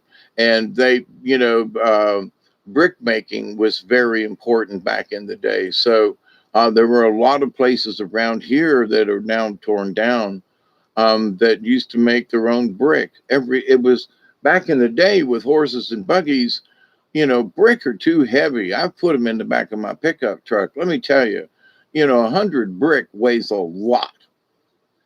And you say, well, it's only 100 brick, but you put 100 brick in the back of your vehicle or something, you're going to feel it. So back in the day, people couldn't tote these things long distances.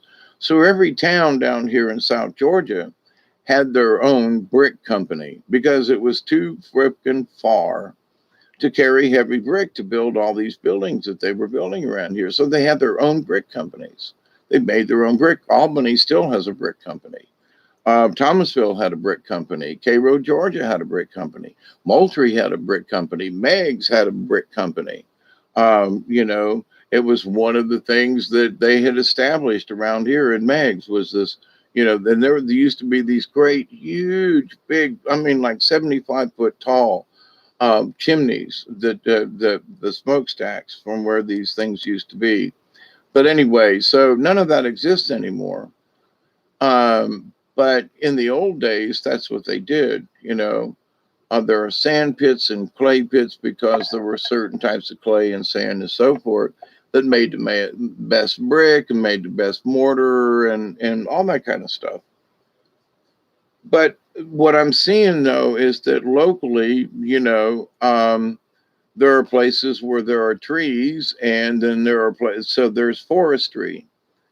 But when there's open spaces, there's farmland, and there is corn and soybean and different kind of vegetables being grown in all the different states, and depending on where you were, some of the gardens were just started because it's basically, 1st of July is kind of early for some gardens, where down here they're already done because they were planted in March, where March is too early to plant up there. It's just the way it is. So, of course, different things are going to be at different stages of, like blackberries being ready and just stuff. It's just the way it is. It's the different latitudes, look in your seed books kind of thing. But so it was natural. So where, people say, well, we haven't had rain, you still had water in the creeks. Well, we haven't had blah, blah, yeah, but everything still looks good. All the farmers around, all the corn looks great. When I said it, we hadn't had rain in a while down here, the corn was shriveled up and dry and brown and burnt to a crisp. Up there, like, well, we hadn't had rain in about a week or so. The corn's it looked fine. So it depends on your perception of what it looks like, what's being grown around there. So I didn't see anything that was perishing in any place. Could it have been a little higher or more? Maybe. But from my perspective, because of how we have lived through a drought for, 15 years down here, I looked at stuff up there and went, my God, you people are really not in a drought. I'm sorry. Your stuff looks great. Your corn is a foot higher than we got down there. I'm just saying, y'all ain't got it that bad. Come down to South Georgia and let's talk about drought. So for perspective, you go, well, but the whole nation is like this, but it ain't. And not every farming community, but we went for miles and miles and miles and didn't see any cows. Not at a dairy, not at we're down here in the South. There are 2 or 3 farmers just right around me that have cows that they raise. And so right down the road, there's a cow farm and, you got pasture. And people have them. They got enough space. And the cows pretty much raise themselves. They feed them hay in the wintertime. But, if they don't worry about meat, they take a cow and pick it out and it goes off and somebody else deals with it. And you get steaks in return, packaged and put to freezer. But you can sell them to other people because they want to buy a cow. So, if you have a herd of 15 females and 10 of them have babies, you now have 25 cows. And if those cows next year do it again, you now have 35 cows or maybe 40 cows. So within a 3-year period with an investment of a few cows, if you can graze them, that, as soon as they get pregnant, then you've got those cows, you got more cows at the next season. And the next season, you got more cows. So you double, triple the size of your herd, depending on how many bulls or females you got and how old they are and that kind of thing. But from a standpoint of what would I invest in? Well, if you got enough pasture land and you invest in a few cows, which my place just was not, available. Some goats, maybe. Yes, I could raise goats here, but that would mean I would have to put in a bunch more fencing that I just didn't see the necessity. But anyway, so to and some of my property is perfect for goats to nibble on, so it would be like interesting. But anyway, but I was not into that kind of farming. I've had gardens and done different things and tried to raise, different fruit trees and so forth. And what has benefited me most has been what is planted naturally, what nature has put here.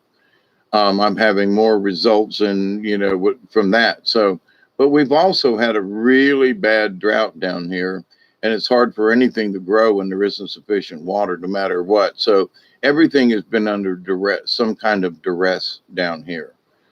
And when the clay gets dry, it's like cement. And how some of these things are survived over the years has just been amazing. But we're still here, where the North has just been there. Well, our season has been dry, but not like we've been through. I'm just saying, well, the corn doesn't look as good this year. My God, it's 3 feet tall and green as hell. What are you bitching about? Well, it's usually another 6 inches. Well, okay, but I'm just saying, it looks good to me. So, but anyway, and looking at America, I think that those above that are looking down at us have seen the change in America. They've seen the change in you and me. They've seen that we have accepted that we should recycle, that it is important that we not throw garbage on the side of the road, that it is important that we just, we don't have, everything has to be, the hillbilly messy. Well, sometimes like, my place, I want to clean up my place and my place shouldn't look like this. You know what I mean? So, I don't want to necessarily look like the Joneses or the next door neighbors, but it does need fixing up and cleaning up here, which is highly on my agenda. I've already started since I've been back. So, and going to keep running. And for those of you who have stopped running, for those of you who quit jumping up and down, for those of you who think you've lost it and can't get it back, Please think otherwise. I'm gonna the things that I have forgotten. I am in the process of relearning, and I to why, you may ask, why are you doing this, Hawkeye? Well, I'm not ready to die tomorrow. I'm not ready to die the next day, but whatever takes me, okie dokie. But in the meantime, if I can do just simple certain things and I can stay healthy and I can stay active and just for my own well being, well, some might say, well, well, why would you worry about it at your age? Well, because, I've seen other people get stove up. My good friend Marcia, ailments overtake her and she's now passed over. Our good friend, Brian Barnett, heart attack and issues and things. He was taken before his time, or maybe it was his time to go. But to the point, though, this understanding that if I'm going to be here, I want to be, I'm not going to be a health nut, but I'm not going to, sit around and get old. I'm going to do something about it. I'm, walking early this morning down in the woods and walking through the fog and all around with Duggar and racing across the field, I'm like, oh, hell yeah. I might not be real fast and I may not be able to, run a quarter mile like I used to. I was a sprinter back in high school and all. And so I couldn't run the mile, but I could do the quarter mile really quick. And I was good at that, so I'm in the Hall of Fame in Tampa Catholic because of my abilities in that area of running, but because we won the state championship in 1966 or 7. And I was on a track team then before I broke my leg. And I ran the 3:30 leg in the sprint medley. And that's what we won because of that. We won that race that put us on top. It's the only time Tampa Catholics ever won a state championship since. So I'm proud to have been on that track team. But anyway, so at the age of 60, almost 69 here in a couple of months, I'm, simply looking at, my knees in better shape than it was back then because it has gotten better. I'm sitting here, it's bending more than it has in many years. It's fairly strong. I need to do some more walking and get my muscles strengthened up. If I want to go to the river, I don't. It's because I can't do a lot of walking. But here's the thing. I have to be able to be strong enough to get the kayak off the truck. I have to be strong enough to carry the stuff to the water. I have to be strong enough to get in and out of the kayak. So that does include, I may not be walking, but I have to maintain my strength in other areas. Well, once I get in the water, paddling is easy, but I still have to take my stuff in and out. I still have to do these other things.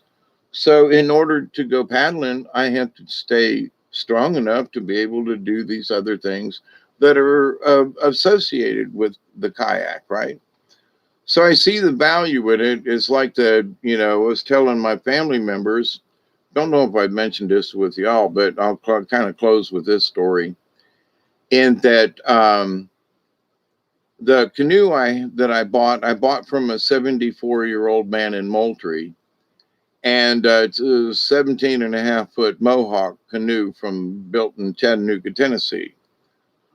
And that I was asking him when I bought the canoe, I was like, so, give me a little history about the canoe. And he goes, well, on my 70th birthday, he might have said 72, but he was 70 something. He said, I'd always wanted to paddle from Key West to Cuba. And he said, and on my 70th birthday, he said, that's exactly what I did. And I was like, what? So just a few years ago, you paddled this canoe from Key West to Cuba? And he was like, yep, and back. He goes, so went over there, spent the night, a couple days, and then paddled back. And I was like, no shit. He was like, yep, So I look at the canoe that's out in my yard leaning up against the trailer right now, and I think to myself, he paddled that canoe at 70 something years old. That I would not have done that. That is an adventure that's not quite on my list of stuff to do. Going down some rivers, not necessarily, swift rivers or whatever, but going down and paddling down some rivers and seeing some places and, okie dokie. But no, I'm paddling to Cuba from anywhere, actually, I guess. But the fact that he did it, every time I look at the canoe outside, I go, man, if he can do it, I can do it. I'm still in good enough shape, but I got to be able to pick the canoe up. I got to be able to move it. So that means I got to do exercises for my back. It means I got to have my legs strong enough so I can pick stuff up. It means I have to stay active. If I want to do the thing I love, I still have to, do these other things to keep up my strength and so forth. So, but anyway, in that it just gives me more faith. If I want to do it, yes, that's the simple answer. Then if I want to do it and I want to do it right, then I'm going to do these other things too. So I've seen some family members and some other people because of their age and their weight and so forth. They've given up on some things like going canoeing. And I've said, listen, if I can do it and I'm 10 years older than you, then shame on you. Do something about it. If you just don't want to canoe, you just don't want to paddle. You don't have enough whatever. Well, I can't walk. Yeah, but you could paddle. Well, I can't do. Yeah, but you could paddle. Well, I can't do. But yeah, but you could paddle. So maybe, hopefully, I'm giving them a little bit of, come on now, you can do this too. That retrain yourself. Um, if you need to lose 10 pounds, for God's sakes, lose 10 pounds. And understand that it's for your own good, it's for your own health. Yeah, but I won't be able to eat as much pie. Don't care. Give up the pie. Would much rather live and be able to eat smaller pieces of pie and still enjoy pie in 20 years versus be dead in 5. Just saying.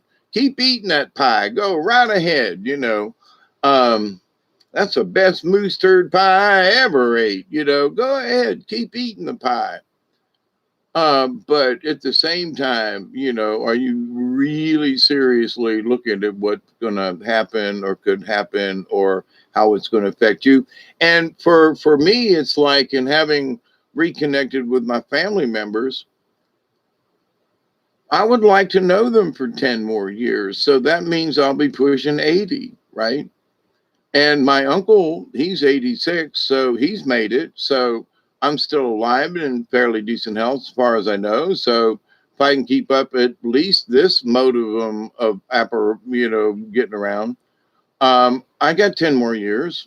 I want 10 more years, So now that I want to go ice fishing, I want to go sailing, I want to go, up there and see my sister, and I want to go exploring and where they grew up, which would have been my home. So, and I was born in Ohio, and so in a way there is an affinity for me to be from Ohio, but having not lived there and moved south, I never really felt that Tampa was my home because I couldn't wait to move away. So much for it being home, right? Much like my brother knew that he just didn't feel like his name was Michael. He knew it was something else, and it was Dennis. So, but anyway, but in this world of stuff, we make our choices. And I say that, Isby, um, there's going to be times when,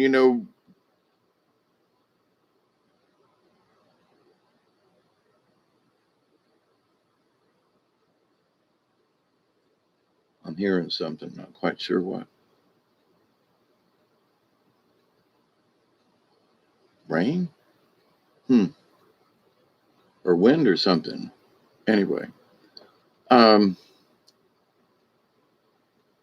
there's going to be stuff daily like, um, I've had my truck unplugged from the battery because of the rain and the issues I've been having. So, but I'm running out of milk and going to need some dog food and cat food. So I'm going to have to go to the store. So that means in the next day or so, regardless of the rain, I'm going to need to make a run into town, which ain't real far, but that means I got to hook the battery and I got to do this. And there's certain things I got to do. Don't know what I'm going to find. Is my I didn't check the battery today, but has it run down any? Do I need to put it on a charge? I mean, so I know that I got to do this stuff, but I don't know if everything's going to go exactly as I would like. The battery might be fine and the truck will start and everything will be good to go. And off me and Doug will go to town. Or I could find it, try to start the truck and for whatever reason, because that hasn't been started in a week, that it won't start and the battery's going to run down. I'm going to have to spend, a half a day recharging the battery. And, I'm not going to get to town for another day or two. So, there's that faction. But either way, I'm going to be prepared for it. I would hope that it's going to be easy and we'll get to go on a ride. Or, which other things have happened, it might be that the truck doesn't want to start, as it has happened recently, and that I get stuck here for another day without enough milk. I can make it. We got enough, but that's not my point. It's time to go to the store. It's been almost 2 weeks, and should go and pick up, certain supplies. Not a big deal, right? If it's another day, but I need to start tomorrow in case it takes me 2 days to get the truck started. You follow me? It's been raining with the storm and all. Everything's been okay, so I haven't made it an issue. My point is that every day there's something else for us to deal with. So if you get the kids or something, that every day is going to be something we're going to have to deal with. How it actually ends up, what the procedure is of what the steps are, and whether or not the battery's dead or not, or the truck, so that's just my example. But in that, every day for everybody, you have all these different things. On our journey, everywhere we went, there were different towns or traffic lights, different things, blah, blah, blah, curvy roads. It was, so there was always something different, slightly different, but still the same. But for every curve you went around, you had to deal with whether or not there was traffic stopped or, So anyway, the best we can do is just do our best. That's all. And don't get upset about it. Well, somebody pulled out in front of me. Okay, calm down. You didn't hit them. You didn't have to slam on your brakes. Everybody's okay. Calm down. But they pulled out. I know. Calm down. But they could have. Yes, they could have, but calm down. But they calm down, And I used to be the person that was, somebody else was trying to calm me down. Sons of bitches, blah, blah, blah. Yeah. No, but, so they cut you off. Okay. Yeah. Dumb fart. All right. Okay. Leave it. Drop it. Go on. So anyway.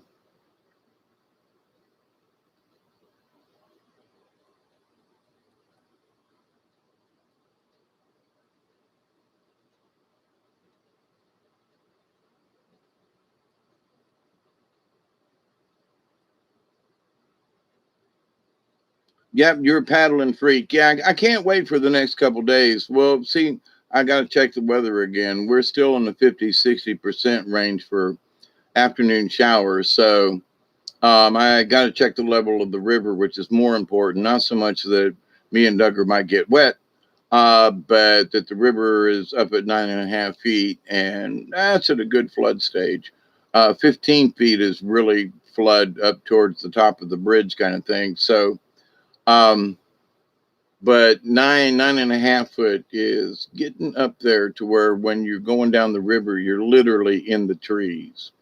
It's very interesting and it's exciting, but it's very different as well, So it's like, I would love to go down to the river at least to check and see what it looks like when it is at this level. And who knows? My kayak's still on the truck, so it don't take but a minute to get in. So, but anyway, I love you all. Thank you for hanging out with me. Christy, Isby, everybody that's, in the background. We love you so much. Thank you. And so whatever it is, but I think the higher powers, like I said, I didn't meet everybody along the way, but saw a lot of people and saw a lot of interaction. And I just believe that we might not be going to church as much, but there is a natural spirituality that people in America have, because I can't speak about any other place, that is, we're alive and well, despite what these other people would like to try to divide us. I think you and I are alive and well. And to me, it's very comforting. It's very encouraging. It's like, wait a minute. Well, yeah, we had this incident in our town. Okay. But overall, how are things going? Well, we had that incident. Yeah, okay. But other than that incident, well, um, okay. And then it's pretty decent. Well, and if it's really bad, and I know there are bad neighborhoods, but um, just do the best you can with what you got. And if there's a way that you can get out of a situation, or especially to avoid a situation, then do so. And wave your flag, wave that. So I wish I were in Dixie. I think it's Southern hospitality. I think it's the Southern way of living and of just dealing with things. And yeah, well, if them cotton balls get rotten, you can't pick very much cotton in them old cotton fields back home. When I was down in Louisiana, just a mile up from Texarkana, in them old cotton fields back home. When them cotton balls get rotten, you can't pick very much cotton in them old cotton fields back home. When I was a little bitty baby, my mama, she would told me in them old cotton fields back home. So anyway, I continue to pray that each and every day that each and every one of you will continue to find your spirit, whatever makes you spiritual, whatever helps you connect to the universe. And remember that I think that there are beings that aren't necessarily watching every move, but they are watching, because they have said, does anybody really give a shit about this planet anymore? Does anybody really care about, humanity anymore? And since 2005, 6, 7, 10 in there, I definitely can say there's been a change, and it looks like a good change. And to many people, it's subtle. They don't even know they're a part of it now. And in the 100th monkey has already happened, in that from this generation on, the recycling, the doing of water, the carrying of this, the doing of that, is now the 100th monkey has happened. And so it's going to be interesting. So instead of people having to be beaten or coerced or whatever, the 100th monkey syndrome has happened in our society with certain things, and it has become the norm. It has become natural. And from this point forward, unless something else happens, it will continue to be the norm. And for as far as recycling and doing things and how people are treating water, I would say, well, they're trying. Folks, on all levels, north and south, they're all trying, and they're all working on it, and their hearts are all in the right place, and they've accepted it, and they know that they need this. And so from a humanity standpoint, it is, there aren't all these crazy factions everywhere as a lot of people would believe. Yeah, they're there, but America, people, we're here, and I'm proud. And I continue to pray each and every day that people will continue to learn about this, and to how important each and every one of us is in our simple the lives that we do, the people that we touch, and that these are the how we learn to accept and receive the gifts, the knowledge, the healing, and the wisdom from the universe is through everyday life and those people that we meet and that we continue to and exchange with. And so in the law of three, I've been sneaking in here like me, that it's important that we continue to learn to accept and receive the knowledge, the healing, the wisdom, and the many blessings from the universe, and that you all continue to do what you do and to share that knowledge. And it's so simple. It's, it can be as uncomplicated as just going, I'm just not going to be pissed off at that guy that cut me off in traffic. Just not going to do it. And that could change your whole life, your whole day, the whole spiel, because you refuse to get angry at something that normally would make you angry. I started there years ago. And I was, the calming voice with my sister in some driving situations, like, Lynn, calm down. It's okay, honey. Calm down. But I'll get so calm down. But let me drive then. Calm down. Take a deep breath. Let me light a cigarette. Okay, but calm down. It's okay. If we get someplace 30 minutes later or whatever, it's okay. But my sister very time oriented in certain things, and so it's like me. I'm that free spirit. Like, well, when you leaving? When I leave? When you gonna get there? When we get there? Okay. Well, it may be after dark. Well, it's 1 o'clock in the morning. Yeah. Well, I said it might be after dark, but we're here. Indian time. So, but anyway, my dear friends, it's been 5 hours, and it's almost. Oh my goodness, it's almost 4:20 in the morning. Man, do I have enough for one more bowl, for one more light, and hang out for just one more minute before I say absolutely gone? Love you too, SB. Stay safe.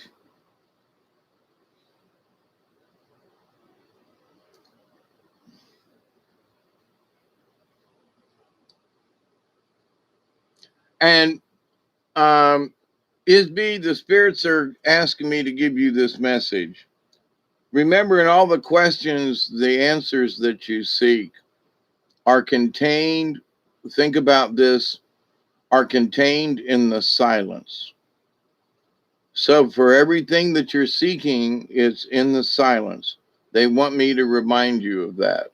Okay. And to everybody, the answers are in the silence. So my being quiet for a couple of days and sleeping partially due to illness and, bruising and such. But the idea though, that, many different things have come to me, in the silence these last few days, before I got, officially back here on YouTube and having conversation and doing 4-hour videos. Now 5 hours. And it's 4:16 a.m. in the morning time. That for all of us, many of the answers are in the silence.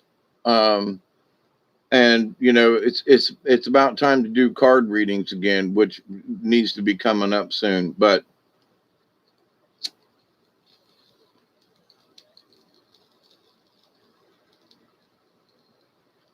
so I beat you to the punch because I'm tired, and I've been here for 5 hours and 2 minutes. I love you all. And it's good to be back. But in what I've been talking about, for myself, please take it to your own heart and whatever it is that may be happening or not happening. If you're not exercising enough, do something. They took my aunt to the hospital because, her lower legs had too much fluid. And she said she felt like she needed to walk around in whatever the nursing home, or I think it's more of the floor of the hospital that was, like to help patients, a rehabilitation floor kind of thing. And that I didn't know Zephyr Hills had a hospital that had more than one floor. Anyway, hadn't thought about that. But a lot of old folk around Supper Hill. So, but in the understanding of that, though, and I've told folks, listen, I stick my feet up on the wall. I lay over there on the couch and put my feet up on the wall, way over my head, because I understand how important it is. And I'm talking with my nephew. He was like, he bought one of those, or somebody gave him one of those teeter things where you go upside down, and he goes, it just made me dizzy. And I said, well, but what you need to do, and so there are those recliners, where your feet are up. But the thing is that you need to get your feet up over your heart for at least 10 minutes a day, and 10 minutes, 3 times a day. So when I'm watching TV, I take my shoes off or whatever, and I put my feet up on the wall over my head for 5 or 10 minutes while I'm watching whatever it is I'm watching. And Duggar will sit with me or whatever, but I feel lots better. And it's the only way that helps with varicose veins and your feet swelling up, which right now my feet are swelled and they need to go up on the wall. But after a couple of minutes over my head, it's a simple thing to do, and people just don't do it. But the older you get, if you allow this to happen over and over and over and over again, and you don't do something simple to take care of it, like get your feet up over your heart, then you're going to develop other conditions. Things are going to settle in your hearts, and phlebitis and stuff. And, there's a lot of stories about people who had a clot in their leg, and it went to their heart or their brain, and it resulted in a catastrophic event. So my suggestion, I do it myself, but start when you're younger. I wish that I had done this earlier, but there are times when I just, was not able to get my feet up over my head. But I continue to do it. When I get done with y'all, I'm going to go do it because I've been sitting here in a position and my feet have swelled. So take care of it. So what do you do? Well, I'll just go to bed. Well, I'll put on some socks. Why don't you put your feet up over your head and let that drain back out of your feet? Let gravity help something natural. It works every time and you will feel better. So, but there are some simple things that I continue to pray that people will become aware of. It's 421. Okay, my friends. So here's the last little bit in this bowl that I'm really kind of like, I'm not even sure if there's anything in there. Let me kind of help it out with a little of this over here, just to make it the last run for this morning with hanging out with y'all. But I hope that some of this was a little bit enlightening.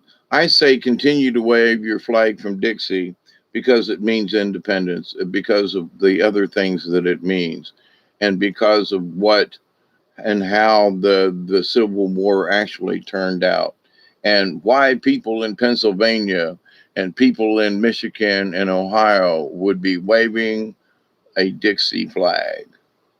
Just think about it. And I have. And I think it's because they understood in a deeper way, or understand in a deeper way, what it meant to be a Southerner, what it meant to be and how the Southerners felt to be invaded, And I think people feel like that right now. They feel like they're being invaded when it isn't necessary. Thank God for the state of Tennessee and open carry law.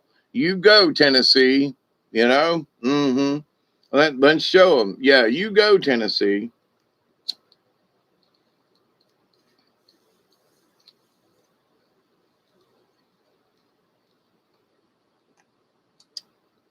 Now, Memphis and certain parts of Nashville and some other places might have some gun issues. But them folks up in the Appalachians and up in them mountains and places, they might shoot at you to warn you. But if they want to kill you, they'll just right out go ahead and do it. So, and they don't make no bones about it. But everybody up there knows where they stand with the other guy. Look, don't mess with me or I'll shoot your ass. Okay. And they don't, And I think in places it just needs to come to a basic respect. Listen, you make noise past 2 o'clock, I'm going to come down there and shoot your damn tires off. Now quit being an asshole, people around here trying to sleep. So then they go, well, okay, that go up there. Yeah, okay. But guess what? They learned the lesson.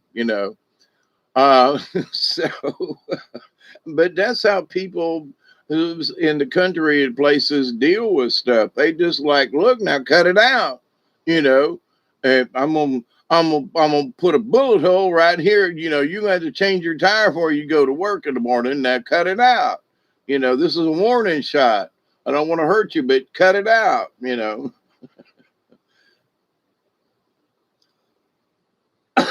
That's like when I was out in Arkansas and I was talking about there are places that they didn't have a bunch of locks on their doors and stuff. And I said, y'all worry about anything, y'all just don't, lock your house or anything. And it's like somebody asked me, did you lock up your house before I went? I was like, with all the windows in my house, somebody wants to get in and I'm not home and they know I ain't home. A lock on the door ain't gonna do squat. They're just gonna come through one of my windows or kick it in, pull it out. They're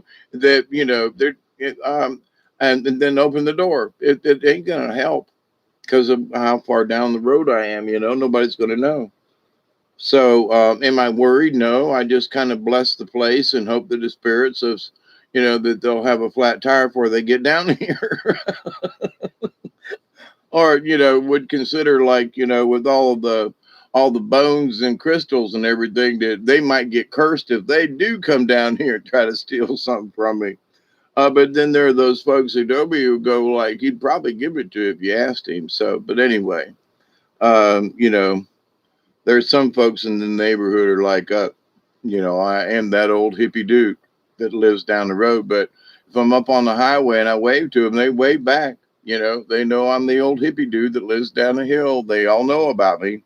You know, well, he smoked marijuana and he got caught with helicopters, and the stories continue because they're all true. They watched it happen. But they were sitting on their front porch with the cops in them, and the GBI took me to jail. So, everybody in the neighborhood knew there was a chopper just out their front door. It was kind of hard to miss. They're kind of noisy, especially at treetop level. But anyway, yeah, I've had an interesting life, and a lot of it I regret, and I've had to pay through the ass and through the nose for some of the dumb mistakes I've made. And, some of it I didn't bring upon myself, but in a way I did, but it came upon me nonetheless. Like the helicopter incident, I was not looking for that one, right? But over the years, with the things that I did get by with that they don't know about, that I still don't talk about much today, because uh, but it's been over 20 years, so but that's not the point. It's like, you did what?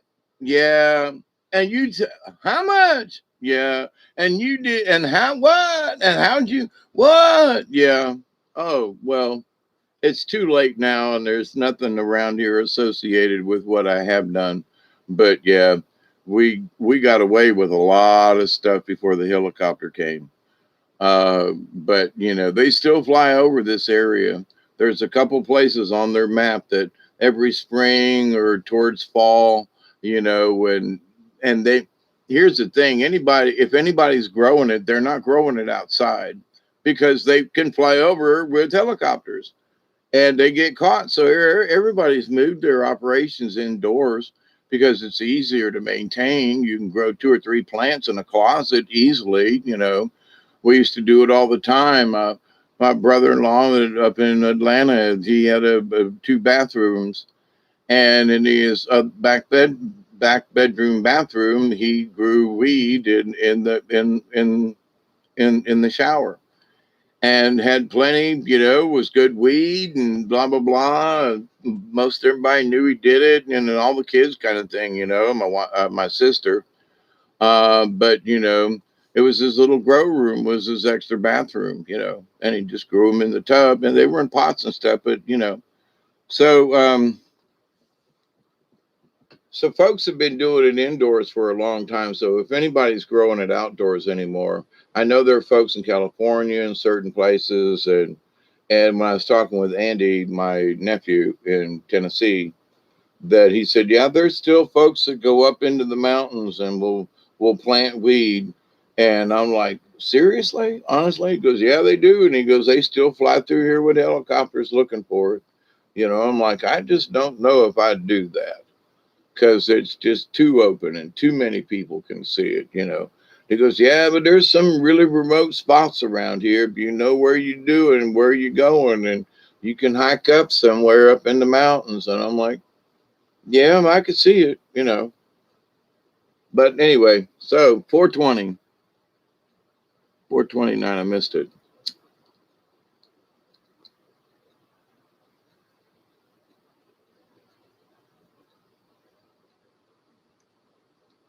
So have a great weekend, everybody. I hope to be back soon to do card readings for folks. I am promising that.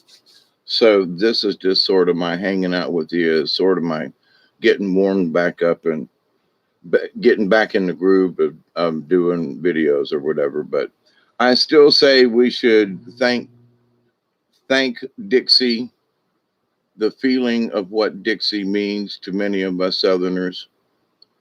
But what I think is that America has become Dixie. It's become the South because people treat each other with decency and commonality and so forth, regardless of how far north or how far south. And yes, there are people with nasty attitudes anywhere you go, but do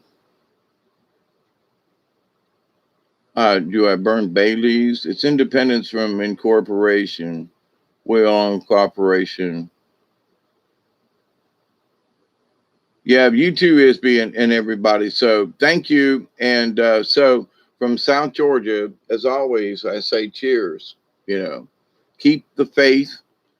Honestly, believe, believe, believe, believe. If I didn't believe I could do any of this stuff, I wouldn't be here. You know, I keep stating that. So, hey, Michelle, hope you're doing well. And so, you know, some days are going to be easier than others, and we can't we can grumble. Hey, Nick, how are you? Right back at you. So, as far as you know, us being together in this, we are. And as I did a video the other night, and in the title of it, you know, the spirit of life in itself has a spirit and becomes a spirit. And my life, because I sit here and chat with you all, intertwines with your life and our life experience between us, whatever you get out of my sitting here and yapping, um, that, you know, that we're still friends, and that you are loved, and I do care, and there are other people that care as well. And in that, there's spirit in these thoughts. It is the spirit that we put together. It is that commonality that we are all members of the League of Like Minded Beings. There is spirit in that camaraderie between us. And that spirit of life is love. That is what the connection is. And it might sound corny. It might sound sort of, you know, only, you know, we're worshiping crystals and stuff like that. But you know, I'm not preaching it, but I am. I'm preaching that life is love, and that when we share that love in whatever degree that it is, our love for life, and we all share it. So we may not share it together, but we share it as a group. Do you have a love for life? Yes. Do you love the outdoors? Yes. Do you love going fishing? Yes. Then we have all this in common. And guess what? In that we have this in common, we are together in the spirit of that in life. So all of us that like to go fishing, raise your hand. And when we do, we have we're fishermen. We, no matter how we do it with a cane pole or deep sea or trout, doesn't matter. If you have fished or are a fisherman or have been a, then you know what we're talking about. We just know. Doesn't matter where you're fishing, you're a fisherman. You've used bait, a line, you have fished. Okay, you get it. So it doesn't matter where or how you've done it, but you're a fisherman. So you see, there's a commonality right there. So and hunters say, well, it doesn't really matter what you hunt. You're a hunter. Yes. Gun, bows and arrows. Well, I'm a hunter. Okay. Then there are trappers. Okay. My brother Dennis happens to be a trapper at times. Has trapped. Probably will again. Muskrats and stuff. So, but um, the idea, though, that in life there are so many things that we can do or don't do or should do or could do or whatever. So we have all these choices that come to us, and so all fishermen, regardless of where they are, have an understanding of catching a fish. All hunters have been hunting or have fired a gun or an arrow or something. They know something about hunting. You know what I mean? You play golf? Okay. All golfers know about golfing and what it's like to tee off or to putt in at the ninth hole or whatever, or the 18th hole, whatever it is. So, and the idea, though, that in that similarity, it is the spirit of golf, and there is a love for it. Either you like it or you don't, right? So it is the spirit of golf and the love of the game, right? What about hunting? Well, it's the love of hunting and being outdoors. Okay. And it's not necessarily that we kill something every time or that, but it's the hunting, it's the being out, it's the, fishing. You don't really care, yes, it'd be nice to catch something every time you go, but it's the being outdoors and the act of being outside. And we didn't catch anything the other day except a snapping turtle, and didn't get nary a bite, nothing. But it was the idea that we were sitting on the river and we were having a good time and we were sharing it together, and so there was spirituality in that. So that's what I mean. These common everyday things have all fishermen connected. Have folks like me that aren't, I'm not necessarily a fisherman all the time, but I do have a license. And whether I go fishing or not, I like to go to the river. So, and whether I kayak every time, I like to go. It's the idea of being near the water, and it's the idea of, so I share that commonality with all people who like sitting by waterfalls, who like to fish or camp or hunt or go hiking. I might not be able to hike, but I can remember how it was to go hiking up in the mountains all the time. And I went up and down a few places and was really surprised at my age at how well I got up and down them. So, there's still time, there's still, some muscle and everything left in me. But if I forget how to do it or allow myself to get lazy and not, continue to try to be healthy, then I'm not going to be able to continue on or to do just some of the simple things. I don't want to climb Mount Everest, but I want to go back down to that waterfall. You know what I mean? There are a couple of other waterfalls I used to go to, but I got to be healthy enough to be able to walk down the stairs and to go through the thing. And if I want to experience it, then I need to stay healthy enough and keep my balance and, certain things, because I want to continue to live. And as I live, I want to revisit and go back to some places that aren't really hard to get to. But if I allow my senses and body to get worse, it will be difficult to get to. It will be harder to try to do something again. So in life, if I've noticed a lot of old folks and some of them relatives and associates, that they're sort of getting their 60s and they're giving up, and I'm pushing 70 and going, no, I ain't going there. Now, give y'all another 10 years, but the rate you're going, I'm going to outlive you. Don't do that to me. Come on, cut it out. So, not every one of my brothers and sisters was overweight. Don't get me wrong. My sister Eileen has stomach issues and it has to be very careful with eating. So, in that respect, she's the least. Um, my brother Andy, he's a fit person of his age, uh, more my build. Um, and Andy is shorter, but he likes to pack it in, but he's not really overweight, sloppy fat, and anything like that. No, but he's he could lose a few pounds before he gets older, just to stay healthy. So, but Johnny, he's taller and a bigger build, but he's not overweight.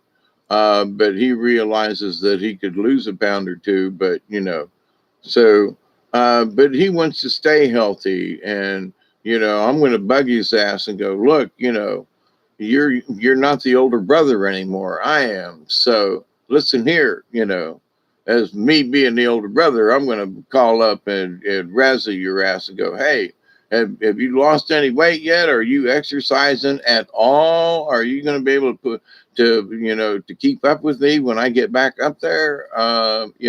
So I can razz him like that now because now we know each other. So, but at the same time, I'm doing it out of love. I'm doing it because I want to spend more time with them.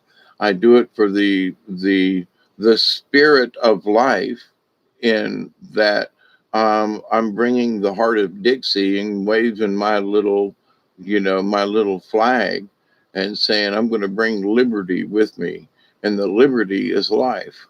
The liberty is the freedom to be able to go on a river or to go, just do simple things, but it's the act of doing them and the spirit in which you do them.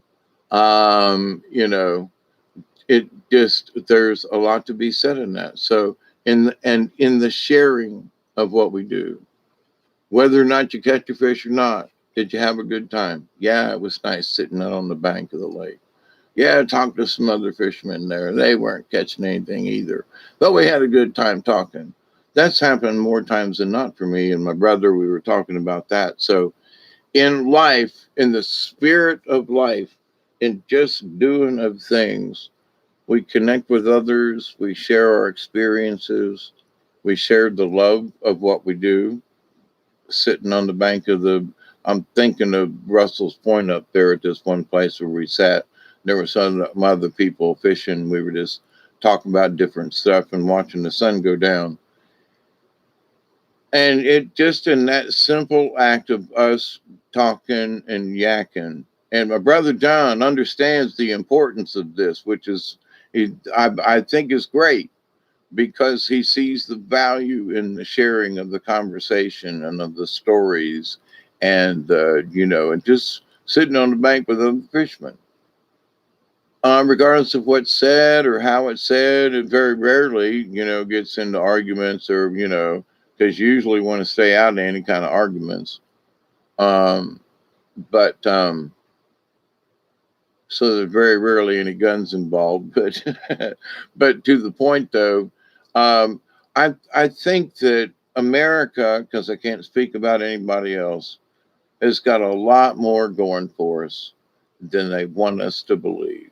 And I think we need to believe in ourselves more, and believe that, when there's help that's needed, things will work out. And yeah, there's still crappy stuff that goes on, but how we react to it, how we don't overreact to things, and how we take things into our own hands and we put up the Dixie flag, the stars and bars, to tell people that we, like the South, are sovereign people and refuse to be taken over by tyranny. And We wish independence. We wish true independence.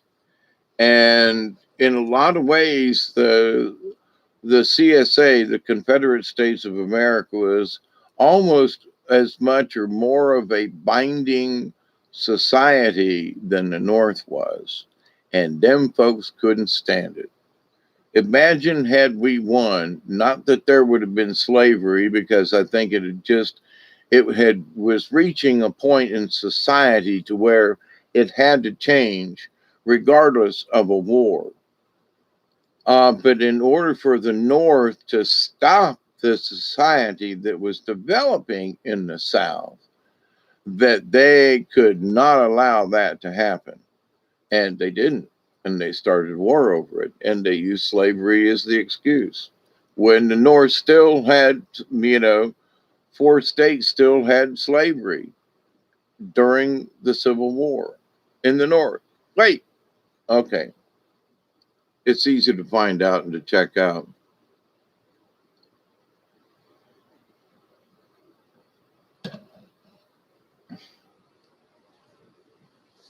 Well, here's something that Edgar Cayce sort of talked about Atlanta, the city of Atlanta in Georgia, and that it would be, and way back before Atlanta was really Atlanta, it still was the capital of Georgia, but it was still being rebuilt and reconstruction and everything left over from the Civil War, but was becoming progressive. And I'm talking like during World War II and before and just after, and so, and then it started to thrive differently and change. And the South started to change. But the idea that the South is going to rise again, I think there are a lot of folks, there are a lot of things that have moved into the Atlanta area. Movie studios and sets and actors and this and that. When I was talking to Jennifer, she was talking about how many people and how many sets and stuff, and that on something that my great niece would have was going to be in a movie or a set or in the crowd or something anyway, and so that she knew somebody, and I was like, really, up here? Oh yeah, Atlanta's really taken off with the movie thing and people moving out from California and moving into the Atlanta area and places and things and such. And I was like, well, now that's interesting, So Atlanta has got its own, so I've noticed in some of the movies and shows, it says, produced in, the Peach State of Georgia. And I'm like, okay. So they're doing a lot of filming. There's a lot of movie studios and things and so forth that have cropped up in and around Atlanta and so forth. And so apparently, if I'd have been a younger man, I'd go up and apply for some of these things, especially with the amount of plays and stage presence and so forth that I've had, that it would be easy for me to audition for a part somewhere, that even if it was just some, 2-bit part in the background, but that I would have had to move to New York or to San Francisco to have had that 20 years ago. And now it's in Atlanta and it's very prevalent and lots of people are doing it, kind of thing. And it's like, okay, well, that's just, 4.5 hours up the highway from here. It's not in California. So not that I would do it now, but in my earlier days, I would have pursued that. I would have looked into it, even if it was some bit parts in a movie or some actors or something. Or I would have went. I would have applied. I would have put my name in the hat, right? Now I'm a little too old for that, but I'm also not dead yet. You know what I mean? So, but I'm happy with just hanging out with y'all here on YouTube. I've already been on the stage with 1,000 people, 1,500 folks in the audience, and to me, that's a big crowd. I've played in the park in Albany, Georgia, which is a good sized town, and had at least 1,000 people in the park that day, in and out and over that, come and listen to my stories and let me do puppets and things. So as far as an actor in my participation in having done things in my life that fulfilled me and I can look back on with pride. And I got paid for them too.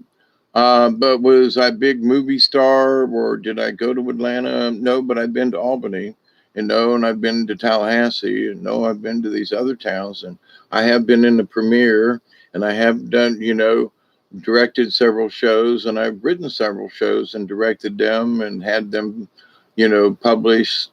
So yeah, if I was to say, well, did you get everything done you wanted in your life? I'd say, well, I was famous in a way.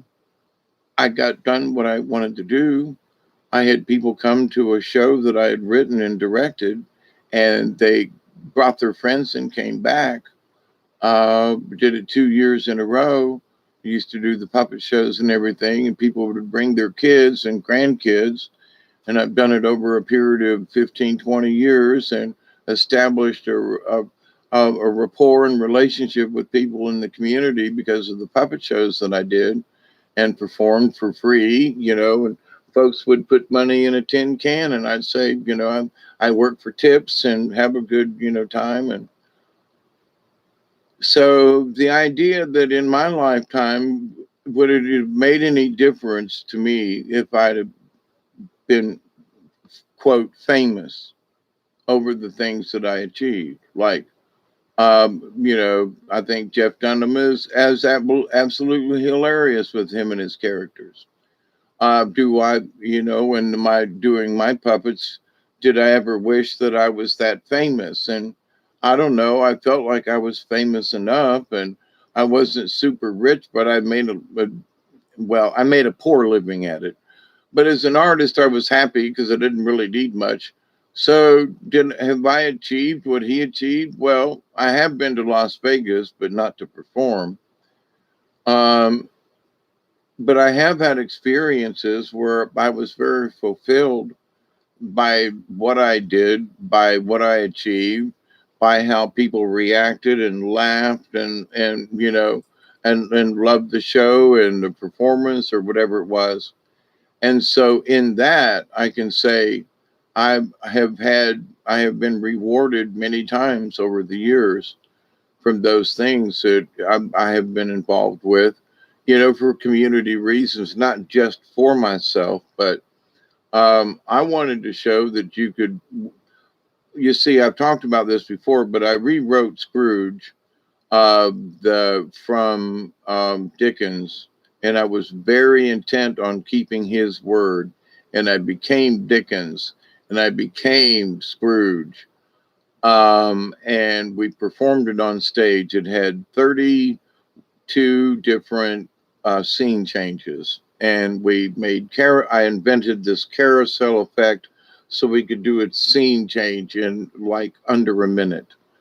So with things were able to flow from scene to scene to scene to scene, and we were all in character and with Victorian era, and it fit in with Thomasville, and the fact that I was able to write the play, have enough people because we had a bunch of people in this thing, and that we all worked together to produce it.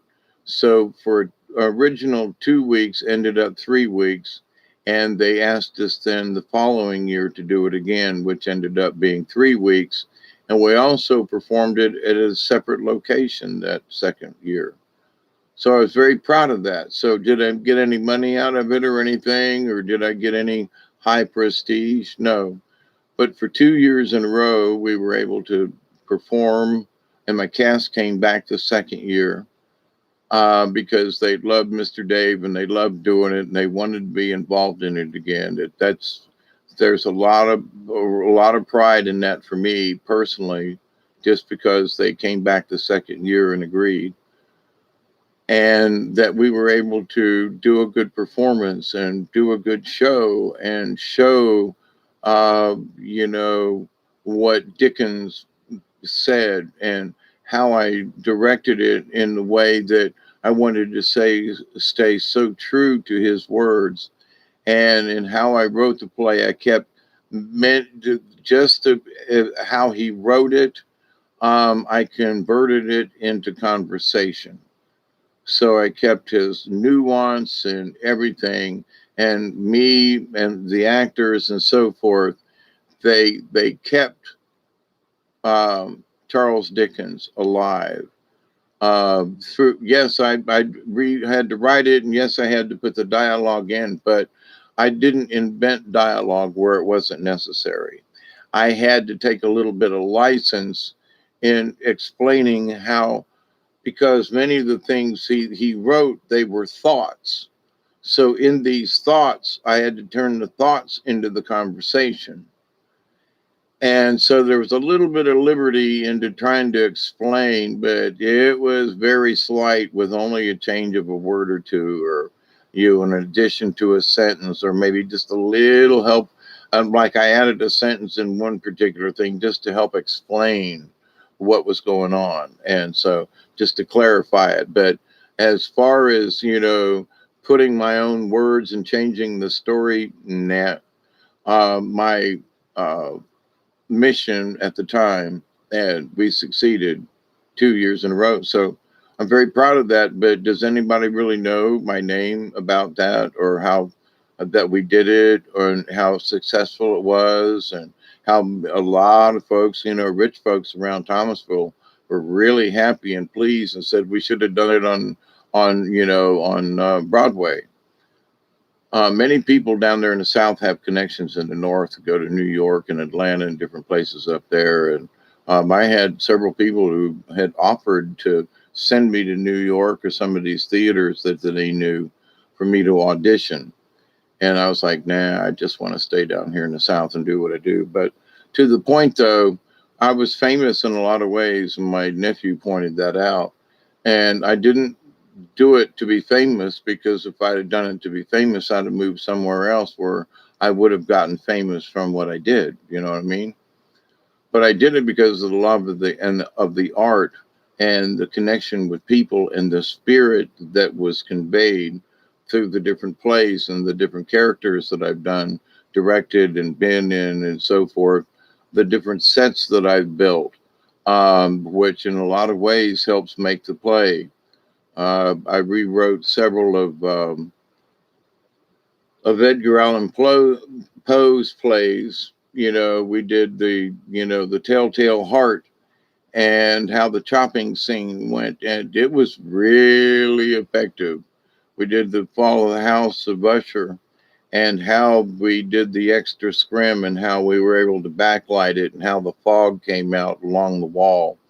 It was very impressive how we did it on stage, and how real it looked, and how people really got the effect, and how successful we were in our production of it. Not so much in how famous or whatever, but that we were able to get people to feel what Edgar Allan Poe wrote, and they could see it and feel it and taste it. And that was a good feeling to be able to perform it and be there, and to produce it and so forth. And for school teachers, and we had folks come up from Tallahassee that were like, man, you guys should have done this in Tallahassee at the Tallahassee Little Theater down there. But they have their own agenda and trying to get in there. But we had folks from Tallahassee come up to be in the play, so I was very proud of that. But anyway, and why I'm talking about this, I don't really know. I'm sitting here yammering and stoned, and it's early morning. But, considering, what have I done in life? What could we do? And, there were times when I had an idea, like I want to do Poe, that didn't cost anybody anything. So during the people that I knew in the theater business, we wanted something for our fall show around Halloween-ish kind of thing. And that Edgar Allan Poe fit in, and everybody knew the stories, and they knew what I had done with Scrooge. So they said, sure, show us. And we did it. We did excellent. We blew them out of off their socks with our performance, because we did our best. Everybody, not just myself, but other people who played their parts, who did the lighting, who, helped with the sound and the sound effects at just the right times, and how it looked to the audience, and, all of it. So, it's a great accomplishment. But did I get famous from doing it? Was I on Broadway? No, but I was on a good stage with good people in the town that I loved. And, but here's the thing, I ain't dead yet. Not that I want to go back into theater, but all of the things that I just mentioned, I did because I thought I could do them. I did them because I wanted to do them. I did it because the people that I knew in the community said, man, I wish I was on play reading committees for literally 20 years. And there was nothing about Poe or nothing that, I was like, so I said, well, why don't I write something? I'll take the stories and we'll put it on stage. And I know how to, because I've already directed many shows and been in many. And I was like, and I was confident that I could get her done, and we did. But it required help. And it required all of us in the cast and the production crew to believe that we could do it and pull it off. And we did. And so 2 weeks ran an extra week, and because we did so good with it. So that's always, and we didn't have to pay royalties on it because I wrote it. So it was a freebie. So everything that we made off of it, we kept things at a minimum with our expenses. And so we made money off the deal, and everybody in the community liked it. So good for the community theater. So, but anyway, I think in why I'm talking about this is that, not to toot my own horn, I'm looking back over my life and going, have accomplished all these things. And I've accomplished them because I believe they were right. I talked to other people. They believed in my vision of how we could do this. They believed in the fact that because of my previous experience and what I've done, and proven to them that I could direct and act and get her done, that they backed me, and we put it on, and it was so successful, and it became a second year event and all these other good things. What more could you actually ask for, in that you could take Dickens and Poe and create a show and get her done? That's a good achievement. Whether I got any awards from it or anything like that, I did it. But here's the thing. It started with an idea. It started with a thought. Well, if I did Poe, which shows would I choose? And I talked to people about it for a year in advance. And then I said, okay, I'm going to write this. And these are the shows. And I've talked to you all about it. So you all agree we love Telltale Heart. Yeah, well, I know how I can do it. Okay, good. What about this? And yeah. Well, what about the House of Usher? Okay, yeah, all right. And we did it. We pulled it off. So not to brag, but to say that I did need help with these things to pull off the different, smoke, fogs, and lightings and things, just being on stages ain't the whole thing, but the timing worked. Everybody worked together. They could feel what we were doing. And that's my important message about that. I helped to create it, and with my help and guidance and director, but my original idea, but getting other people to believe in your idea and being kind enough to work with all these people to get that idea to come to fruition. So in life, if you are kind, if your idea is a good one, if you believe in yourself and you've got enough, background to be able to prove it to people, or at least you've got enough chutzpah if you've never tried it, but be wise enough to know when maybe you need to pull in extra help or expertise. But so somebody said, "Oh, I'm going to make a movie." Well, good, and I mean that. Well, I've been in a couple of plays, yeah, and you weren't very good, but no, never mind. And yeah, no, I know people in Tallahassee. Okay, so do I. But you go make your movie. It hasn't been made yet. I'm not saying bad things about these people that I know. They were very good friends of mine and watched them grow up. But it's like their idea of this, but it was just an idea. They didn't know how to bring it to fruition.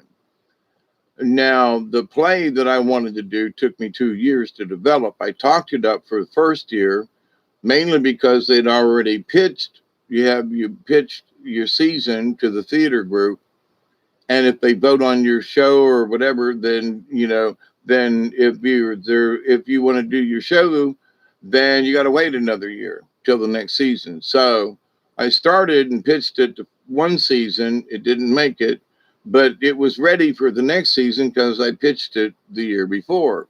So I had a chance to work on Poe for a year and to develop how would I do this. So when I presented it the second time, everybody agreed and we ended up doing Poe.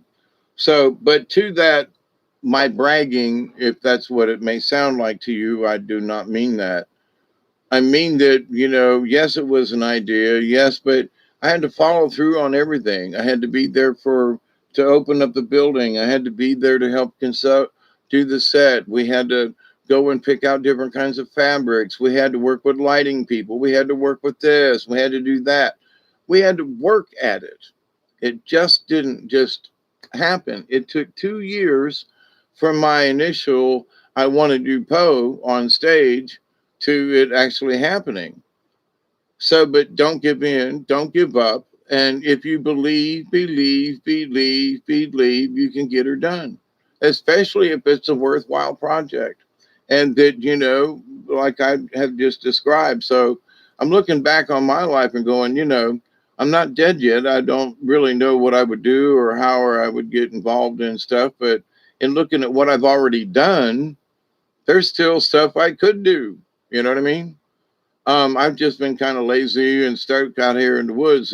Not that I want to get back on stage, but maybe I would get back on stage. I don't know. I haven't tried. I haven't looked to see if there are, I know directors who would love to see me come to their play because they know what kind of characters I have portrayed. I've worked with them before. So, but I haven't tried out for anything. For several reasons, truck problems, some health issues, but, I ain't dead yet and they still do plays. So I would, love to do a bit part in a theater program again. I hadn't thought about it, but just for the fun of it. Now, it was always for the fun of it. But, I'm not dead yet. That's the reason. Because I've done it before and I had a good time. And I got really good at it towards the end. So because of health reasons and so forth that I, quote, had to sort of give it up, I had to give it up and then I gave up. So two things happened.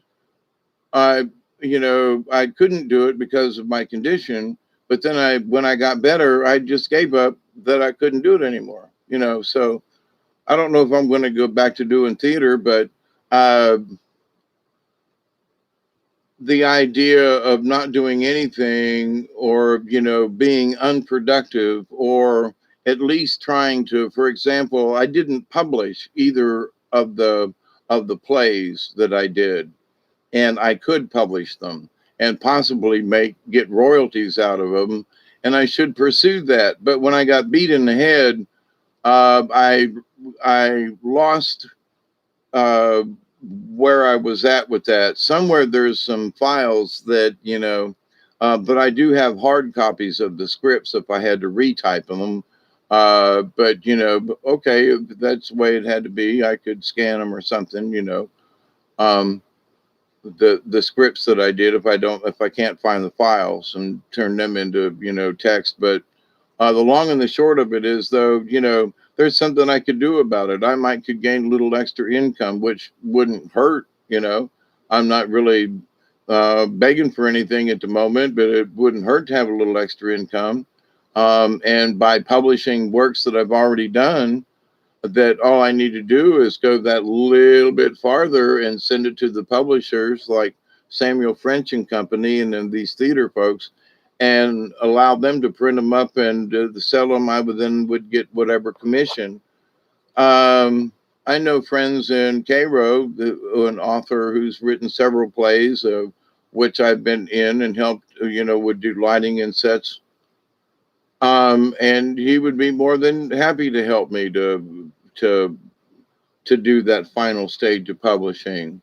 And I used to work for him and his wife at a radio station down there in Cairo.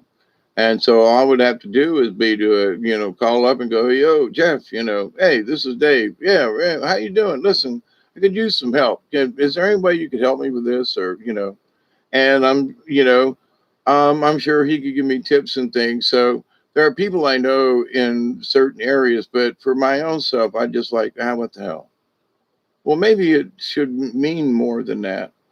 For the people that I worked with, like, if it actually came out in Samuel French, Edgar Allan Poe, uh, written and directed by David Null, because they have to list like the first show that you do and where it was performed and that kind of thing. And because one thing, if you get into Samuel French, it has to be performed somewhere. So I've got proof that it was performed. And so there's my book into Samuel French. It's already been performed, one play twice. So there you go. I'm in the club already. So where a lot of people have issues with that, I've already, went over that hurdle. So, but not to necessarily be famous, but for the people who are in the play and for future generations, if there still isn't a play out there of Edgar Allan Poe or like we did, then it ought to be. And not so much to make me famous, but for people who do theater and for Edgar Allan Poe and for, for posterity, if you will, not for myself, but for the work. It's a story. You've seen movies, but what about live action stage of, the Cask of Amontillado or the Fall of the House of Usher or the Telltale Heart? And that you feel it, smell it, see it, and experience it right in front of you versus in a movie where there's a disconnect. But anyway, so, I am looking at things in a lot of different ways now. Hey, Ian. Hi, Fox. I'm fixing to leave you. Yeah, and I'm not sitting here, Michelle, to try to brag. I've actually done these things, but I did them not to be famous. I did them because they just seemed to be done. And I wanted to do them, why not do, as far as acting and sinister and something around Halloween, that the Telltale Heart and, oh my goodness, but to do it live on stage and to be effective, that's what I'm most proud of. Not that I wrote it but it's how effective it was to the audience. And that's what it means. That's what it meant to me by getting her done when I was there, and doing it. So, but anyway, to that same vein though, there are other people who are doing stuff. The guy said I could call up and get help with, he's written several different plays about Southern life and things. I think one of them was Della's Diner, and I was in it, and I had to build a puppet of Joey, and he was this youngin' that had the devil in him, and that I, as the character, was a reverend that, cast the demon out of poor Joey, and it was hilarious, and it was done in the South, and there was a fist fight with women on the floor, and, I helped teach slapstick comedy with some of them folks. Yeah, it's 5:12 here. But anyway, so it's the enjoyment of doing it. For me, it would not be. I've got my own local, not necessarily anymore because I've been out of the limelight, but I'm sure there are still people who remember me, for puppets and theater and all the things that I did with, downtown Thomasville and the Rose Show and parades and different things that I volunteered for. Me and Serge were asked on many occasions to go to the cultural center because we were good with follow spots. And there were several different shows that we would go and volunteer our time uh, and just run lights for other people's shows. People would come in and perform, for the Arts Council or whatever, and they need somebody to run the lights. And so we'd volunteer so many times. And people say, well, why do you volunteer? Well, we got to go see a free show. we got to hang out with some of the people, depending on who were the performers were. And we got to be around people in the theater because we liked that. And, and there's another performance that I was a part of, when if the, if you don't do your job as a lighting personnel or follow spot or something like that, you can make or break somebody's show. And so, we learned we wanted to be, and we were professionals because every time there was a show that they needed somebody to do the lights, they always called us because I had set them many times in the cultural center, and also in the main auditorium there. I set lights in the Monticello Opera House as well too. Several shows we did down there in Monticello. What a great stage that is down there! Oh my God! If any of you ever get a chance to go to the Monticello Opera House, please do. The acoustics and the building and the ambiance, and oh, please go and support the arts.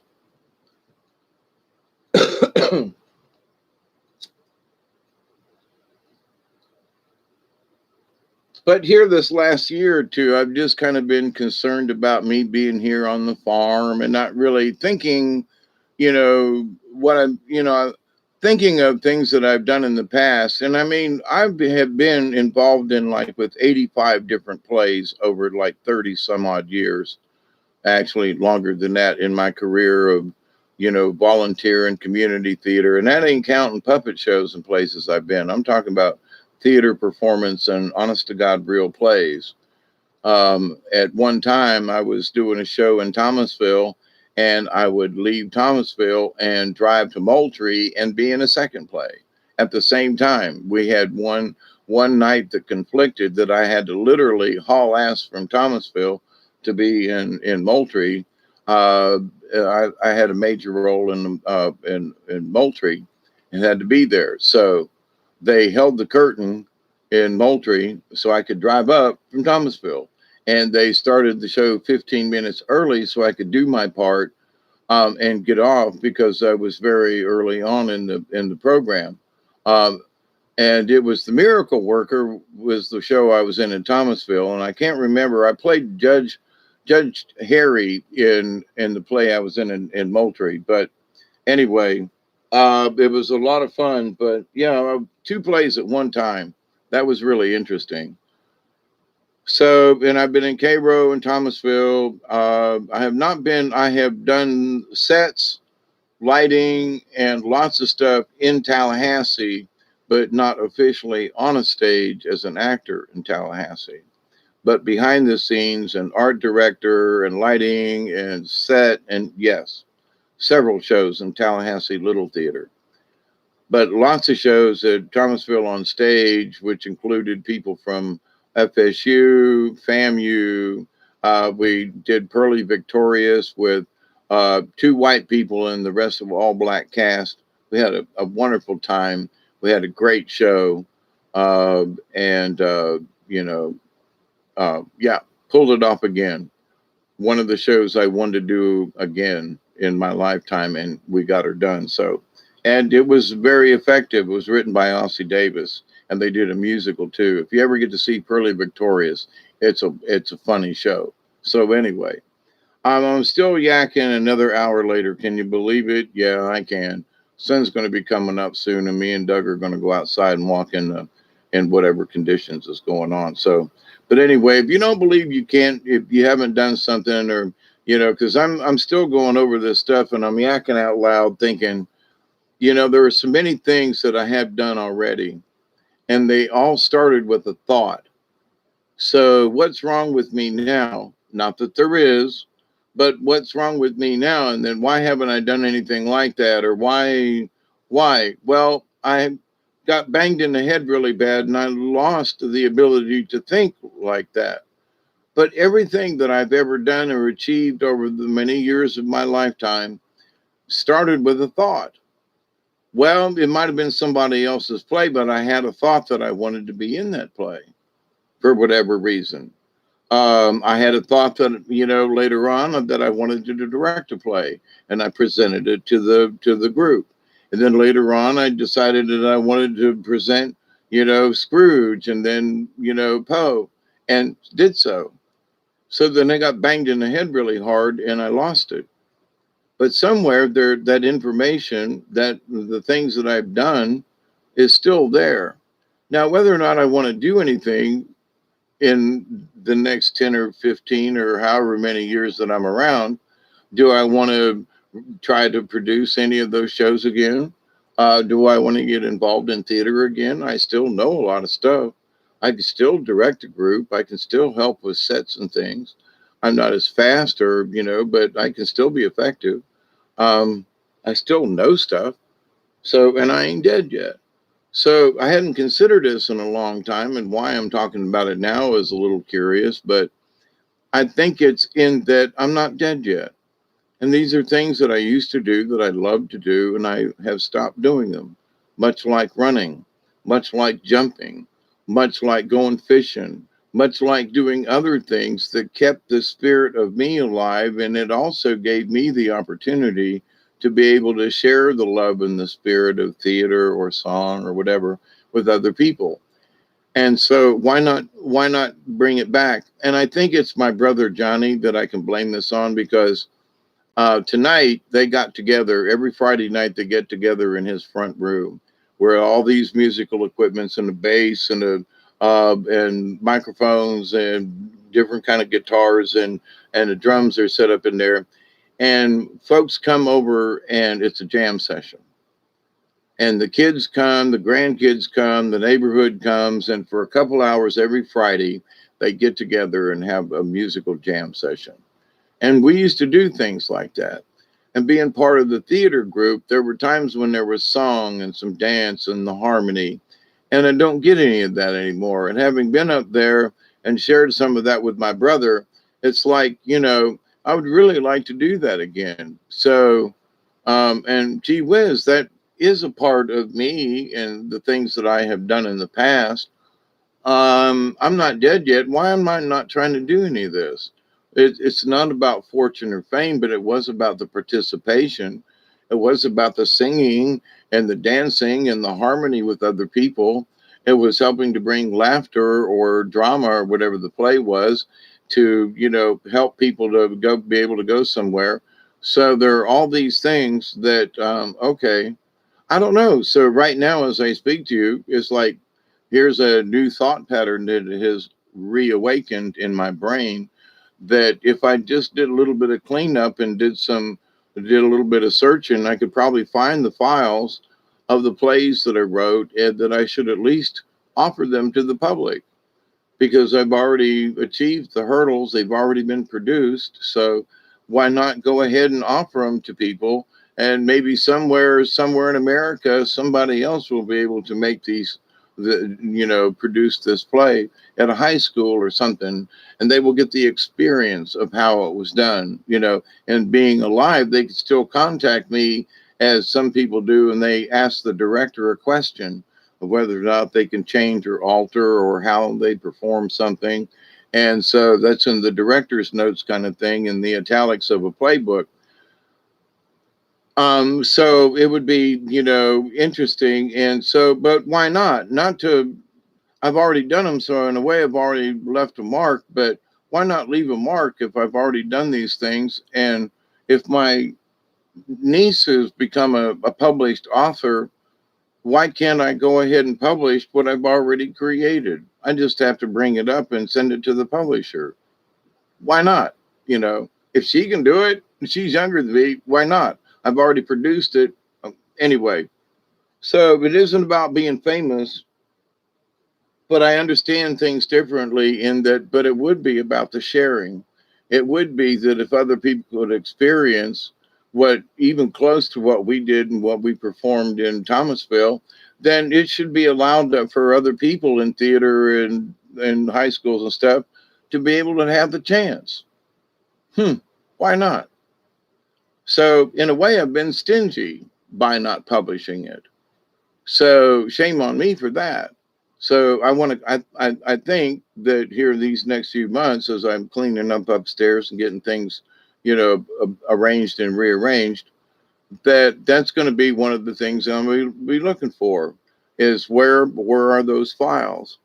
Because all I have to do is send them in a text format and send proof of when they were, um, uh, when we did the plays at Thomasville on stage, and send them to Samuel French and some of these other people, and whether or not they pick it up.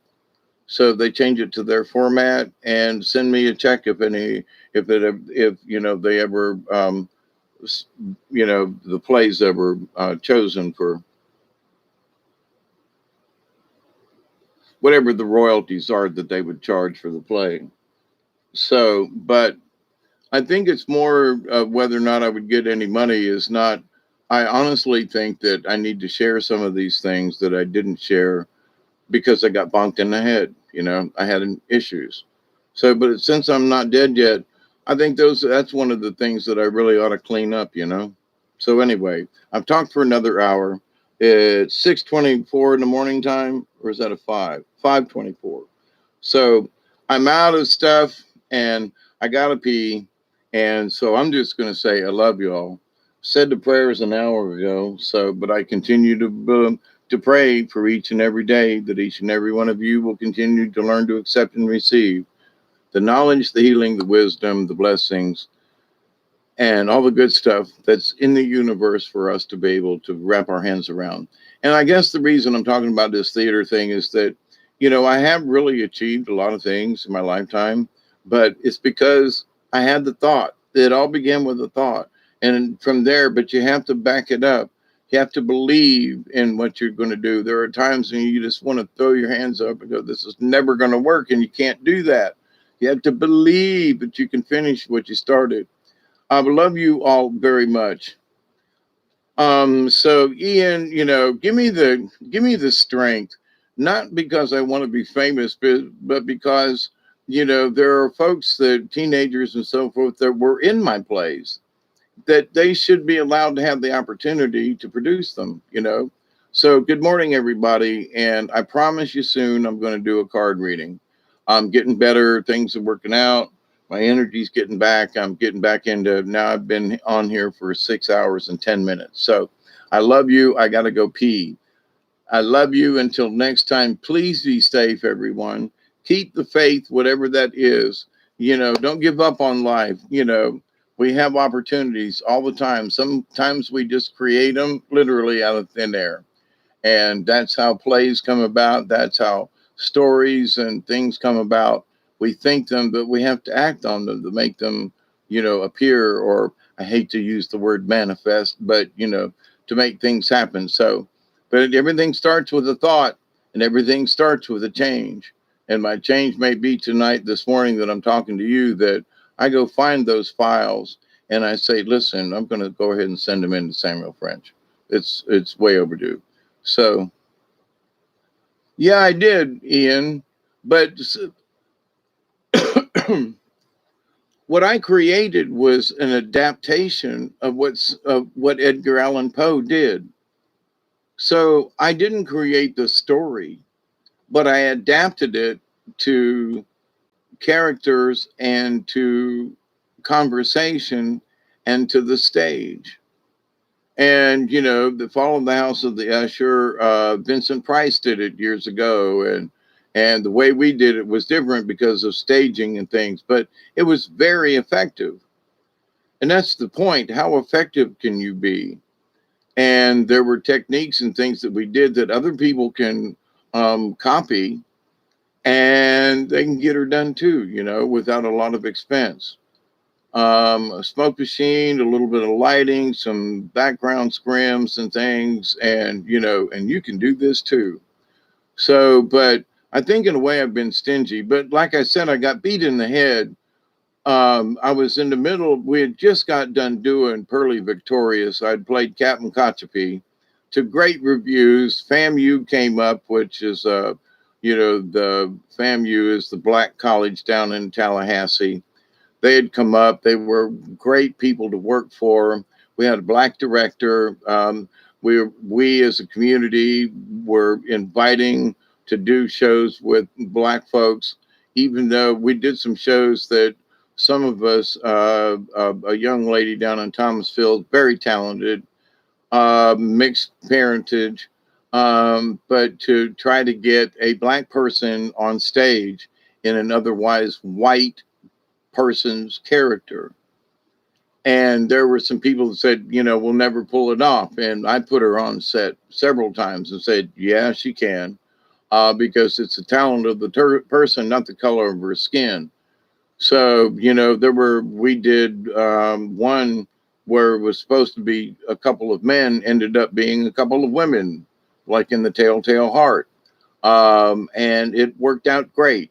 And it gave women an opportunity to play a part they would have never otherwise had the opportunity to do. So some of the things that I did and that we did that I sort of insisted on when I was directing the show was to give the underdog a chance. We need to look at this character thing. Does it have to be does it have to be a Chinese person, or does it have to be a this? Or, well, it says in the script. Yeah, I know what it says in the script, but we got a lot of different people here we need to choose from, and we want to get more people involved in the theater. So if it's just always white people, then we're never going to get any people of color or whatever. So that's why I insisted that we do Pearly Victorious.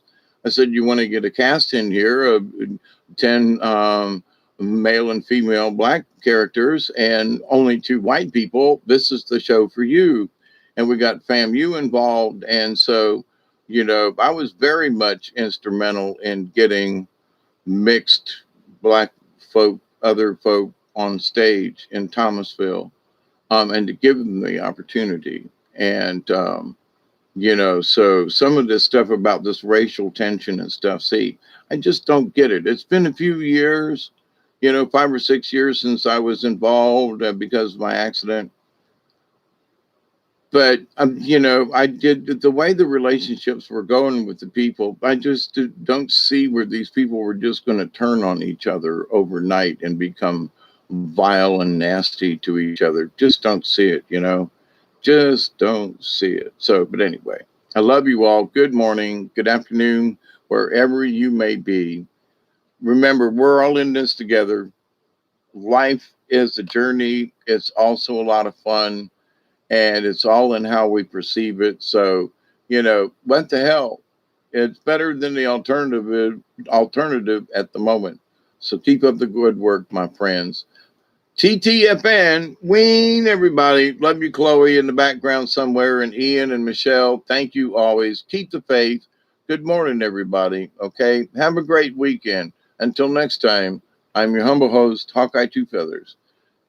If you believe, then you too may do whatever you think you would like to do. Put it together, follow through. Yep. Have faith. Bye, everybody.